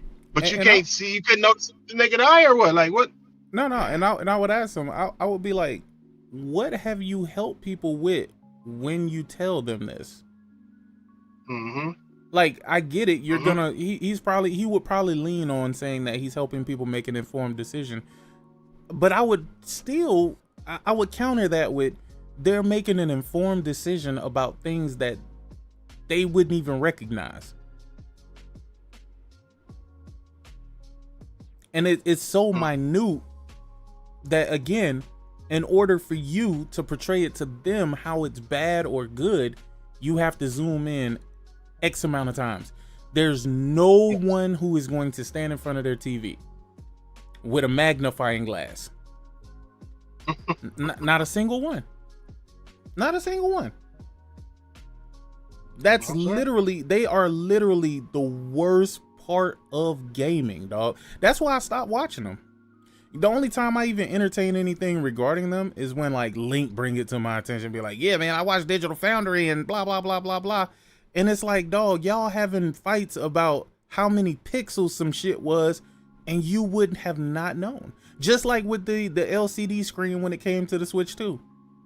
They would have had no clue about any of what was being talked about with the Switch 2. You have now put that in their minds. Everybody seemed to be happy with they screen on they Switch 2. Yeah, for real. Yeah, I'm happy with it. You created a problem where there was none. And nobody knows why. At least I don't. That's why I would love to have a talk with, what his name is, John Linneman? No. John Linneman. Yeah. Yeah, John Linneman. John and Ledbetter but I wouldn't want to talk to Richard because I know Richard's a bullshitter. I guess he can't even hide it on his face. I'd also love to talk to Oliver because I feel like Oliver be wanting to say certain things, but he feels pressured, like there's an agenda when they do whatever it is that they do. Because I remember when he didn't say enough bad shit about the Pro, like they were kind of cueing him on when to say something bad about the Pro. I'm telling you, I don't know if y'all be paying attention to that shit, but just take a look when they're streaming and they're doing their little podcast or whatever the fuck it is, right?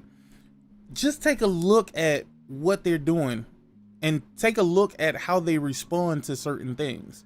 And it's funny because, like I say, the dude Oliver, he kind of looked uncomfortable, right? Because he wasn't saying all this negative shit, but it's almost like, hey man, you got to make sure you know, give some pushback, man, or say something crazy, right? Like that's weird to me.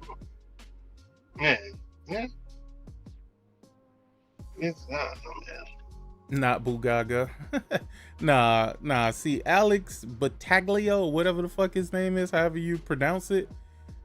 Bugaga, I looked it up. That's how you pronounce it. This doesn't look like that. No,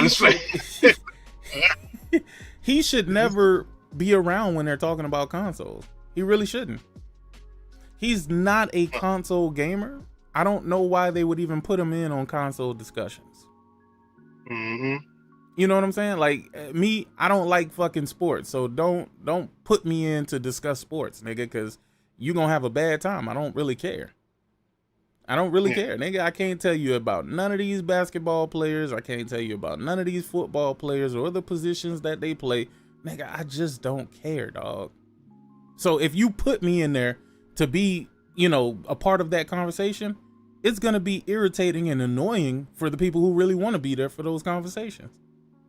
You don't think so? I think so. I mean, like, he's unqualified. I mean, you can tell by the way he talks. And he's like, you can tell. I watched him get offended when PlayStation had a game running better on PlayStation than PC. I watched him get offended by it. Yep. You know what I mean? Like, what you offended by, bro? Like, what's wrong with you? Like, shit. But they're using their fame and their popularity to manipulate the masses into believing what they want them to believe. And then Microsoft uses them. It doesn't help them though. And it also did not help Microsoft. What good came out of this for Microsoft? Nothing. Can't call it. The only thing that happened is more questions came around. Right. More questions. Like why is it that you only compare Xbox to PlayStation if you think it has a win. Any other time, you leave it out of the discussion. You leave it out of the box, yeah. Or why would you sit there and champion Xbox and say that they have the best hardware out of both systems, but then only compare PlayStation to PC? Like, I never got. That shit is super wild, bro. And I just be like, dog. That's why I said if they go, you wouldn't miss them. You wouldn't miss them. And the bad part about it is I feel like Mike from what his name? From NX Gamer or NX. Oh no, NX. Wait, he went NX with IGN, right? Yeah, he's with IGN. But he used to be legit until he joined IGN. IGN, and then it got on some moves. You can see it, like, and then he turned into a baby. He turned into a baby Digital Foundry. Yes, that's what IGN hired him for. They wanted him to become their competition for Digital Foundry. But they own Digital Foundry. They do they? Oh yeah, they do. Why did they do that? God, they're dumb. That is right, because they bought that company that owns them, right? Technically, they don't own Digital Foundry, but they own Eurogamer, which is what Digital Foundry uses as an outlet. Right. So technically, they own Digital Foundry. Because if they don't agree with whatever is going out, guess what? It ain't going out. Yeah, thanks. Yeah. Damn, that's wild. I forgot about that. I did forget about that. But that's doing the thing, it so though. strange. I hate that, though. I hate the fact that people can't get to where they want to be just by being legit. Because he tried. I'll give him that much. He tried for years just to be on the up and up and be fair and unbiased. Then all of a sudden he turned into this PC guy.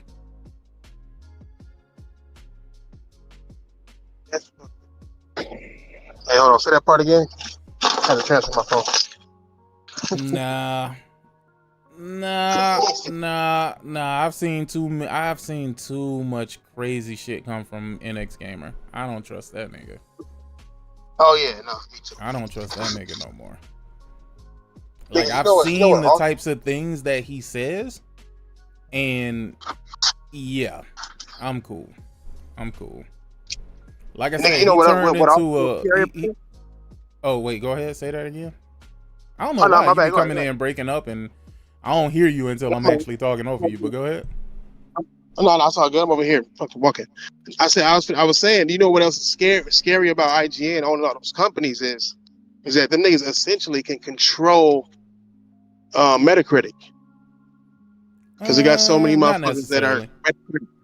Yeah, they got so many motherfuckers that are Metacritic brand, nigga. Like they are in Metacritic. No, and that's true. That's true. They do own a lot of outlets that can, but they can't control Metacritic though. There's a lot of publications that aren't owned by IGN. Yeah, but then you got IGN Europe, IGN Italy, IGN US, and then you got IGN Japan.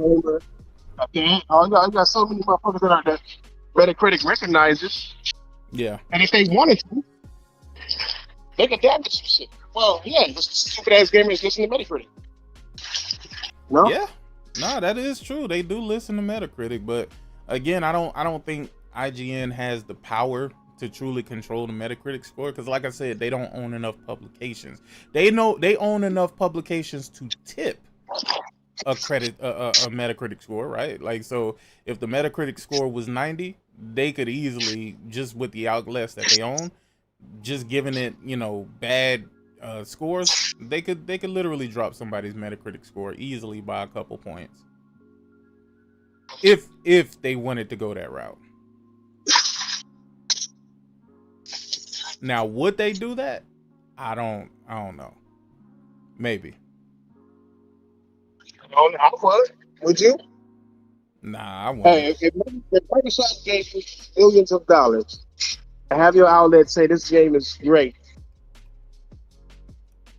you wouldn't do it? Wait, they gonna give me how much? Wait, how much is that? They gonna pay me how much? And they get millions, nigga. Millions? Nigga, I'll say whatever you want, nigga. Every PlayStation game will be trash, nigga. Have all the highlights. They'll get 2s and 3s across the board, nigga. I don't like none of this shit. And I'll be very detailed and graphic about what I didn't like about it. Nigga, millions? Alright. Hey. Nigga, I will sell out so quick. I'll sell out quick, nigga. The fuck? It's a possibility. And we've seen IGN sell out for Microsoft before. Oh yeah. Yeah, we absolutely have. But again, if it's only a few thousand, hell, like 10, 20, 30,000, nah, I wouldn't. But you giving me millions? Hey, I ain't gonna even lie. For 50,000, nigga, I might give some shit a 7 if it's a 10.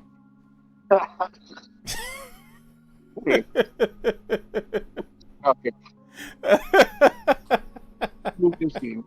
Way too risky. I ain't even lying, nigga. I'm dead ass serious, nigga. Give me my 50,000, nigga. Shit, I'll make something happen. I'll make something shake. I'll make it shake. Fuck out of here. I sent an email like, nigga, say less. What you mean? That nigga said a couple million. Shit, couple million. I don't even think it'll take a couple million for me, nigga. So I'll be selling out for 100,000, nigga. All over the place. Oh yeah, nigga, give me all over the place. I'll be like, fuck PlayStation, nigga. What you mean? Xbox is the greatest platform ever created, nigga. For sure. 1,000%. Love it. Love it. PlayStation video games is too graphic for me. Nigga, every picture will have me with a PlayStation next to it, though. In the background, you'll see number PlayStation. Be like, yo, PlayStation is disgusting. It's fucking disgusting, nigga. I am disgusted with how they're running this company. Oh shit, the PlayStation 6 coming out? Alright, let me get that, big dog. Oh man. Alright, so Turn 10 has been condensed. Yeah.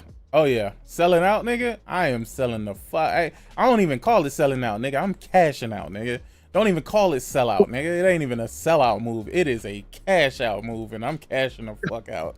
I am out of here. Don't disrespect me and sell out. I'm cashing out. Oh, did you hit a rumor that Phil was getting ready to retire?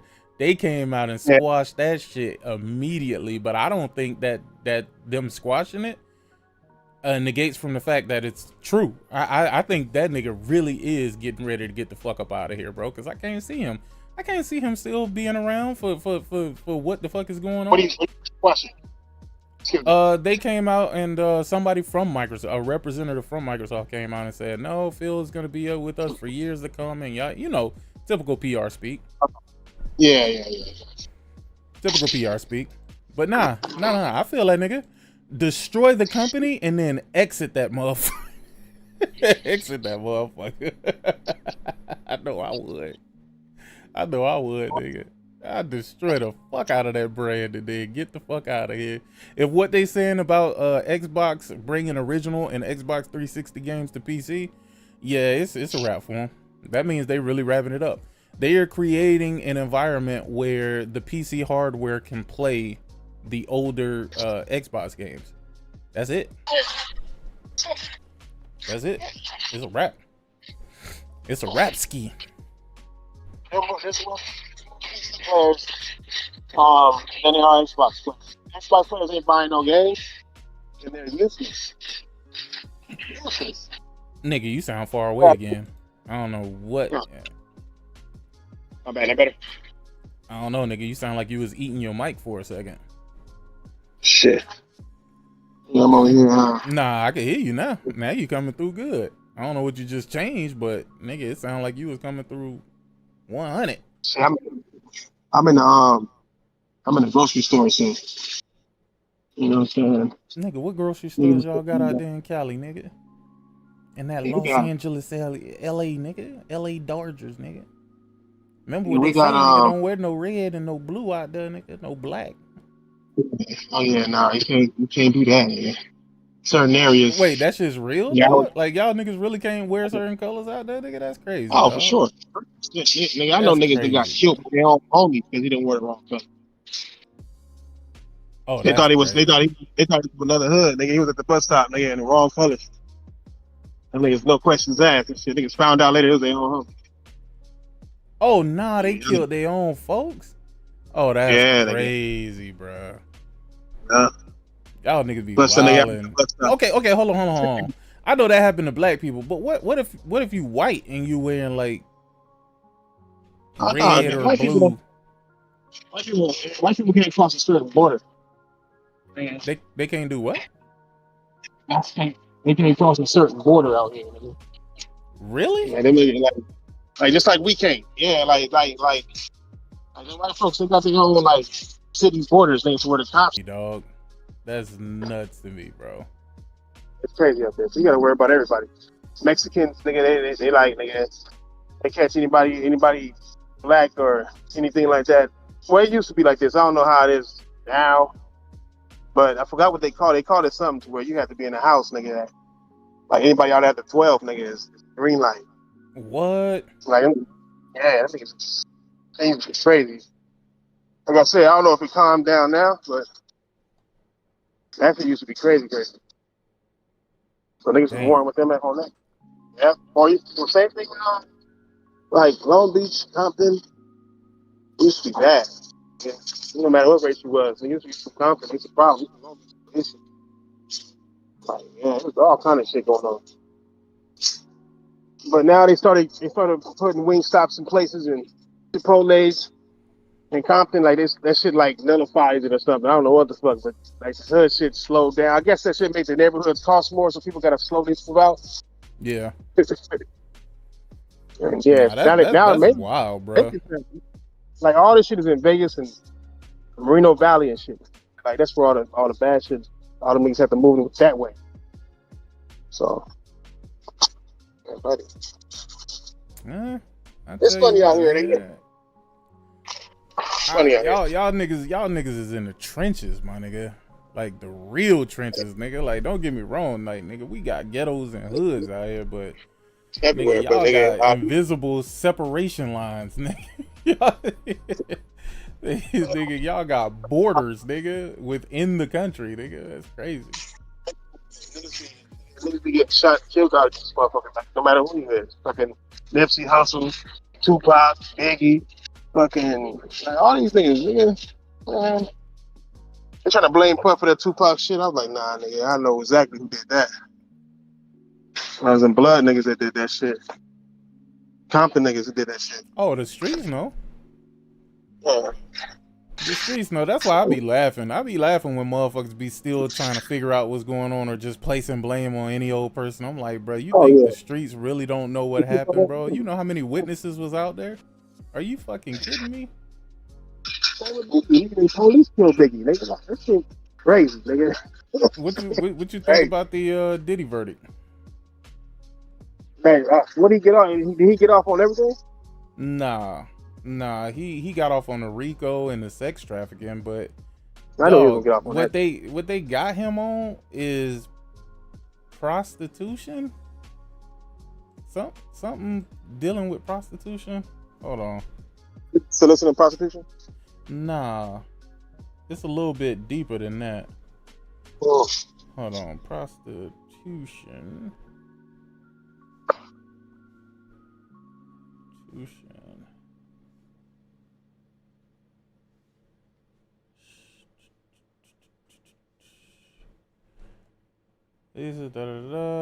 Guilty of prostitution. Yeah. All right. Making this noon a verdict in the Sean Diddy serious porn has this racketeering. All right. So racketeering and conspiracy. Racketeering conspiracy. Not guilty. Sex trafficking. Not guilty. Transportation to engage in prostitution. Guilty. On 2 counts of that. Transportation to engage in prostitution. Dog, I'm like, they made up shit for this nigga, dog. Oh, that's like I never heard that one. Yo, this nigga had yo, they just made some shit up for this nigga. They was just like, They was like transportation to engage in prostitution, bro. What does that look like?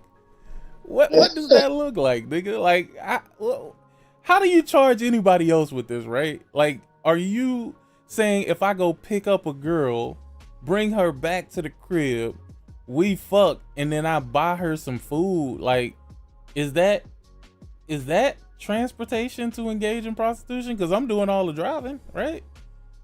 Yeah. Like, where's the bounds? Like, where's the boundaries?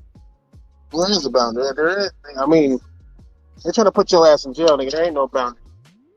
Bro, transportation to engage in prostitution, bro. I would love for somebody to explain that. I would love for somebody to explain that. Because when is it not prostitution versus when it is prostitution? I think he paid and flew out prostitutes to engage in sex. If that's the case, how do you know I paid them specifically to have sex, though? Do you have the proof on that? I heard it was text messages. Okay, like, so if I call a person, I'd be like, yo, hey, I want to fly you out the fuck, bro. Isn't there something legally called what they call? Well, I think the thing is where he fucks up is that he is flying them out for these parties to fuck different individuals, like to just for the sole purpose of if he didn't do this shit in Vegas, he'd be fine.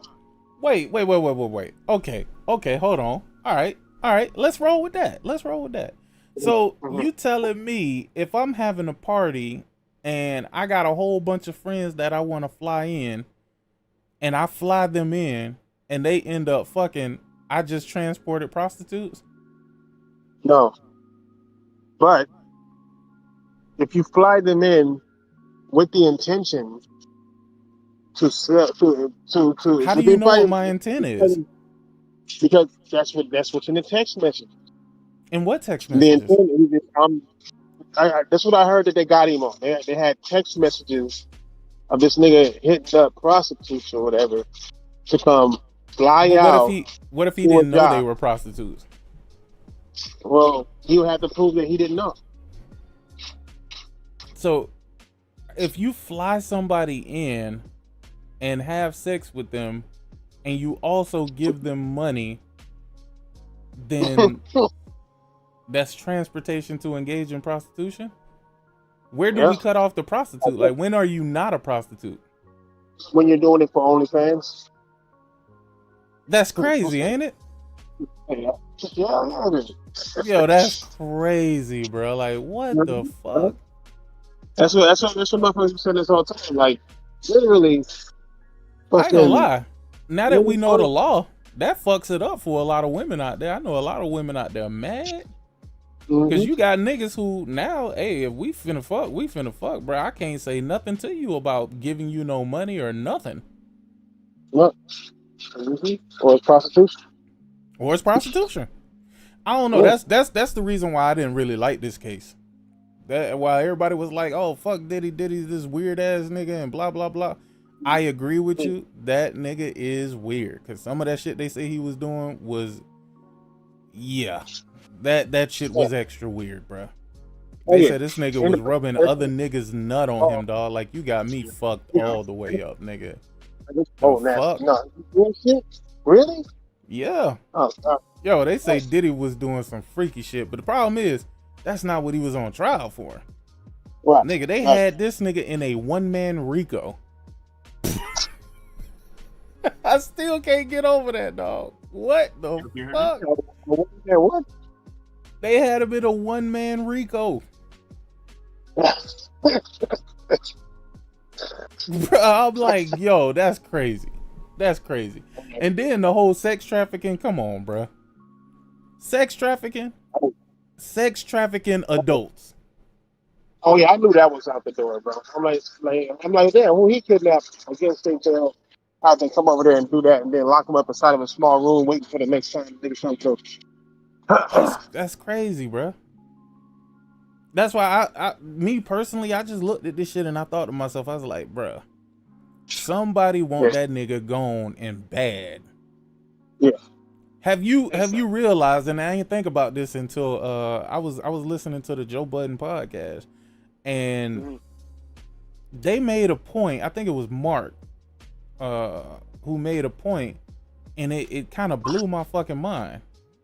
He was like, do you remember when they initially raided his house? They was talking about there was weapons that were that had the serial numbers and shit scratched off them, yet they brought no charges up on him on that. Also, they was talking about how all the baby oil was laced with drugs. And yet, wait, laced with what? They was laced with drugs. Yo, can you hear me? Yeah. Yeah, we can hear you. All right. As a matter of fact, nigga, you sound better than you ever did coming in this motherfucker, dog. I don't know what you did. Nigga went and bought some iPods or something. Not iPods, but what they call them? AirPods. Nah, but we didn't hear shit about that baby oil either.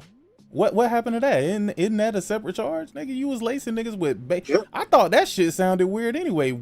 Lacing somebody with baby oil, nigga? The fuck? That is weird. That don't even sound right, because nigga, clearly you could get the fucking baby oil on you too, so you lacing yourself? He was just watching in the corner, I guess. Yo, what the fuck? Nah, and I'm telling you, bro, I'm gonna tell you the major thing that I didn't like about this entire thing, bro, is how they allow women to use the system. Especially when they want to take a black man down, bro. Because how do you have all this information about how Cassie was a part of this, but she ain't got no charges?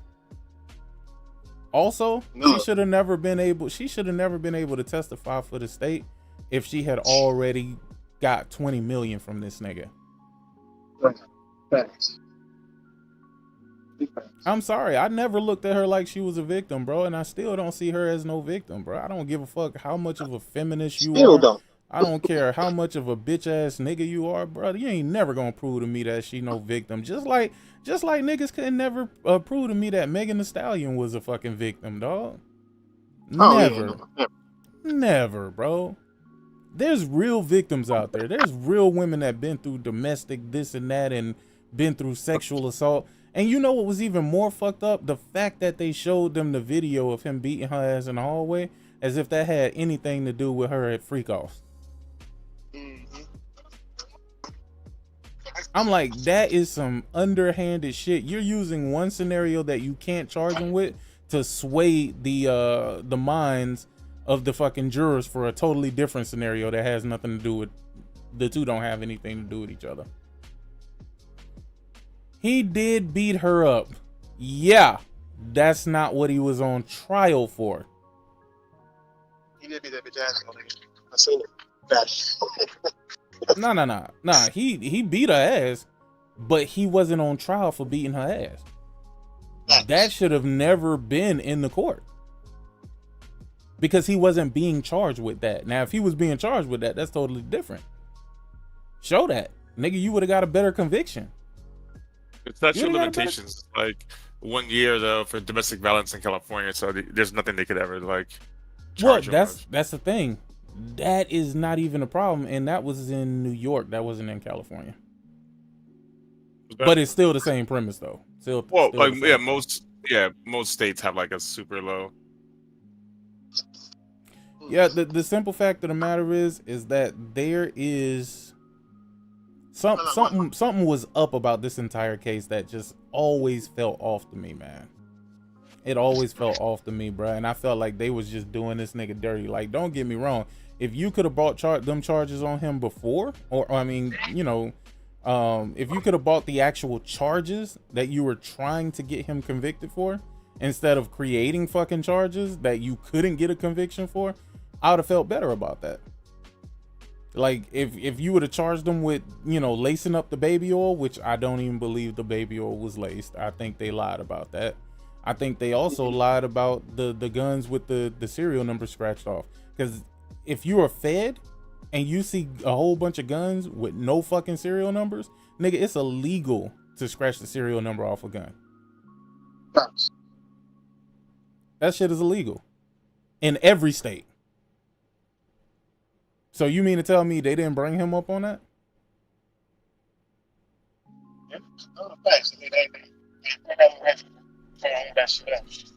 Instead, they brought even small money and shit like the fucking bringing hoes against Smash.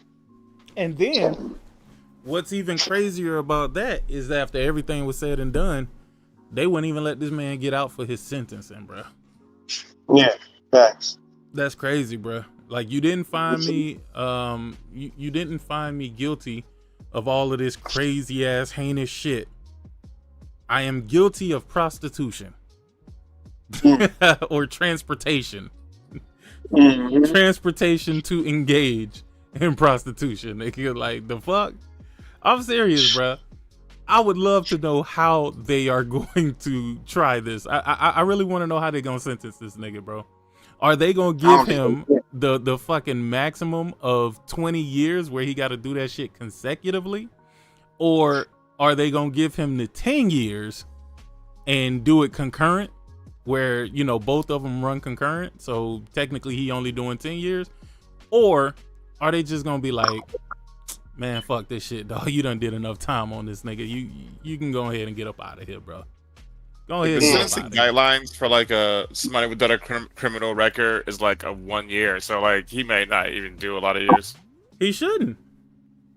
Dog, the man shouldn't be in there right now. He should not be in there right now, bro. It's motherfucking prostitutes on the corner right now. On the corner right now, nigga.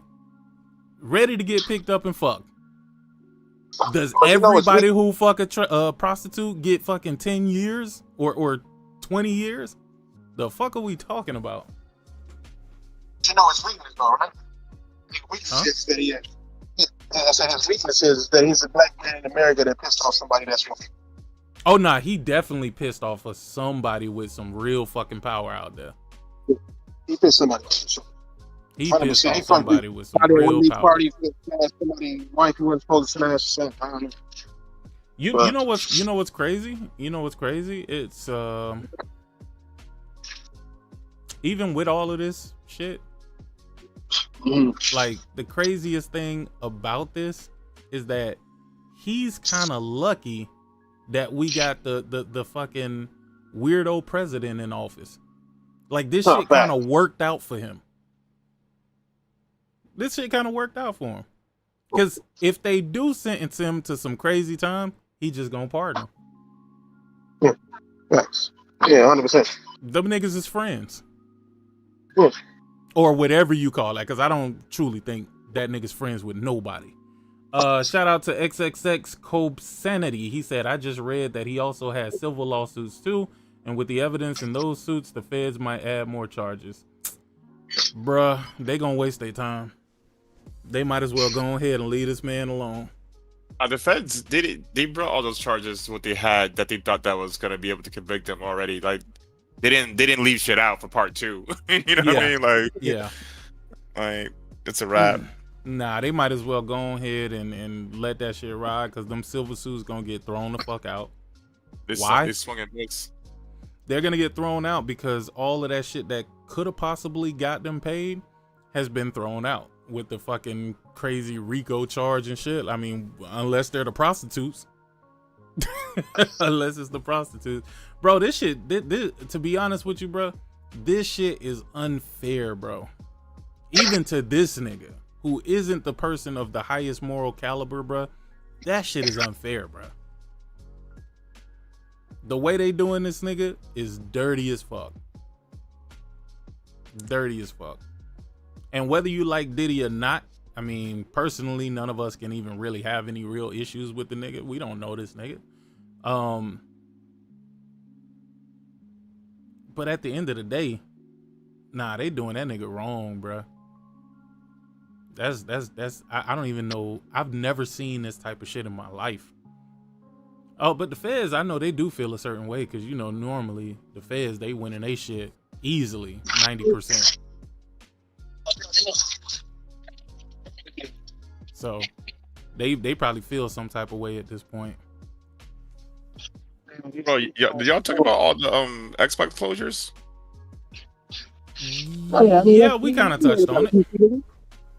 Anyone that you heard about in particular that made you say, the fuck? No, I was just saying in the chat earlier, it's like these bots owe Lena Khan a fucking apology. Like, she told the FCC that they were gonna close down all these studios and shit and all this shit, and then niggas is like trying to fucking scream her out the building, and look what happened. I mean, technically they didn't close any of the studios from the ABK deal. They closed some studios from the ZeniMax deal. They also closed the studio, The Initiative, which I still don't believe that The Initiative ever existed. I don't think that shit ever existed. No, they were saying that Perfect Dark was just a vertical slice. That shit was not even real. Like, niggas made a fucking CGI. No. Check this out. Even if it was a vertical slice, seriously, there was a lot to that vertical slice that had to be rendered from some engine. Well, I mean, yeah, like this. I mean, shit. Pick an engine. They got a bunch. Yeah. No, you know what? But that shit I said that there was something wrong with it. Because they had jump cuts in places they shouldn't have had jump cuts in it. Like they had like a jump cut. Like why you got jump cuts to where like she slid? I remember she slid and hit a nigga in his kneecap, and then it jump cut to her walking in that same area with the same enemies at the same spot. Nothing changed at all, and her shooting somebody else. And I'm like, well, why did they jump cut that? Mm-hmm. You know what I'm saying? Yeah, I was looking forward to like a Perfect Dark. Everybody keeps saying that, bro. I mean, because like I've been wanting them to go back and make more spy games, because I feel like that's a thing that has been like left for fucking high fantasy. There's been way too many high fantasy games. Like it's just like, okay, nigga, we got like 25,000 soul games, 25 high fantasy games. Like, can we get some like other shit now back? Like, well, let me ask you this question, right? I hear a lot of people saying that they love Perfect Dark and that Perfect Dark was this game. I don't ever remember Perfect Dark selling crazy. Even on the 64, it was just kind of like a ripoff of 007. Yeah, I don't like. I'm not like saying like I was like crazy, but from what I've seen, it looked like something different that hasn't been done in a long time. You know what I mean? No. Like, I get that. If you're talking about this specifically just based off of what was shown, then yeah, I agree. But we gotta stop with this nostalgia filter that niggas got over their brains. That's oh no. I was never a Perfect Dark fan. Like, I never even had a 64. Wait, what? Bro, when did you stop playing on consoles, nigga? No, because like when the 64 came out, I had a Dreamcast, and then I had a PS1. Nigga, like I did not have no Dreamcast when the N64 came out, nigga. Ain't no fucking PS1 way. was out, right? I'm not sure. Nigga, that was like 30 years ago. The PS1 came out before the Dreamcast, right? The PS1 came out in 94 in Japan, 95 in America. The 64 came out in, I think it was just a little bit after the PlayStation 1. And then the Dreamcast came out in 99. N64 came out 96. Yeah, it was a little bit after the PS1. Yeah. North America was 96, and then so like I had a PS1. Like I never. My boy had a GameCube. I mean, like 64. My cousin did. Like I never had the urge to play one. You know what I mean? I ain't gonna lie. The controller on the 64 was OD trash. Absolute garbage. Absolute niggas garbage. Did, like I did play Smash. You know, that's not a Smash. Like Quest 64, shit like that. But like, I never was like, oh, let me go get a. Like, I thought it was Super Nintendo, bro. I never went back to the Nintendo. Like, I think I had a Game Boy. I had a Game Boy Color just to play Final Fantasy Tactics Advance, but like, that's it. Like, I never went back. Like, once I became like, like once I got a little bit grown, I was like, why am I going back to this kiddie shit? Shit, nigga, I could go back to the NES any day, dog. That is legit one of the best consoles ever fucking created. The NES or the SNES? No, the NES. The NES. A lot of my favorite franchises were created on the NES. And NES held it down, nigga. Imagine if Digital Foundry was around in the NES days. A lot of y'all would hate a whole bunch of games y'all love today. Yeah, once I got past the Super Nintendo, bro, I never look back at this Nintendo shit. Nah, I definitely fuck with old school Nintendo. I didn't say that like I didn't have a childhood because I didn't have NES? 64. Like who the fuck? SNES. Like, they didn't have shit up there. Hold on, let me see. NES, SNES, the N64, the GameCube. I think the Wii was when they fell the fuck off, bro. And they sold the most that they ever sold when they had the Wii. People in here talking shit, but the GameCube and the N64 sold like fucking the Xbox. So I don't mind niggas trying to act like that shit was some fucking global phenomenon. Yeah, no, they definitely got PlayStation was a problem. PlayStation was a whole fucking problem. I went from the PS1. Then I got the fucking, I think the PS2, did the Dreamcast come out like the same time? I'm not even sure the fucking timeline. But no, by the time the PS2 came out, I think the Dreamcast was on its way out, nigga. They were dead. Yeah, the Dreamcast came out in 98. You sure it wasn't 99? Or did it die in 99? Hold on. It was discontinued in 2001. It says that Sega Dreamcast, they introduced November 27th, 1998. Okay, that might be right. That might be right. Yeah, I think when I got it in 99. I didn't get it in... No, you're right. It was released in Japan, but in North America, it was released on 1999. Okay. I knew I wasn't tripping. Yeah. I'm like, hold on, bro. I ain't get that bitch until 99. So I'm like... it was brand new. Because when the PS2 came out, they had GTA 3, nigga. Like, who the fuck was playing fucking 64 or playing GameCube games, nigga? Like, I don't know what y'all niggas is doing, but...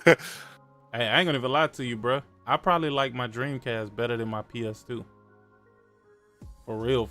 Like, the Dreamcast had a bunch of unique games. Like, Power Stone was fucking fire. They had a Zombie Revenge. Like, goddamn, they had the Daytona joint. They had fucking radio, like that joint. Like they had a bunch of unique Fighter. Nigga, they had a whole bunch of shit. Yeah. But like the pirating got crazy on that joint. Pirating was out of control, nigga. You didn't even need to do nothing to the system. You didn't need to mod that bitch or nothing, nigga. Just burn that shit to a goddamn CD and pop that bitch in your goddamn Dreamcast. Bro, that was so terrible. Yeah. When the PS3 came out, that's when I went to PC. Dog, I still feel like Microsoft helped kill the Dreamcast, bro. There's no way you could have missed that shit. Sick, when is that spoiler talk? I roll credits. For Death Stranding, man, I'll probably give it like another week. I'll give it another week, man. That shit was fire, though. That shit was fire, nigga. Hey, Kojima a weird nigga, though, dog. I'm sorry. I will never get over that. Kojima is a OD weird ass nigga, man. I ain't gonna lie to you. I felt something was wrong with Fragile the entire game.